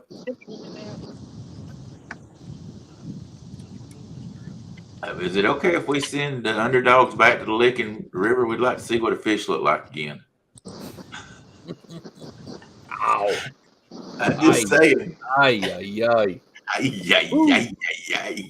That would hurt. I mean, we'll have to put stars by the fish, but we want them to go back. Woo. Lord have mercy. I mean, look, Roger's been saying for a couple of days now that they were going to have a tough time, that the bite was going to be really tough. And yeah, he's fished hard for 3 days. Yeah, trying to get a pattern together. It's crazy. Yep. And I'm glad that I got to go out yesterday and actually get in the river and do some scouting, because lo and behold, I had no idea. One of my, not my favorite, but one of my favorite spots I like to fish, especially at night, they got a big old dredge park right now. They're dredging the whole area. So all of that is now changed. You eliminated that. But you know what? I'm going to say this. I got a feeling you know where some fish are, because you hadn't said, we just couldn't find nothing out there. They just think, I know you know where you're going. I never said we didn't find fish. Oh, I know. I can tell. You know the difference between a fisherman that found fish and a fisherman that didn't. Because they're going to be griping and moaning. And we first off, you're going to sound just like you sound about getting bait. We couldn't find no bait. You didn't say anything. I was sitting here thinking, Jeremy knows where he's going tonight, because he ain't said yet that he didn't find fish. I will say this though. I covered a lot of water yesterday. A lot of water. I only found fish you can pretty much call it one big key area though. Yeah. So I'm more or less throwing all my eggs in one basket, because that's the only place I really found any fish at all. It's hard right now. Right now is that hardest. It's turning over. You're in between that night and day, and you're not sure exactly what part of that day and night you need to be at. They were there. That's all I know is they were there. So we'll find out. Yeah. Did you see them, or did you make any lips sore? No, I did not sore any lips. I saw them. I'm fairly confident in them being in an active position. I'm good with that. I learned real quick, like, if I'm going to fish a tournament like that, don't go fish where I'm going to fish yet, because you can turn them off real quick. Like that. I'm not going to do that. I've always heard that you can actually fish around those dredges, and the fact that it stirs up the water and does all this. What we did, as close as the core would allow, I did a bunch of scanning around that dredge. That it just soon be the bottom of the ocean. That area was bare. There was nothing around. You don't want that. You gotta need something. And plus I even asked the guys, the Corps will not let me get anywhere near that dredge. They didn't mind me passing by, but they're not gonna let me fish anywhere near them. So that's okay. I'm okay with that. I got a game plan. I'm okay with that. Yeah, I said, I know you know where you're going. Oh yeah, I know what I'm going, and I know what I'm going to do. It's just a matter of the fish cooperating. That's pretty much the only wild card. I'll let that bumping rod do the talking. Yeah. If I'm gonna go practice for a tournament, I'm gonna go about 4 days ahead of time and hope that the conditions stay the same if I fish, and because if you hook one, usually if you stay out of there for about 4 days, you can go back there. If the conditions stay the same, they're still in there, you can do okay. But going the day before and fishing and think you're gonna come back and do the same thing, I learned real quick like that don't work so good. Yeah, and you see that's between yesterday and today, conditions are in every way I can think of. Conditions are identical, so no reason to believe the fish aren't still there. Yeah, I don't know who Danny's telling, but he's saying, "Oh, 2 stands fishing." Yeah. Stacy, okay. I gotta get my What we got going on, Roger? Oh, y'all putting the top up. Okay, I see what you're doing. Literally, our seats will be in that sunlight, and he'll be back He's either putting his bimini top up or he's got a parachute he's slowing himself down with. I don't know which. I don't know. Apparently, we had a rod down just a second ago, so we'll see what happens. Okay, all right. Some activity. We like that.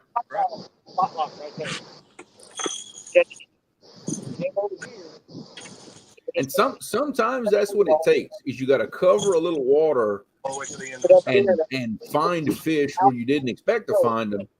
Then you can make a decision. Do I keep covering water? Do I anchor up on them? Do I, I've done that quite a few times. Bumping does that for me.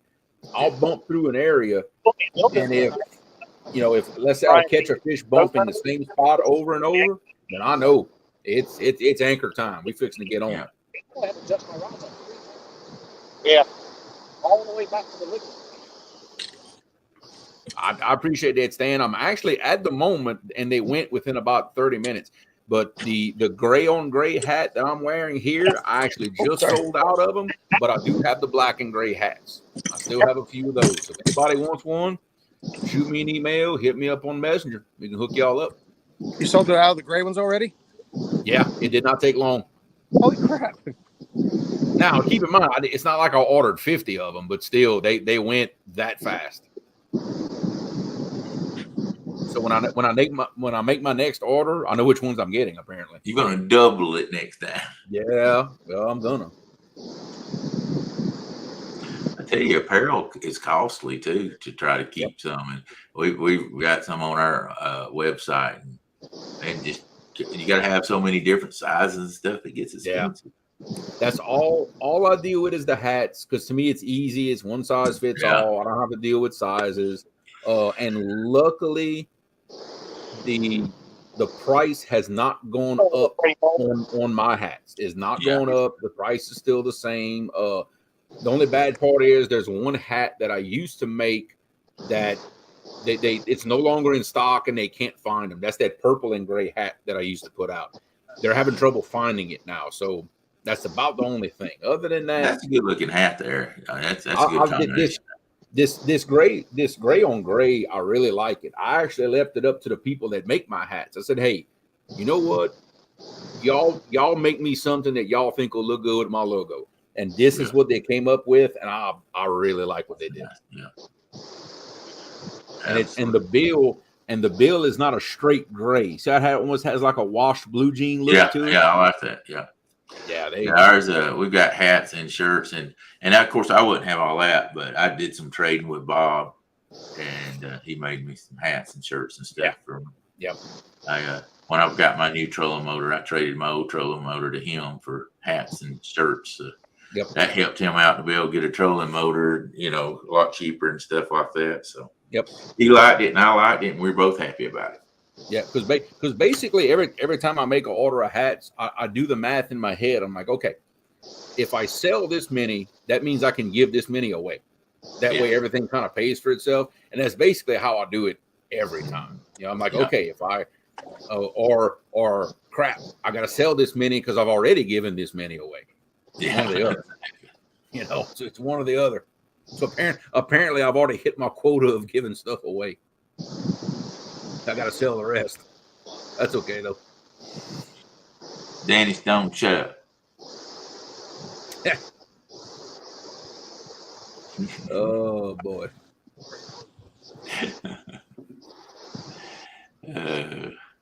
Or actually, it's two stands that said it's purple and yellow you like, right? I'm Yeah, sorry, Danny Thomas, but excuse me, Danny Stone. We've been on talking terms lately, so I will apologize. Two stands. Right? Lately, that ain't gonna last long. Yeah. Exactly. In fact, watch. Just give me just a second. I'll go get one of my other hats out the room right here. Ain't gonna take me but a second. I'm red and black, the Georgia Bulldogs, buddy, through and through. Come on, fishies.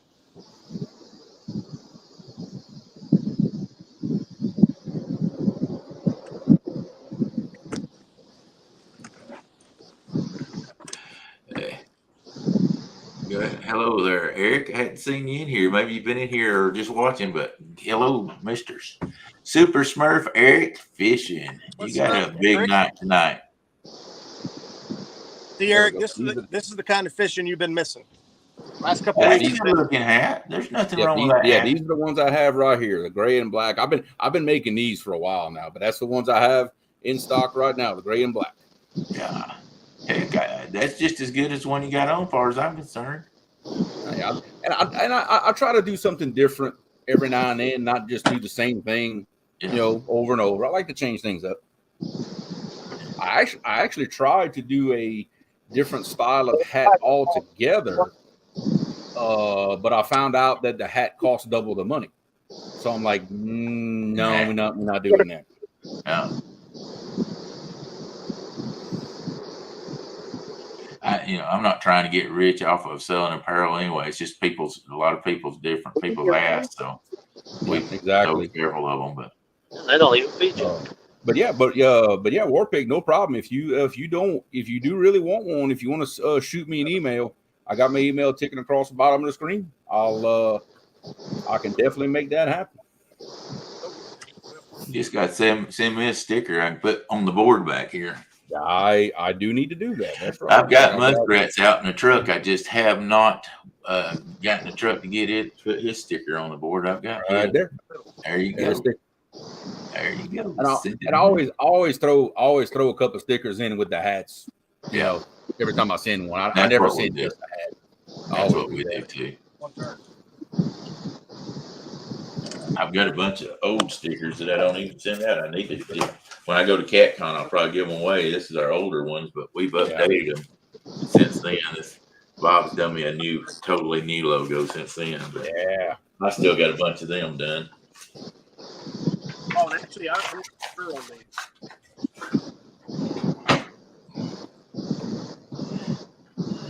Still have the original purple. Yeah, that was Tim Molina. That actually was one of the first people to buy one of my hats when I started doing it about a year and a half ago. And those original purple ones that I first put out, I've noticed in a couple of people's, like they have them up on a shelf and they don't wear it. Me, I wear my hats. Me too. And I can tell you something about these. Like all the hats I'll sell, they're really good quality hats. They're tough. The logo is embroidered. I've got an old hat. I bet you I've washed 10 times. It's still in good shape. There's a Bobcat hat again. There you go. You guys, Bobcat does a really good job too. If you guys, and the thing is, he's a good designer. He can design a logo. You tell him what you want, and he can design it. And he's got shirts. He can do shirts and hats, rags. He does stickers. That's who does my stickers. Yep. In fact, Bobcat changed my sticker design just a little bit. My original company I did my stickers with, they were just round with my logo in the middle. Yeah. He actually took my logo and kind of cut out the state of Louisiana a little bit, kind of brought it out, and it's a much better looking sticker. He's got pride. He don't want to put something out there that he's not.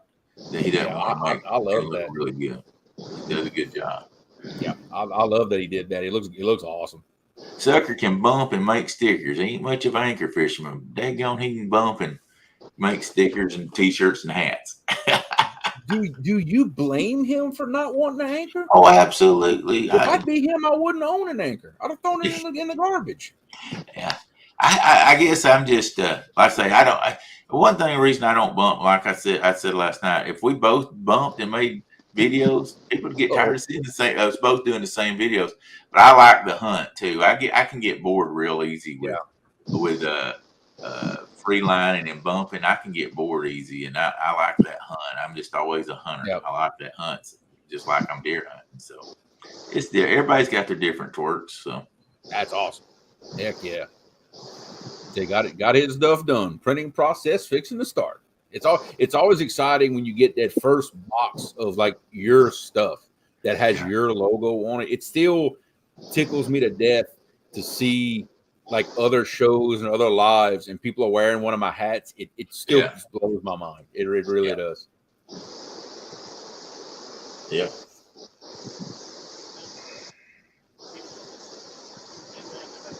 Yeah, we lost Roger and them for a second. Hopefully they get back on the stream pretty quick. Yeah. That's the only time that you hope nobody catches a fish. While they're off stream. You know? It's like, hurry up. You got an hour and 19 minutes left, right? Yep, hour and 19 minutes. Yes, sir. Minutes. Hour and 18 minutes. It's a 10:42 my time. We're going till 12. No, my time. Yeah. Y'all are a little slower than us over here on the East Coast. Well, you know how it is. Sun can't sit on every dog at the same time, can it? Nope. No, you can't. Score update, please. Mike Greenwell, the score has been unchanged since early this morning. We got Team J-Dog with 4 points and Team River Warriors with 1 point.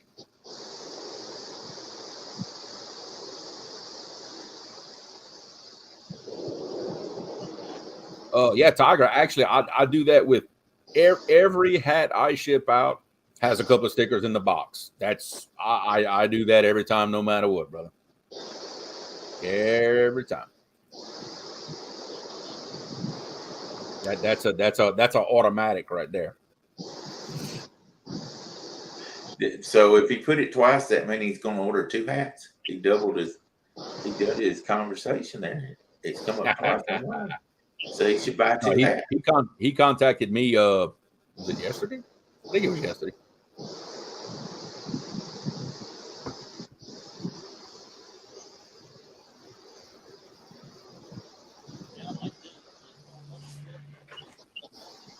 That's funny on the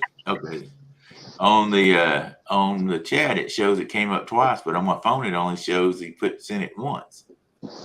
Is your chat on? Yeah, mine shows it twice on my laptop. Yeah. Yeah, but on your phone, you might have it set to top chat instead of live chat. It sees those repeat comments and it'll take one of them out. Yeah. Okay. Probably so. Yeah, it'll do that sometimes. Look at that. Stan even posted your link for you, Daryl. Hey, you're sweet. You're so sweet. Thank you, brother. We love getting new subscribers. Everybody wants to grow. Nobody wants to stand still. Yeah. Oops. There we go. The new underdogs. Watch. Let me get. I like that.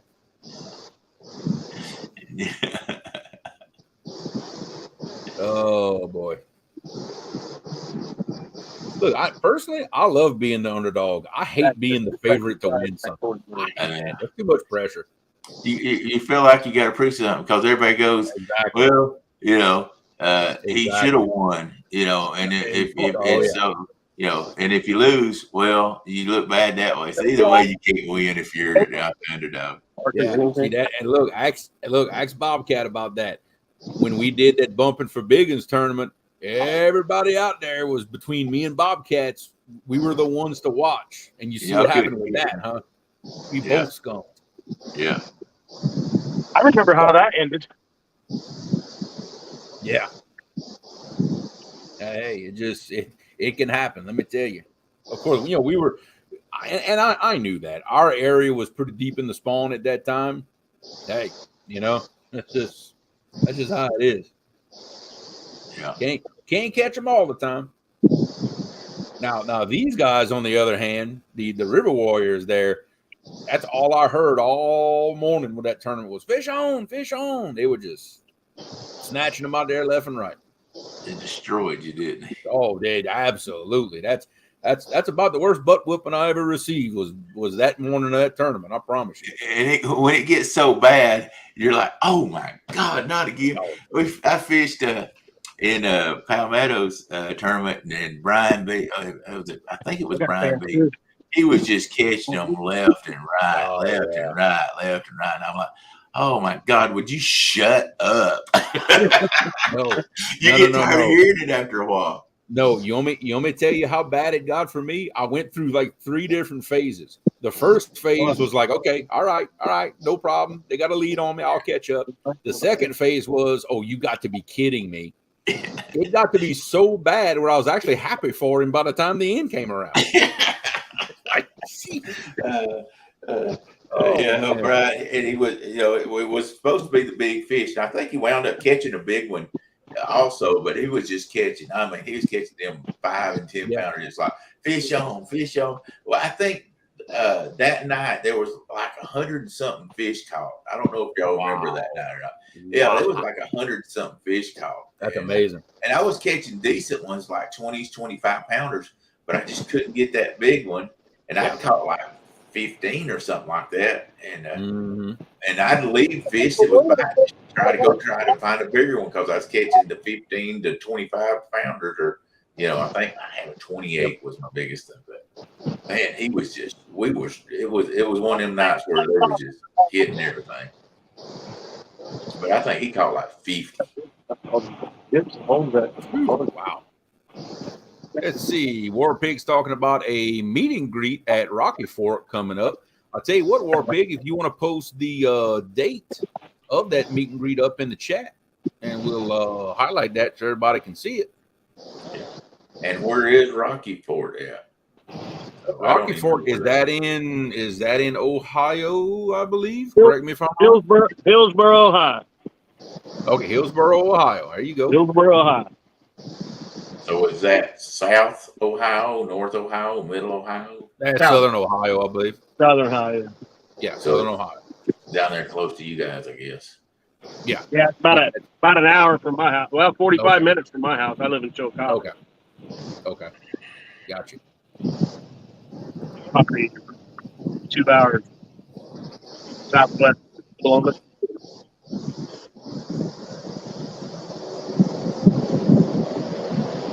Yeah, that's what it was. Brian caught a 45, then Has caught a 47, and he caught a 42. It was crazy night. Yeah, it was back and forth. They were on. Are you guys getting wind noise? A little bit, but it's not bad, Roger. It's not overbearing. I turned the fan on the phone just to keep it from overheating. Yeah. Okay. No, it's not bad. We can go with it. All right. If it's something changes, then it gets bad, let me know. No, I got you. Got you covered. So we got 6 rods suspended. Okay. And I tried a free line chicken. There is so little current that I'm actually dragging the chicken. It won't go ahead of us. Wow. Hey, I even threw a spook on it, hoping to give it a little bit of flotation to get it to go down. No. Yeah. It's right there. It's still behind. If that's the case, War Pig will be happy because he was asking somebody to drag bait. So now Roger is dragging a bait. Yeah. I did the same thing the other day, Roger. I had to turn around and let the bait go the other way just because we had a wind that day and it was keeping me pushed up the river. So it was going under the boat. So I actually had to go on the other side of the boat. So I still call. Yep. The only thing bad about that is that because it's chicken, banging around the bottom, I don't know how long it'll last. Yeah. Pull up and do it by the time we get over there and out, it'll be 45 minutes. The bad thing that night, Has is talking about the 63. They was catching them all. The next day, I forgot who caught a monster, but they come back and just beat us all because it was a monster. That was I remember that was double C catfishing. Yeah, I forgot. I remember that very well. Yep. See what we did. We went up right against that hydro in that deep hole where my son and I had lost that monster fish. I had kind of throwing all my eggs in that one basket. It turned out we couldn't get on it, so we backed out in the channel when it got dark, and we anchored up. Fish were getting bigger and bigger. Catch a 20-something. Then I caught a couple of 30s. Then I caught that 44, and it kept. Brian was hollering at me, "Stop catching fish, stop!" Yeah. I ran out of time. I get fishing on that one, yeah. He caught that 6'3". Like I say, I think I caught like several that night. But, It's still hot. You want that or you want a bottom bouncer? Yeah, it's still hot. Numbers didn't even matter. Awesome. It was just a big. Yeah, that's awesome, Gabe. Hey, watch. Give me that pot. I'll show him on camera. Gabe just walked in here. I sent him on a mission to pour me some cannonballs. Look at that, baby. There you go. We got cannonballs now, baby. What ounce are those? About 12? Excellent. And that's all, 4, 5, and 6, right? Okay, awesome. Yeah, 4, 5, and 6 ounce. Oh, I thought y'all bunked with a lot heavier lead than that. I guess y'all anchor with a lot heavier. Well, sometimes I do. Yeah, sometimes I do. But and what I'll do a lot of times, if I need more than 6, well, I'll put like 2 4s or 2 5s or 2. I'll bump with doubles if I have to. Right. This one's going out for War Pig. There we go. Shad. We're going to drag a shad. Oh, you want to show it off, Skip? For War Pig, baby. Hey, there you go, War Pig, just for you, baby. And there's no rifle. I'll use this. Okay. And he gives his approval. So let's see what it does. Make something happen. Fish on. Fish on. Oh, got fish on.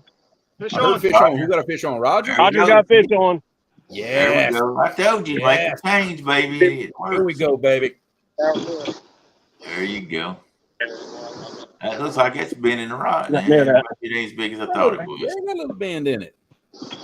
Yeah. Got him. I think he's gonna be a 1-pointer, but hey, Dad did 1-pointer. Boat flipper. In the boat. In the boat, baby. All right. That's first fish since 7:30 this morning, guys. I'm proud to see it. Guys, you gotta hold it up in front of the camera for at least 2 or 3 minutes. But you see, that proves my point. Keep changing things until something happens. Absolutely. Right, change it up. Stay on it. All right, awesome. Yeah. 1-pointer. 1-pointer. Great job, Roger. Another fish on, did he say? Did Skip say fish on? No. I think. Oh, okay. I thought he did.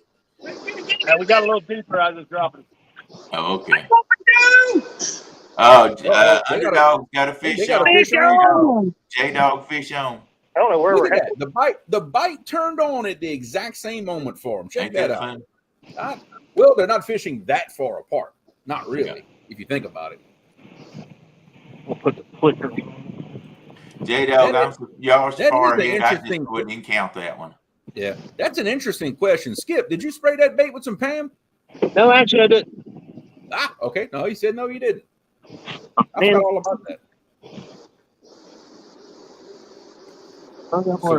So Roger catches a fish, but Team J-Dog answers the call. Ooh, that looks like a decent fish. Oh, okay, we're good. I'm about to say, if they'd have froze up at that moment, man.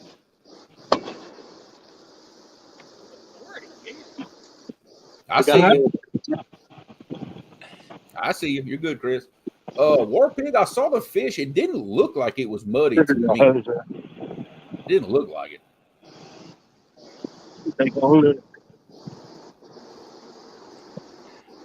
Action all at once.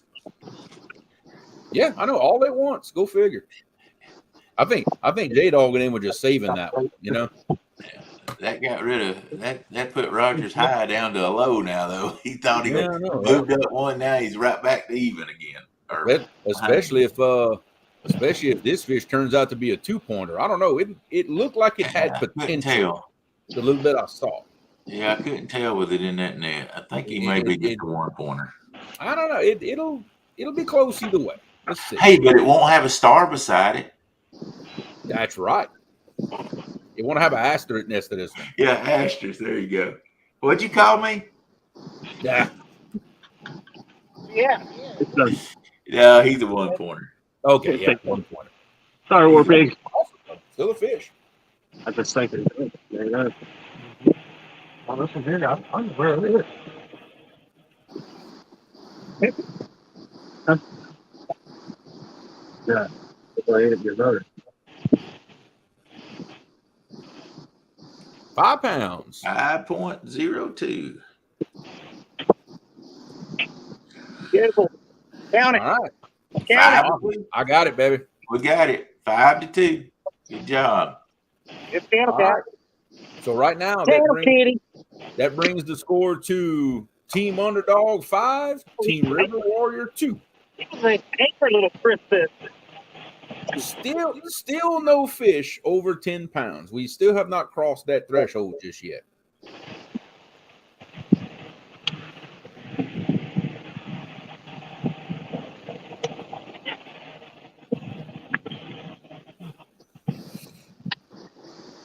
A big party.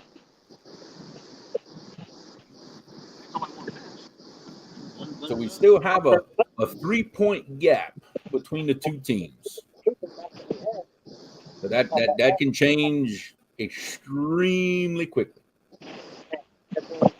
Yeah, we'd only got dripped in what, a minute? 5 minutes? It hadn't been long. It seemed like y'all just got the rods down. So that's promising.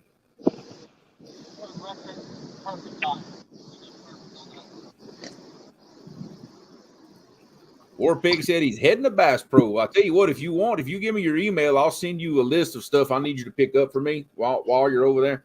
You're too late. I was already typing it. I seen him. Yeah, I know, right? A couple of Pin Squall 2s and the 20 size, just a few little things. I'm needing some reels to put on the rods that I took off the rods that I put on the Roo rods. Yeah. Aren't you an Abu guy, Daryl? No, I'm not a big Abu guy. Okay. Just because they don't work good for me. I got you. I like the bigger handle. I know some guys are diehard Abu guys. Like me, I'm a diehard Pin guy. So just I have several of them, but I don't like them because they don't have the big handles with them. Got you. And they don't have as tight a drag as I like also for fishing up there.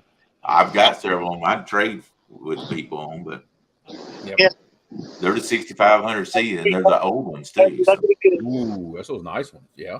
Yeah, that's the old one. They're like 20-something years old. So. Yep. I got one of my Warfare 20s. Yeah, that's an older one. Yeah, I used to have one just like that. Yeah, I've got the gray ones and the black ones, the older ones. Made in Sweden. Right? Yeah. 6500C. I would trade some to somebody that had some bigger reel, like the I'd actually trade one for the Pissy Fun 6000s. Yeah. They got the bigger handles on, and they got a better a tighter drag system. Yeah. See if I put that reel. Oh yeah, I put that reel right here behind me. Let me check something out here. I do have to run at 90 miles an hour. Not this one. Huh? Not this one. Yep. See, I took this one out of service last night after checking it. But we're constantly reeling these big weights and big baits in really, really heavy current. Look what it did to the level line. See how much slack is in it? Wow. Look, I can move it back and forth that much. It's got that much slop in it from being under so much tension all the time, reeling in. You planned that. I want to get about 4 reels that has the line counter on it. Ooh, I have my bumping reel has a line counter. That's the only one I have that has a line counter. But reason I want it is like when I think dragging, if you knew, or even or either down fishing, if you're suspend fishing, and you get that line, if you're looking at your GPS or your graph, and you know that you're dropping in footage, and you've got that tells you how deep your line is. If you go, okay, it just shows I dropped 5 more feet. You can pull 5 more feet off. I think for suspend fishing, it would be nice to have a line counter on there. And I may be wrong, and somebody say, well, it's just not that accurate. But if I find the bottom and I pull up and I know it dropped 3 more foot on my graph, I'll know to pull when I pulled that much off instead of counting from the front to my front eye like I do. That's how I count. Look, Skip, there you go. Now that's one right there, Skip, correct me if I'm wrong, that's one of the reels that you added the line counter piece on the side. Yes, sir. Originally, and by the way, he's got a great video of that on his channel, but he teaches everybody how to add a line counter to an Abu that did not originally come as one. I think it's funny. Like this. Right there. And they are very accurate. Like Daryl, very accurate. Yeah, well, I was talking about your graph. Some people say, well, that's not as accurate, but it's still, you know, where it's going to let you know when you're suspend fishing. Yeah, well, I mean, you know, if it's 2, 3, 5 feet, you know, 2, 3, 5 feet. Right, exactly. That's I'm going to do more suspend fishing in these deeper holes I fish. And I think it would help me because, man, you're going from 65 feet down to 115 feet. You don't want to be guessing it. That if you got that line counter, to me, it would just make it a lot easier to either reel it up when we're coming up or let it down when you're going down. Yep. The key to keeping a line counter most accurate is a full spool, because that's how it reads. Gotcha. They got it set up to read off a full spool. Okay. That's what everything I've researched. Okay. All right. Well, that makes sense. And I will tell you for a fact, Daryl, the sonar, the depth it's giving you, if you have it set correctly, like the little offset for your transducer to where the water is, it's extremely accurate because I spent most of my career doing survey work. We used to do soundings in these ship channels using the same sonar frequencies that we use now. And I can tell you it is accurate. Whatever depth it tells you, that's the depth. I can promise you. Well, I figured it was within at least a foot. So, but you know. It's better than that. I can tell you that right now. The only reason it may not be dead on to an inch is that, remember, let's say in 30 foot of water, you're covering a spot 10 foot bottom. In that 10 foot, that bottom is not perfectly level. It's you know. Exactly. So and see, I just wonder also, like you've got your piece in the back. I can't remember what you call it, but anyway, you know what I'm talking about. The transducer. Okay, so if you got a lot, like say me, Woody, and Russ is in the boat, and it makes it this way more. If it reads just a little bit different than I'm in the boat by myself and it's perfectly level. That angle would have to be pretty extreme to make a really noticeable difference. And the deeper the water, the more of that offset you're going to have. Right. I'll be honest, if you're in anything less than 60 foot, I wouldn't even consider that being an option, to be honest with you. I wouldn't even worry about it. Yeah.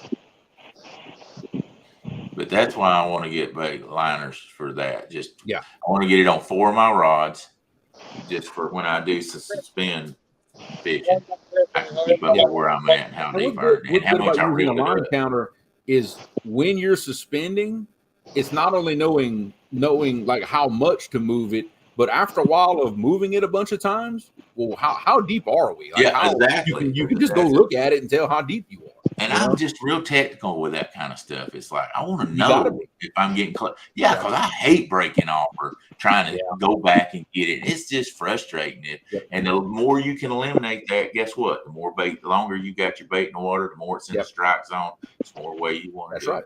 Now, a trick that I believe it's Roger that told us about that in a show. I believe it was him. That what some people are doing now, instead of a regular sinker on the bottom of your suspending rig, they put a dragging sinker. That's what I do. It's a little more. Yeah, Roger's thumbs up. That was coming from him. That's what I do too. Yeah, it gives you a little more forgiveness. The only problem is I can't do that because they don't make dragging sinkers heavy enough for me to do that. What you do is clip 2 on it. Like it would take more than 2. Yeah. That's it's cool. I suspend with 20 ounces of weight. I was going to say, Jeremy'd have to use window weights. Yeah, exactly. That might work. I made myself some weights. I call them wind chimes. because they're a piece of 3/4 EMT pipe filled full of lead. I've got a couple of them that are 34 ounces. Jimmy sends me. I'm part of his team there, and so I get those from him. I get the 4 ounce ones, and I'll clip on. If I need 8 ounces, I'll clip on 2, or if I need 12, I'll clip on another one. Yeah, so I got one right here that I made. This is a piece of 10-inch EMT electrical conduit, and I have a bent welding rod in it that I use. This is 34 ounces of lead right here. Ladies and gentlemen, children of all ages, take notes of that. This is why I don't want to use an Abu Garcia 6500 with a regular handle on it. Do you see how much weight that is that you're reeling up? You want a good power handle on your reel and a low ratio of about a 4 to 1 when you're reeling that much weight. Are you aware your shoulder, your arm, and everything else? That's why I do. And I bet you, when you're reeling up, a lot of times you leave your rod in your rod holder, or at least lay your rod on your rod holder reeling in, don't you? Not me. I don't, because I'm tall enough. That's horrible on the back. I hardly ever do. You gotta remember, mine's a deep V, so I'm sitting down in there. So my rod holders are up pretty good. I'll leave it in there because the shoulder and all that weight. I mean, when you got that much weight on there, it gets old reeling them in and out a bunch. Exactly. Squirrel, so far, Team J Dog is in the lead with 5 points, and Roger and Skip have 2 points. Sorry about that. Yeah, we did ignore chat there for just a second. Yeah. But we're throwing some good stuff out there. Yeah. But believe it or not, as big and nasty as this weight is, I've hit situations where I tried to put this under the boat and it still sailed it out the back of the boat and never touched bottom. Wow. Yep. And I had it happen a couple of times. That's when you're fishing with that much weight, what type are you still fishing with an 80-pound leader, or are you going with a bigger leader than even that with that much weight? No, I'm fishing with 150-pound leader at this point. Yeah. In fact, I've just about exclusively moved to 150-pound leaders. I don't use 80 much anymore. Are you using what size mono are you using on your reel? Weight? I have a 40-pound Suffix and 50-pound Andy, depending on which reel it's on. You got a job, and it's a job to fish where you're fishing at it. It is. Sometimes it is. And getting accurate with that much weight when you're throwing at a certain spot and you got that much weight. Well, I can tell you now, you're not throwing this. Yeah, I know, but I'm saying you're still throwing some when you're if you're anchor fishing, you're still throwing pretty heavy weights, aren't you? Oh yeah, I'm throwing pretty much minimum. I'm throwing 8-10 ounces. Well, that's not too bad. Yeah, every now and then I can get away with lighter, but then there's a lot of times where I'm putting 2 8s on the line to make 16 ounces. Yeah, but I would say I average as I'm fishing with 10 ounces. That's a pretty good average of when I'm anchored up. Yeah. And a lot of times what I'm doing, if I'm anchor fishing, I'm fishing with 6-ounce anchors. But if I want to suspend 2 rods, like I was talking about the way I do up front, then I'm putting 2 more 6-inch up there, making 12 ounce on each one, just where they don't start. Yeah, exactly. That's what I do. Jared Parker, J-Dog, Team J-Dog is still in the lead. Then they now have 5 points. And we got Roger is hot on their tails with 2 points. That's where we're at for the time being. 2 fish difference right now. Yeah.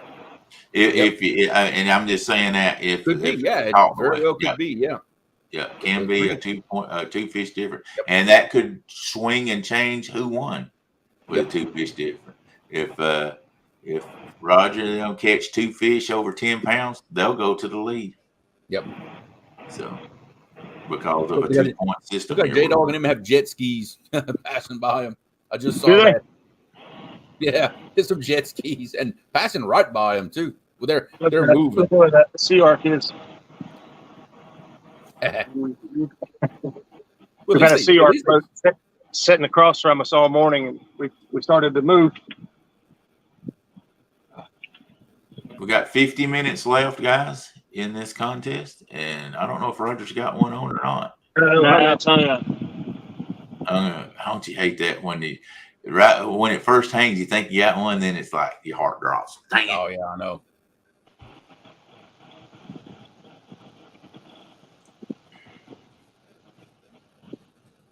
Come on. Figured I had to put that one up here.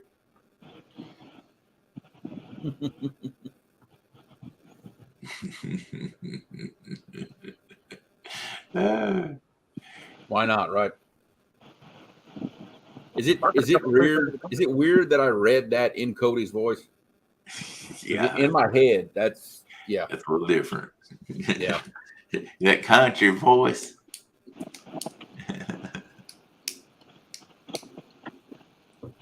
In my head, it sounds just like him. I don't know what that means from Texas Tiger, but okay.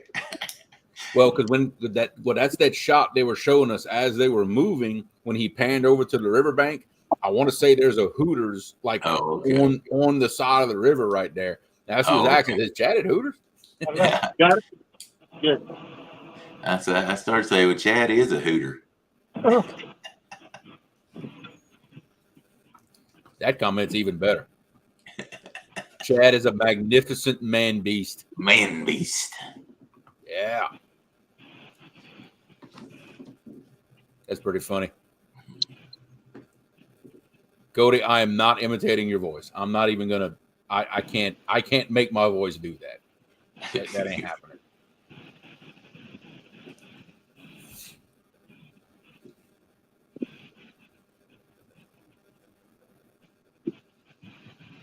And you guys have sure handed out a lot of information today. I tell you what, I'm glad you two were here to help keep things straightened out. If y'all catch more fish, we wouldn't have to. Oh. You see? You know what? No, you're going in timeout. No. I was doing the same No, thing. you're going in timeout. Fella throws you a compliment, man. But do we expect anything less from Daryl? Nah, no, we don't. Not really. Okay. All right, Daryl, you going to behave now? No? Okay. Well, I'll put you back up anyway. You know I'm not going to behave. Yeah, I don't even know why I asked. I'll almost apologize. How about that? I'll think about it. Okay, there we go. That's good enough. 58 people in the house waiting to see how this thing ends up today. Yep, and listening to me and Daryl tell bad jokes. Yeah. Oh, What? That's funny. I think we already went over some of these. What do you call cow with no legs? I don't know. Ground beef. Oh, that's all right. That's a dad. That's a dad. What do you call a dog with no legs? I don't know. Nothing. Doesn't matter. It ain't coming. Oh, I'd heard that one. doesn't matter. He ain't coming. Man. What's bad? All the jokes I know, they're either offensive or whatever. So yeah, I don't need to be telling you. That sound for that reason.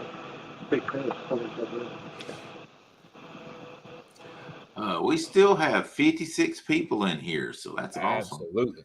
We only have 52 thumbs up. So, guys, if you have not hit that thumbs up, we highly encourage you to help us out. Yep. Smash it, buddy.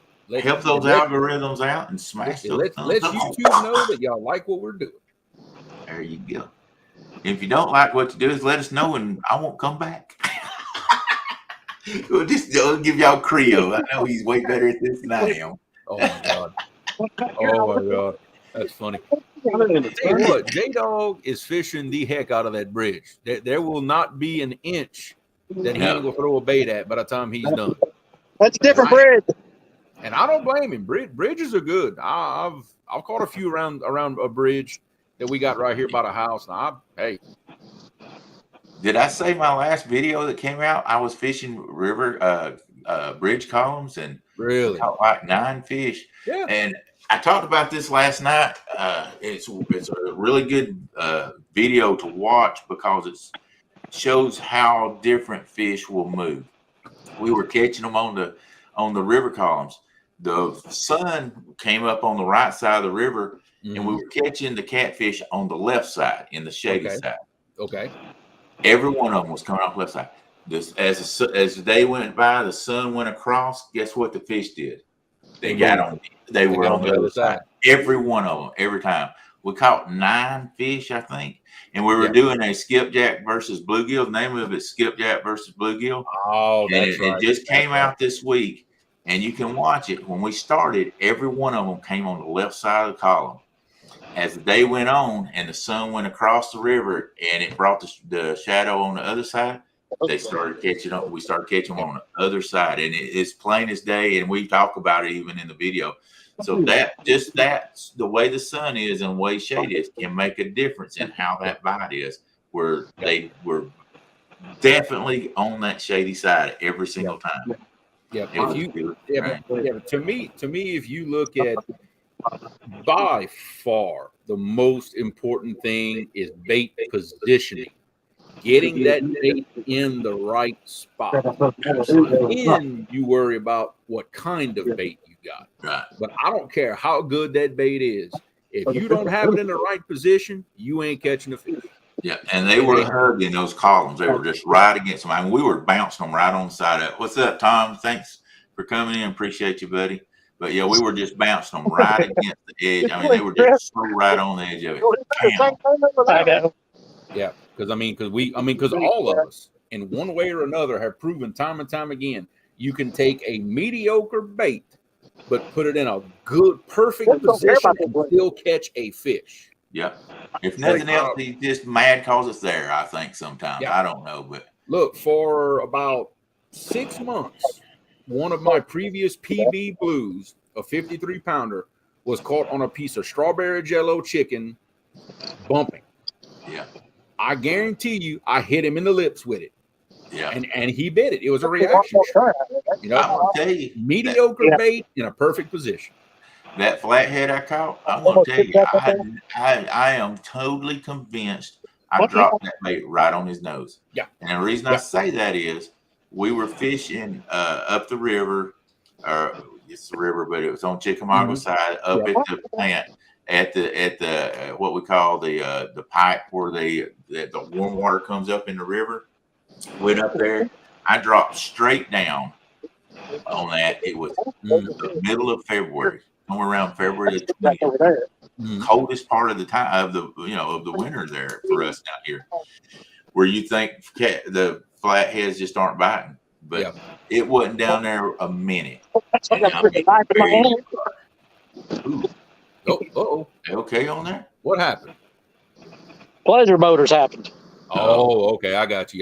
Y'all are getting a free roller coaster ride. And that I believe that fish was just so docile, but I believe when I dropped it right on his nose, he's like, okay, it's a free meal, and he took it. But they wasn't hardly a fight out of it at all, and I think it's just because it was so cold. That 73, it was just mostly bringing the weight up. You could feel him a little bit, but nothing like what he should have fought, and brought him up and got him in the boat. Yeah. It was probably a 3 to 5 minute fight. Really? Yeah, about a 5 minute fight. Yeah, you would have expected more of that out of a fish. Yeah, I didn't think he was as big as I figured he was about 25 pounds. Yeah. It was just mostly the dead weight bringing him up. He was deep. But like you said, it was during the winter. Yeah, during the winter, and he was real docile. Yeah. My son Gabe, we were fishing in what we used to call our dink spot. We'd pull up right next to that dam, leaking water, suspend, and catch 3 to 5 pounders 40, 50 at a time. Just wear them out. Well, as a joke, I put a little 5/0 hook and a little piece of chicken on one of my bait rods and hunt, and because I wanted to catch one of them 5 pounders on that little bait rod. Yeah. 40 pounder. Well, that's when you hang on and chase him, isn't it? But it was during the winter.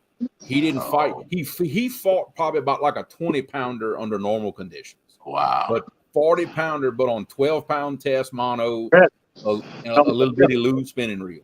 Wow. Something you catch slicker with. That 60 pounder I caught 3 weeks ago. That was that was crazy.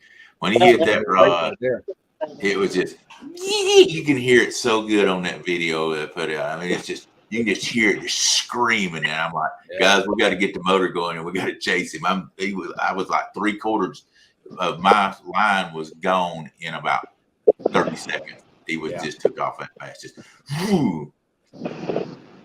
But just taking my time working with him, 2/0 hook. It was a 2/0 hook, on a bass rod, and you just take your time and go with it, and just don't get excited, and got him in. What's going on? We got Mr. Tom, Mr. LG Bass himself in chat. What's going on, brother? Good to have you in here. Let's see. I don't know how long he's been in here, but also see Mr. Kenneth take down catfishing. What's up, KP? Somebody makes a play. No. We got 40 minutes left of competition. 40 minutes left. I'm surprised Danny Stone has been as calm as he has. He hadn't really been sassy or nothing. He must really be thinking about fishing tonight. He must. Oh no, I can tell you right One now. thinker, I got 10 right here. Laser focused on tonight. I can tell you that. You must have gave him you must have had a team meeting and gave him a what for there. No, he's focused. I know he's excited about going set up over them some of them big marks that him and Richard marked in that boat. That's what it is. Yeah. That's what it is. We got 39 minutes, guys. 39 minutes to bring in 2 fish over there for Roger. John Boy, one of my fellow Louisiana brothers from North Louisiana. What's going on, man? Takedown said he hung over. That could be too. Yeah. He was talking on chat with Stan too, Stan. So I said, have him come up. I said, no, we know what he's doing right now. Let's don't bring him on. Yeah, all right. And he decided it was probably best he didn't come on. Yeah. Lucas Pennington, welcome to the chat. Actually, Team J-Dog, which Chad is on, is in the lead at the moment. They're in the lead with 5 points to Team River Warriors 2 points. So they're in the lead, and Chad has reeled in 3 of those fish. I'm keeping track of this. And he has reeled in the big fish. Yes, he did. Chad also reeled in the big fish. Yeah. Yep. I'm keeping track of all that stuff. That might be that might be ammo for some discussion later. You never know. Yeah. I mean, they are getting rocked and rolled up there. Look at that. I mean, I will say, and no disrespect to Roger and them, but they have so far beat them in every category: small fish, that's right, large fish, and most fish. So far, that is the case. 10 o'clock. Man, they just had a boat. I don't know if anybody caught that on screen. They just had a boat pass by J-Dog and them. If he wasn't going 70 miles an hour, he wouldn't move it. At least 70. Jesus, that thing was moving. That must be one of them ditch pickle missiles. He's already out of sight. Can't even see him. I'm about to say, dude, he flashed across that screen. He had to be doing 70. Yeah. But anyway, so let me get back to where I was going. They've got the small fish, the large fish, the most points, and the most fish caught. Yep. But Forget what I just said. I'll tell you what I really But 4 of those fish were not caught in the Ohio River. There's your butt. You wanted that butt, J-Dog, so I'm giving it to you. I'm not reliving that conversation. No. We ain't bringing that back up. We got to get something going. We got to have some conversation. So 4 of the 5 fish do have stars beside them. He was giving me a hard time because I was bragging on what all they had earlier, and he goes, "Where's that butt at?" So I had to think of one. I've even got fans. That boat over there just screamed Team J-Dog. Really? Whoever he is, yeah. Awesome. Get them some help, poor folks. But you know what that is? That's the diving crew. That's the dive boat right there. They're the ones who's got to pay it. Or anything like that. Maybe that's 1-800-RENT-A-FISH, and they're just hollering at every boat, "Hey, Team J-Dog," seeing if that's them. Hoping somebody hollers back. Yeah.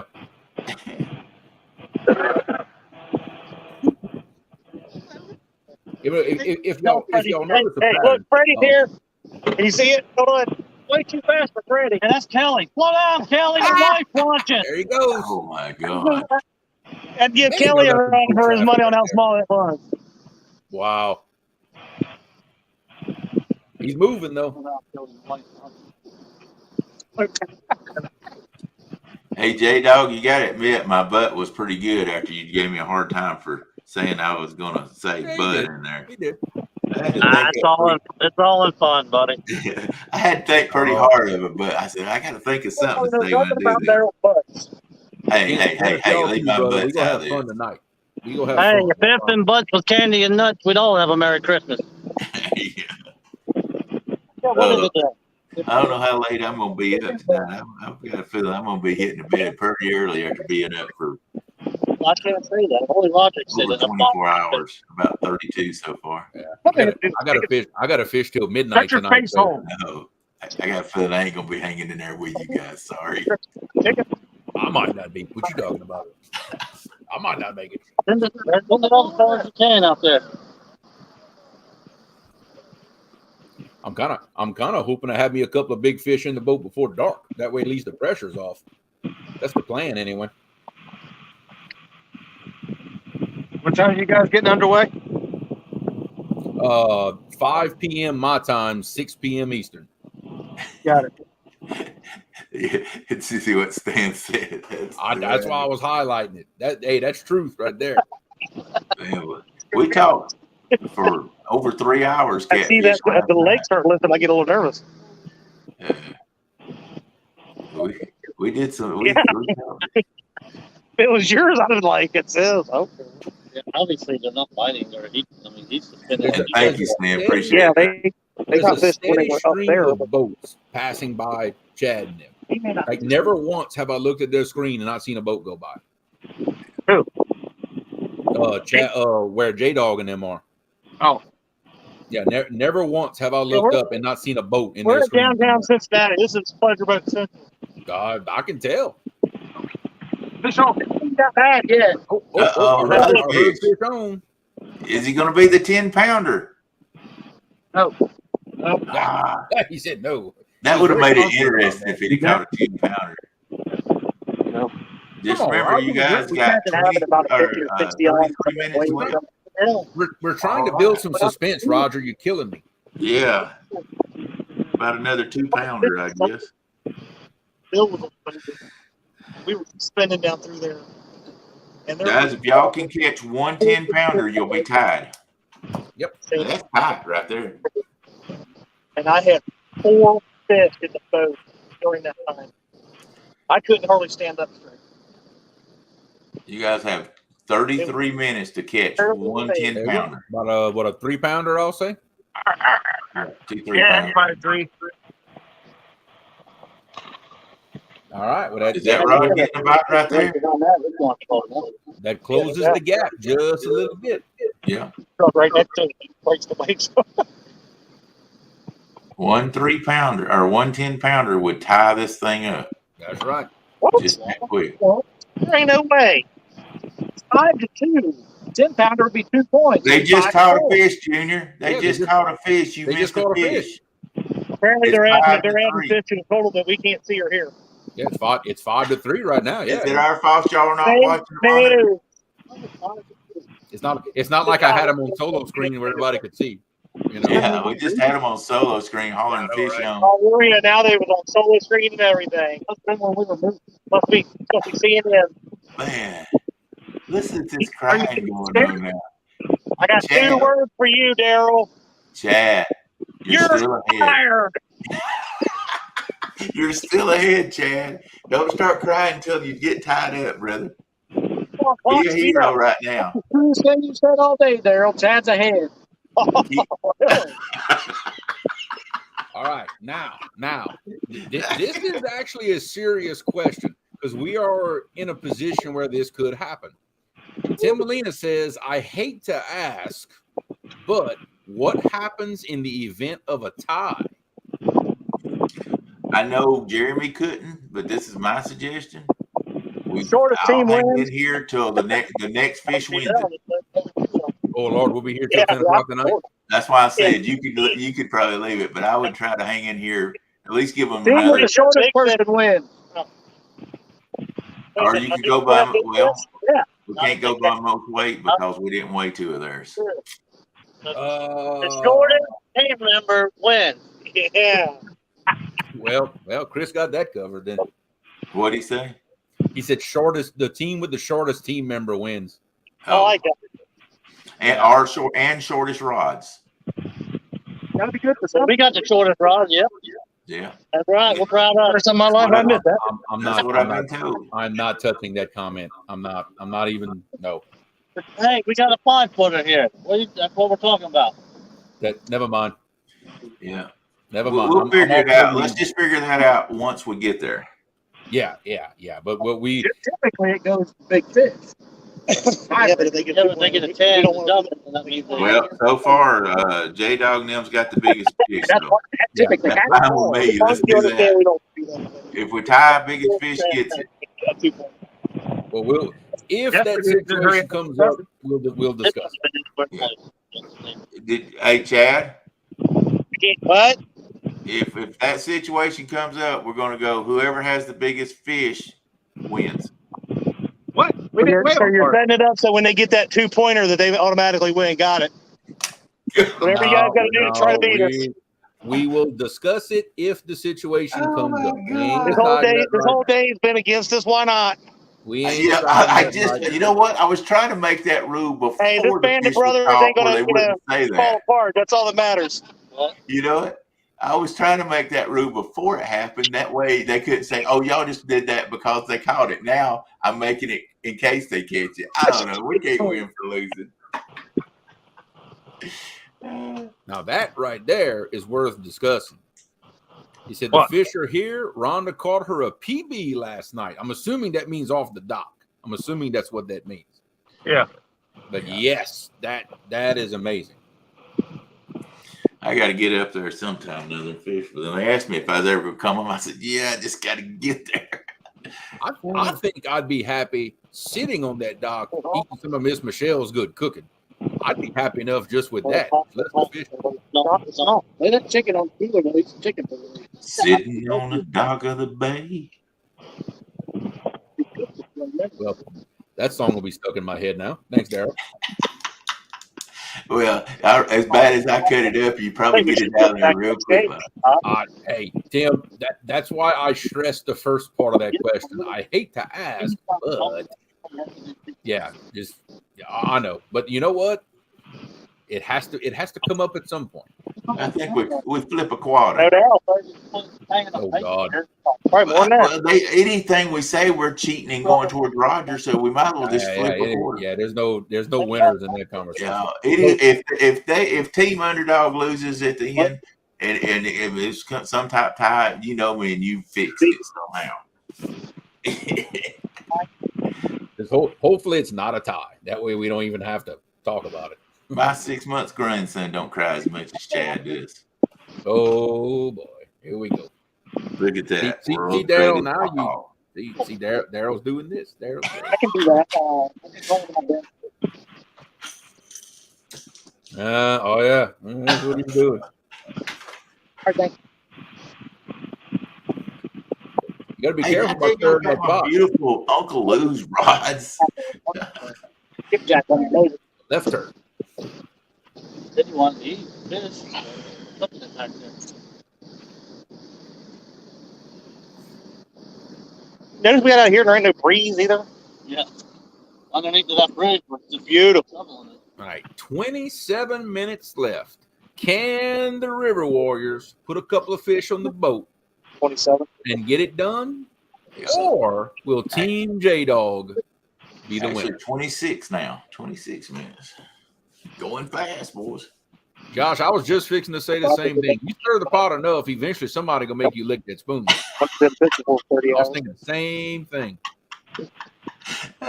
Why's everybody got to go against me? I ain't the ones crying like a baby over there, because I just thought biggest fish might be good to go and say it before in case the 10-pounder came, but nope, I was cheating for saying it. There seems to be a pattern here. If everybody in chat's really paying attention closely, there's definitely a pattern that's evolved. Anytime Daryl's mouth is open, somebody's mad. That's been the pattern. The true heel. I'm a true heel. If his mouth is open, somebody's mad. That's how it is. Oh, you gotta love it. There's Takedown Catfish, and he wouldn't let me in his tournament. I'm still mad at Kenneth. There you go, you Kenneth. Don't look now, Daryl from his mouth now. Hey, you know, Daryl, with me and you co-host, and you know what this reminds me of? Remember when JR and Jerry Lawler would commentate the matches? This is what it's getting to be. You realize that, right? I'm glad you didn't say the first thing popped in my head, Dumb and Dumber. No, I wasn't gonna go there. No. I was trying to give us a little bit of credit. Yeah, that was the first time I was like, oh, he's about to say Dumb and Dumber. I wasn't gonna do that. I tell you all with that number.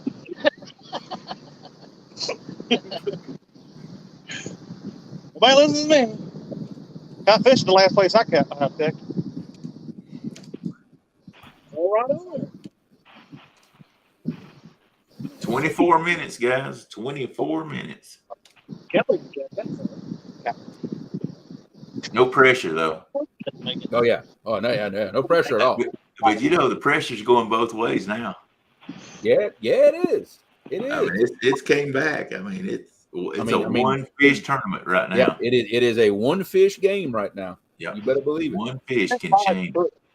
You're possibly a one. Yeah, one fish. Yeah, possibly. Right now. It is possibly a one fish. It's just like football. It's a one possession game, baby. Yeah. A big fish. A big business. What's his name? Like big fish now. Chadwick. Look at this barge coming. Look at this barge coming right at me. You can't see from your head. Yeah. You should reel up, stand your ground, and stand move about 20 minutes away. I'm standing my ground. He's going around me. I'd reel up, move like at least 20 minutes out of his way. Threaten up being his face in with the anchor. I guarantee you, he's going to be news on 6. Small boat plays chicken. He's going to go by, and all the rods are going down because they'll be hung up. Yeah. Hey, just saying. I thought you said he was going to pretend like you weren't on my side. Dude, that went out the window the first 30 minutes of this show. You don't even. That went out the window. I know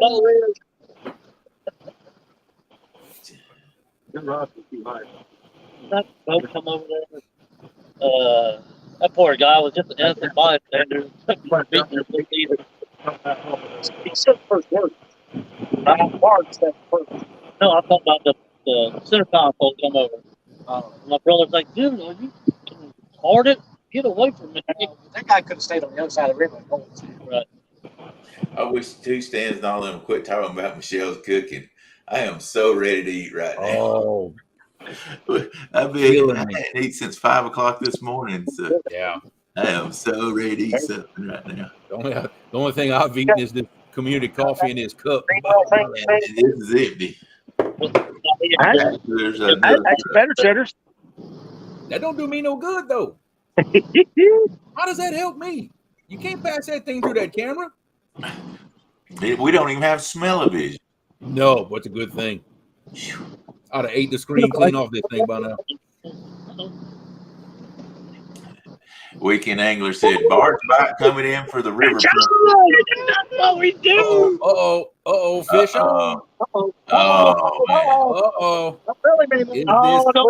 do that to us. Don't do that to You're us. killing. No.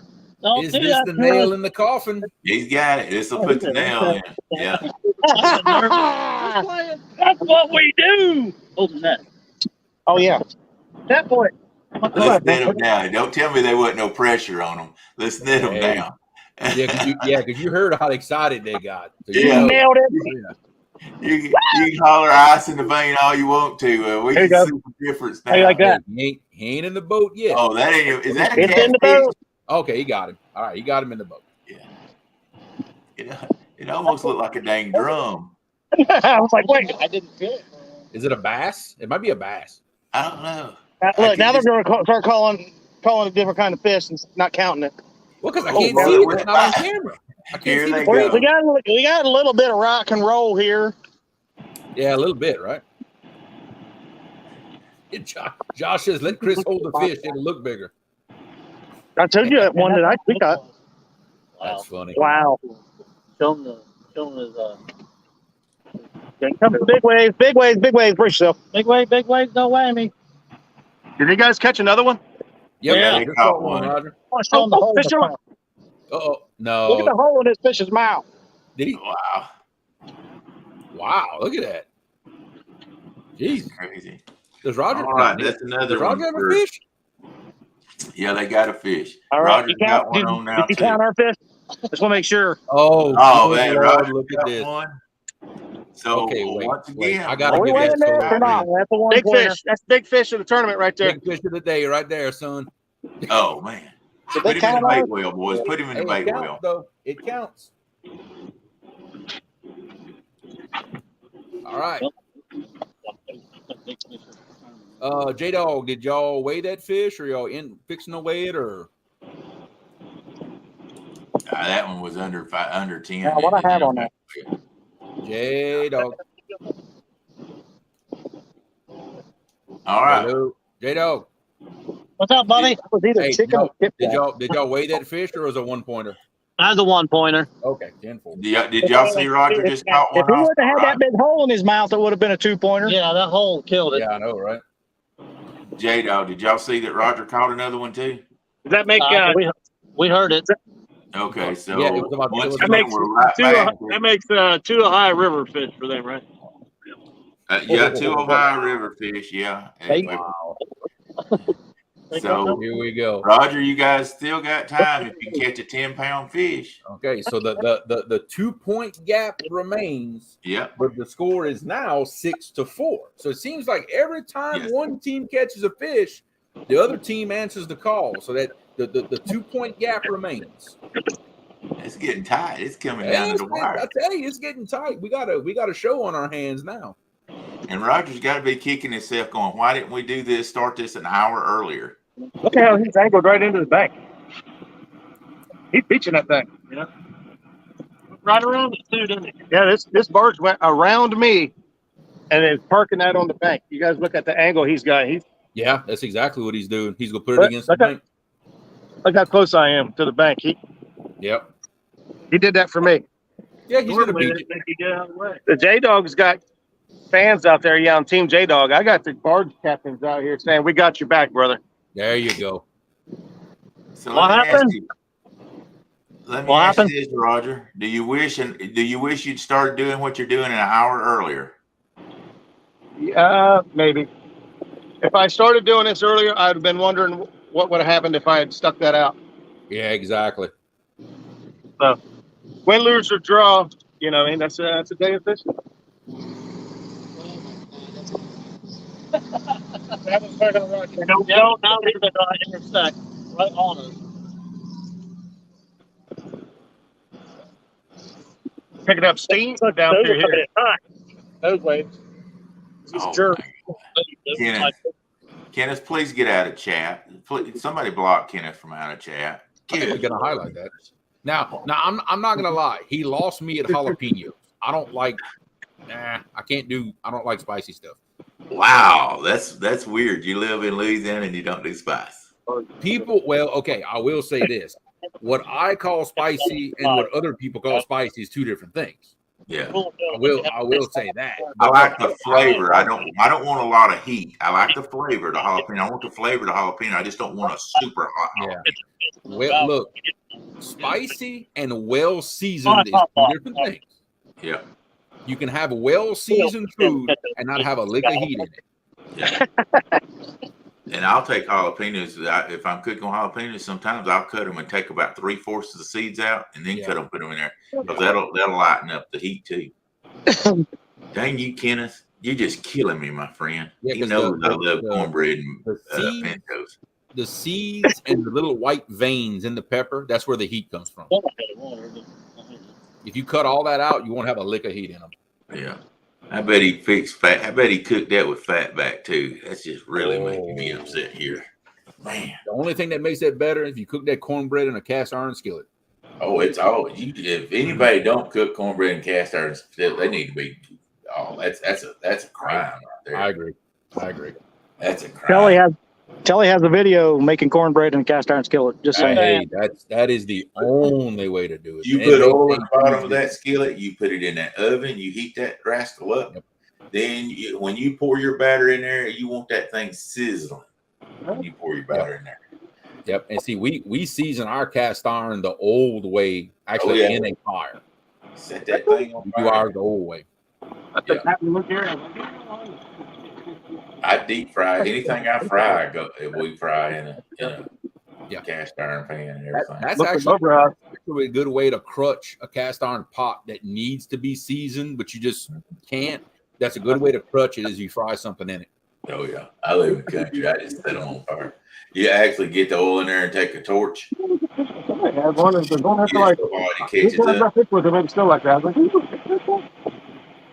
It'll bug me. I'll have to fix it. Yeah. Look, see, John Boy says it right here. Everybody thinks that everything we cook in Louisiana is hot, and it's really not. I mean, it's just seasoned, well seasoned, but it's not hot. Like I don't like hot food. I don't. And most people are surprised when I tell them that, but I don't. I like the Frank's hot sauce to put in there to get to the seasoning that I want. Yeah. I like that flavor. I just don't want burn up. No. Oh no. If you gotta light somebody's throat on fire, then because you can't cook and you're trying to cover up, you can't cook. Yeah, exactly. That's not no, not at all. All right, guys. 14 minutes. It's the final countdown, baby. 14 minutes till I get to go eat. Dang old Kenneth. Oh yeah. That's right. You make your cornbread crunchy on the bottom. That's why you heat that pan up. I've been watching the whole time. Yeah. And then I cut me a pie cut out of it and slice that up. Put me a big old slice of butter, salted butter. I can't listen to it no more. I can't. You're killing me, Daryl. I can't do it. I'm dying over here. I know. You just got to finish on your own. See y'all. All right, later. Later. Dang. Kenneth, look what you're doing to everybody. Daggone it. Yeah, I know, right? I'm meeting up. Minnow Dunkers got to get in the middle of this. Y'all stop it. Me and Creo has been in here from the beginning. Here we go. Brace yourself. Hey, that's not bad either, All right there. the legs of the vehicle at all times. Brace for impact. You know, Roger eats his better cheddar, and they ain't no telling what they got on that big pontoon out there. And what are we doing? Sitting here starving to death. Drank a cup of coffee was our breakfast for champions. But that's all right. We feel honored to be asked anyway. But Mr. Tommy, the bite has been slow today. That's an understatement. Yeah. Well, I was trying not to just spotty. Yeah, spotty. The bite has been spotty. Let's call it that. But I mean, 2 spots. Yeah, total we do have 10 fish between both teams. J-Dog are in the lead with 6 points. Roger's got 4, and it's just been a spotty bite. Been hard to get on them. Yeah, every time I catch one, they catch one, or vice versa. Half the fish were caught in you notice that, Skip, that he didn't even include you? He said every time I catch one, they catch one. Just remember that, Skip. We love you over here. Just nodding his head. On team under DO Triple G. Take that from a guy that's got a team member that's never going to fish with him again, right? Yeah, like he took it. Roger took it out. And when I say spotty, half the fish were caught in the first 30 minutes. Yeah. And the other half have been caught in the last hour. Pretty much. 4 hours. Yeah. In the last hour has been where the rest of these fish have been caught. So it's been like a window of the first hour, 30 minutes, and then this last hour has been pretty much mostly what I mean. It's probably been a little longer than that, but that's what you call spotty for sure. Yeah, see, John Boy, you're right. There's a big difference in how they cook in North Louisiana versus how we fish cook. Fish on. That might be a good one there. Let's see, let me get my here. Man, that's a good bend right there. That's a good bend. I ain't lying. That looks like that may be the 10. Look at that smile on Roger's face. Roger, look at the camera. That smile he's got on his face. I swear if they pull up a stick, I'm taking them out of the stream. I'm leaving out of the stream. He's got a smile on his face. Put it on top of that bait tank where we can see it. This is gonna be close, I believe. Y'all see this, Chad? Look at Chad. Look at Chad. Look at he's all look at him. All right, let's see what we got. Is it a 2-pointer? That's the question here. Yep. It's gonna be tight right here, guys. 9.8. Now you know what that means. If this is a 2-pointer, then we got to bring up the tiebreaker discussion. Yeah. Lord have mercy. This is gonna be the end of YouTube. I know. Oh my God, it's tied up. That's 10 pounds, ain't it?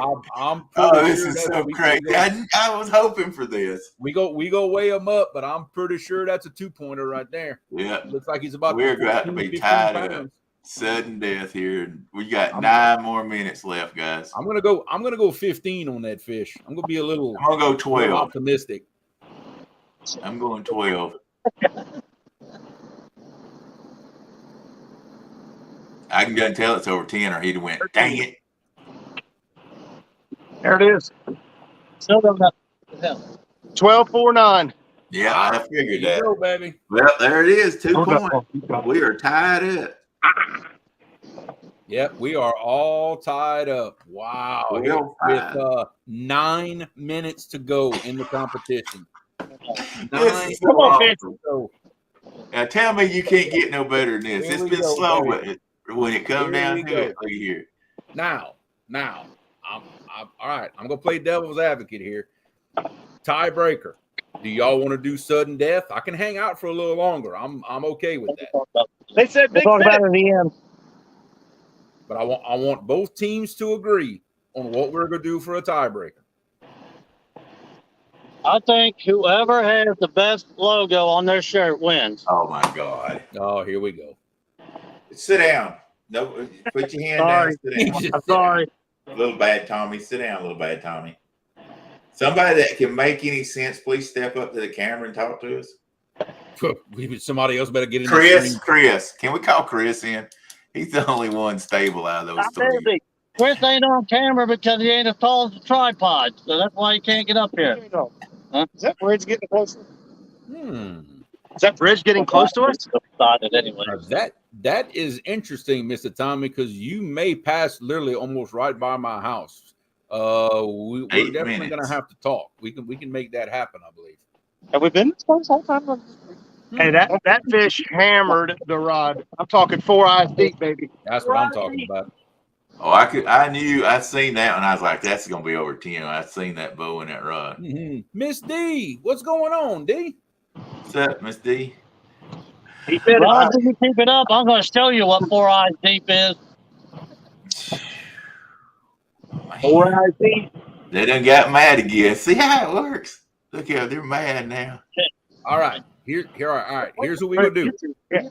I want Roger and J Dog on screen. I was watching the one I just threw out. Second place. And nobody heard me.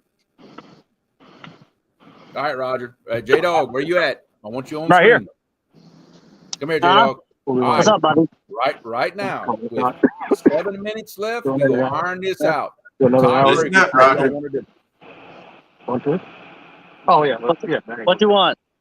What are we gonna do for a tiebreaker? What do you want? I don't think we need it. I mean, we all won. We all have fun. Just want to call it a tie? Yeah, we all have fun. That's all that matters. Okay with that. There we Hey, go. you guys are great anglers, man. As long as everybody agrees, that's all I want. Yeah, we all have fun. We all joked around. That's all that matters. Right. Yeah, and then we Even can if you are trash talk behind even us. more. Okay. So if it time runs out with a tie, we call it a tie. Wait a Okay, minute. very good.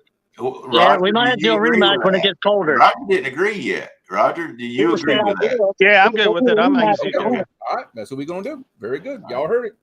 Yeah, let's just do a rematch when it gets winter. Okay. All right. Hey, winter's our time. Oh yeah. Yeah, we'll do a rematch then. All right. So y'all heard it here with 6 minutes left. If it still ends in a tie, we're gonna call it a tie and be round 2 later. Another time. Same anglers. Now, Except we get Zach back next time. somebody can still catch a fish the last 5 minutes. It ain't over.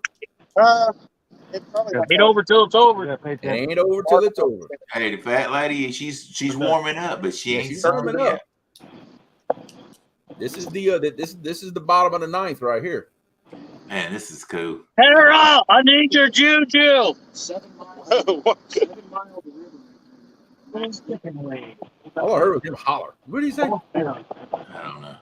All I know, if I hear fish on, there's one boat gonna really get quiet. I bet. Oh yeah.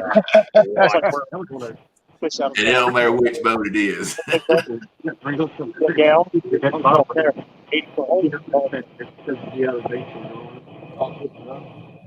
I hear Charlie Brown's school teacher. Here's something. Wah, wah, wah, wah, wah,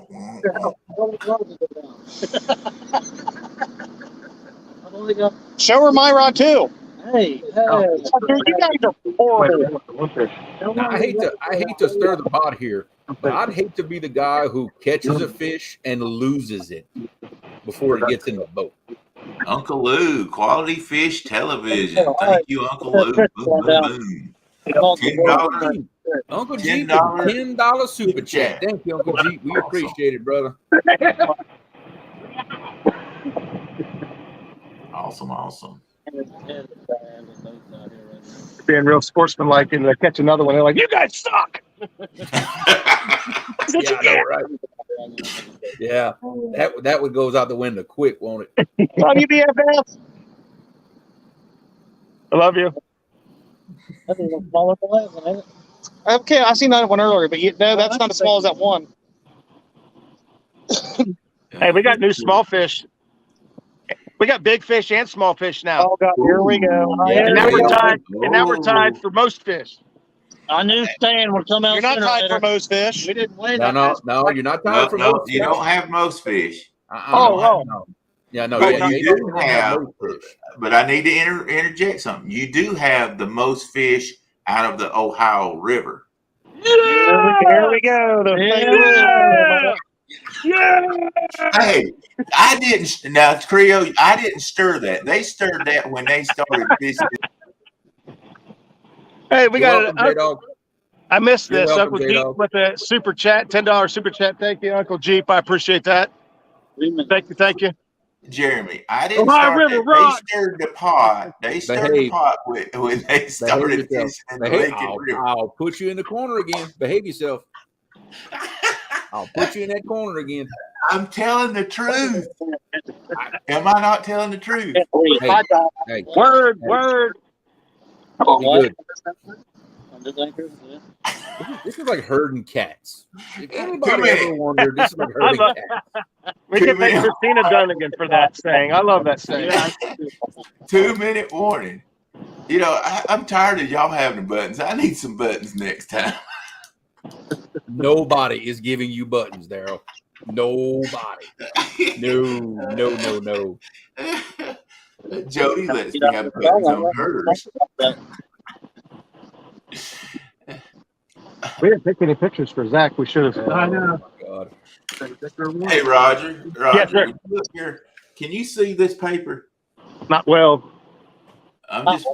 Like 10. Wait. I just want to know what these are right here. What are those? What are these things over here? What? Here you go. Are they asterisks? Here you go. All right, we're less than a minute. We are less than a minute. We are counting down. I'm staring at my clock here. We gotta have some fun at the end, guys. That's Push, for Daryl. sure. And J-Dog did call me this morning. We talked before he called and told me be safe and have fun. And I said, I don't care where you fish. Where are you guys fishing at? I told him where I was going, what I was doing. They were asterisks. Yeah. Look at that boat getting it. 1 minute, guys. But if they didn't take Sandusky Bay out, we could have squashed them. 1 minute. Well, obviously, it's not fair for a generic Licking River to go against Sandusky. All right, guys, that's it. Time. It's like the Ohio versus the Potomac. It's over. They would be in our area. Yeah, I mean, if you 66 fish Sandusky every single day or 3 times a week, I wouldn't have a problem. All right, guys. That's it. I wouldn't have even done it. It's up, over. guys. It's over. We have ended this competition in a tie. Both teams with 6 points. Thank you to the 67 people that's still in here. Absolutely. Awesome. Thank you for all the thumbs up. Everybody that tuned in, this has been, I've had a hoot. I know I've mixed. Yeah. Thanks everybody for stopping in and hanging out with us and being active in chat. It sounds like chat has been on fire today. Hats off to Daryl and Jeremy, man. You guys kept it rolling today. You guys were the stars. So thank you guys so much for helping put this together. Chad, Chris, J-Dog, man, you had us sweating all day, man. You wouldn't have been sweating because you'd have been 30 behind us if you left us alone. Oh, here we go. Yeah, what he said. Here goes the smack talk. All right, look. All right, I'm gonna give Team Underdog the solo screen. Any final thoughts from y'all guys? Go home. What do you say about it, Rama? Yeah, that's big pleasure boaters. Oh yeah, nothing but there's a line of pleasure boaters coming right by him. J-Dog, Chad, Chris, anything y'all want to say? I just want to say sorry to Daryl. I've always played all day. I don't want him to think I was serious. Oh, I'm having fun. I've had fun. I've laughed all day. There's literally, I think, probably 20 jet skis coming through here right now. I see that. I mean, just one after another. Like a motorcycle parade going through here. Yeah, it's like like motorcycles, like you see. But we had fun. That's what this whole thing was about. Oh yeah, that's it. All right, guys. Well, it's nice to know I can scare Roger every once in a while. Yeah. I know you could fish, playa. You got 270 pounders. You're the only one who says you can't fish. I have all the respect for Roger. That's why if anybody asks who's the best fisherman on the Ohio, he's the name I say. Yep, right below Chad. Right below Chad, but yeah. Right below Chad, just above Chris. Everybody's a little bit above Chris. Oh. They're hard on him. I'm just kidding. I had to get the last one out. Yeah, we're gonna get out here for one of these pleasure boaters run us over. Yep. That'll Been work. fun, guys. Been fun. All right, well, everybody, thank y'all for joining. It's been a great show, great chat. It was fun hanging with y'all. Until next time, guys. Bon pêcher, everybody.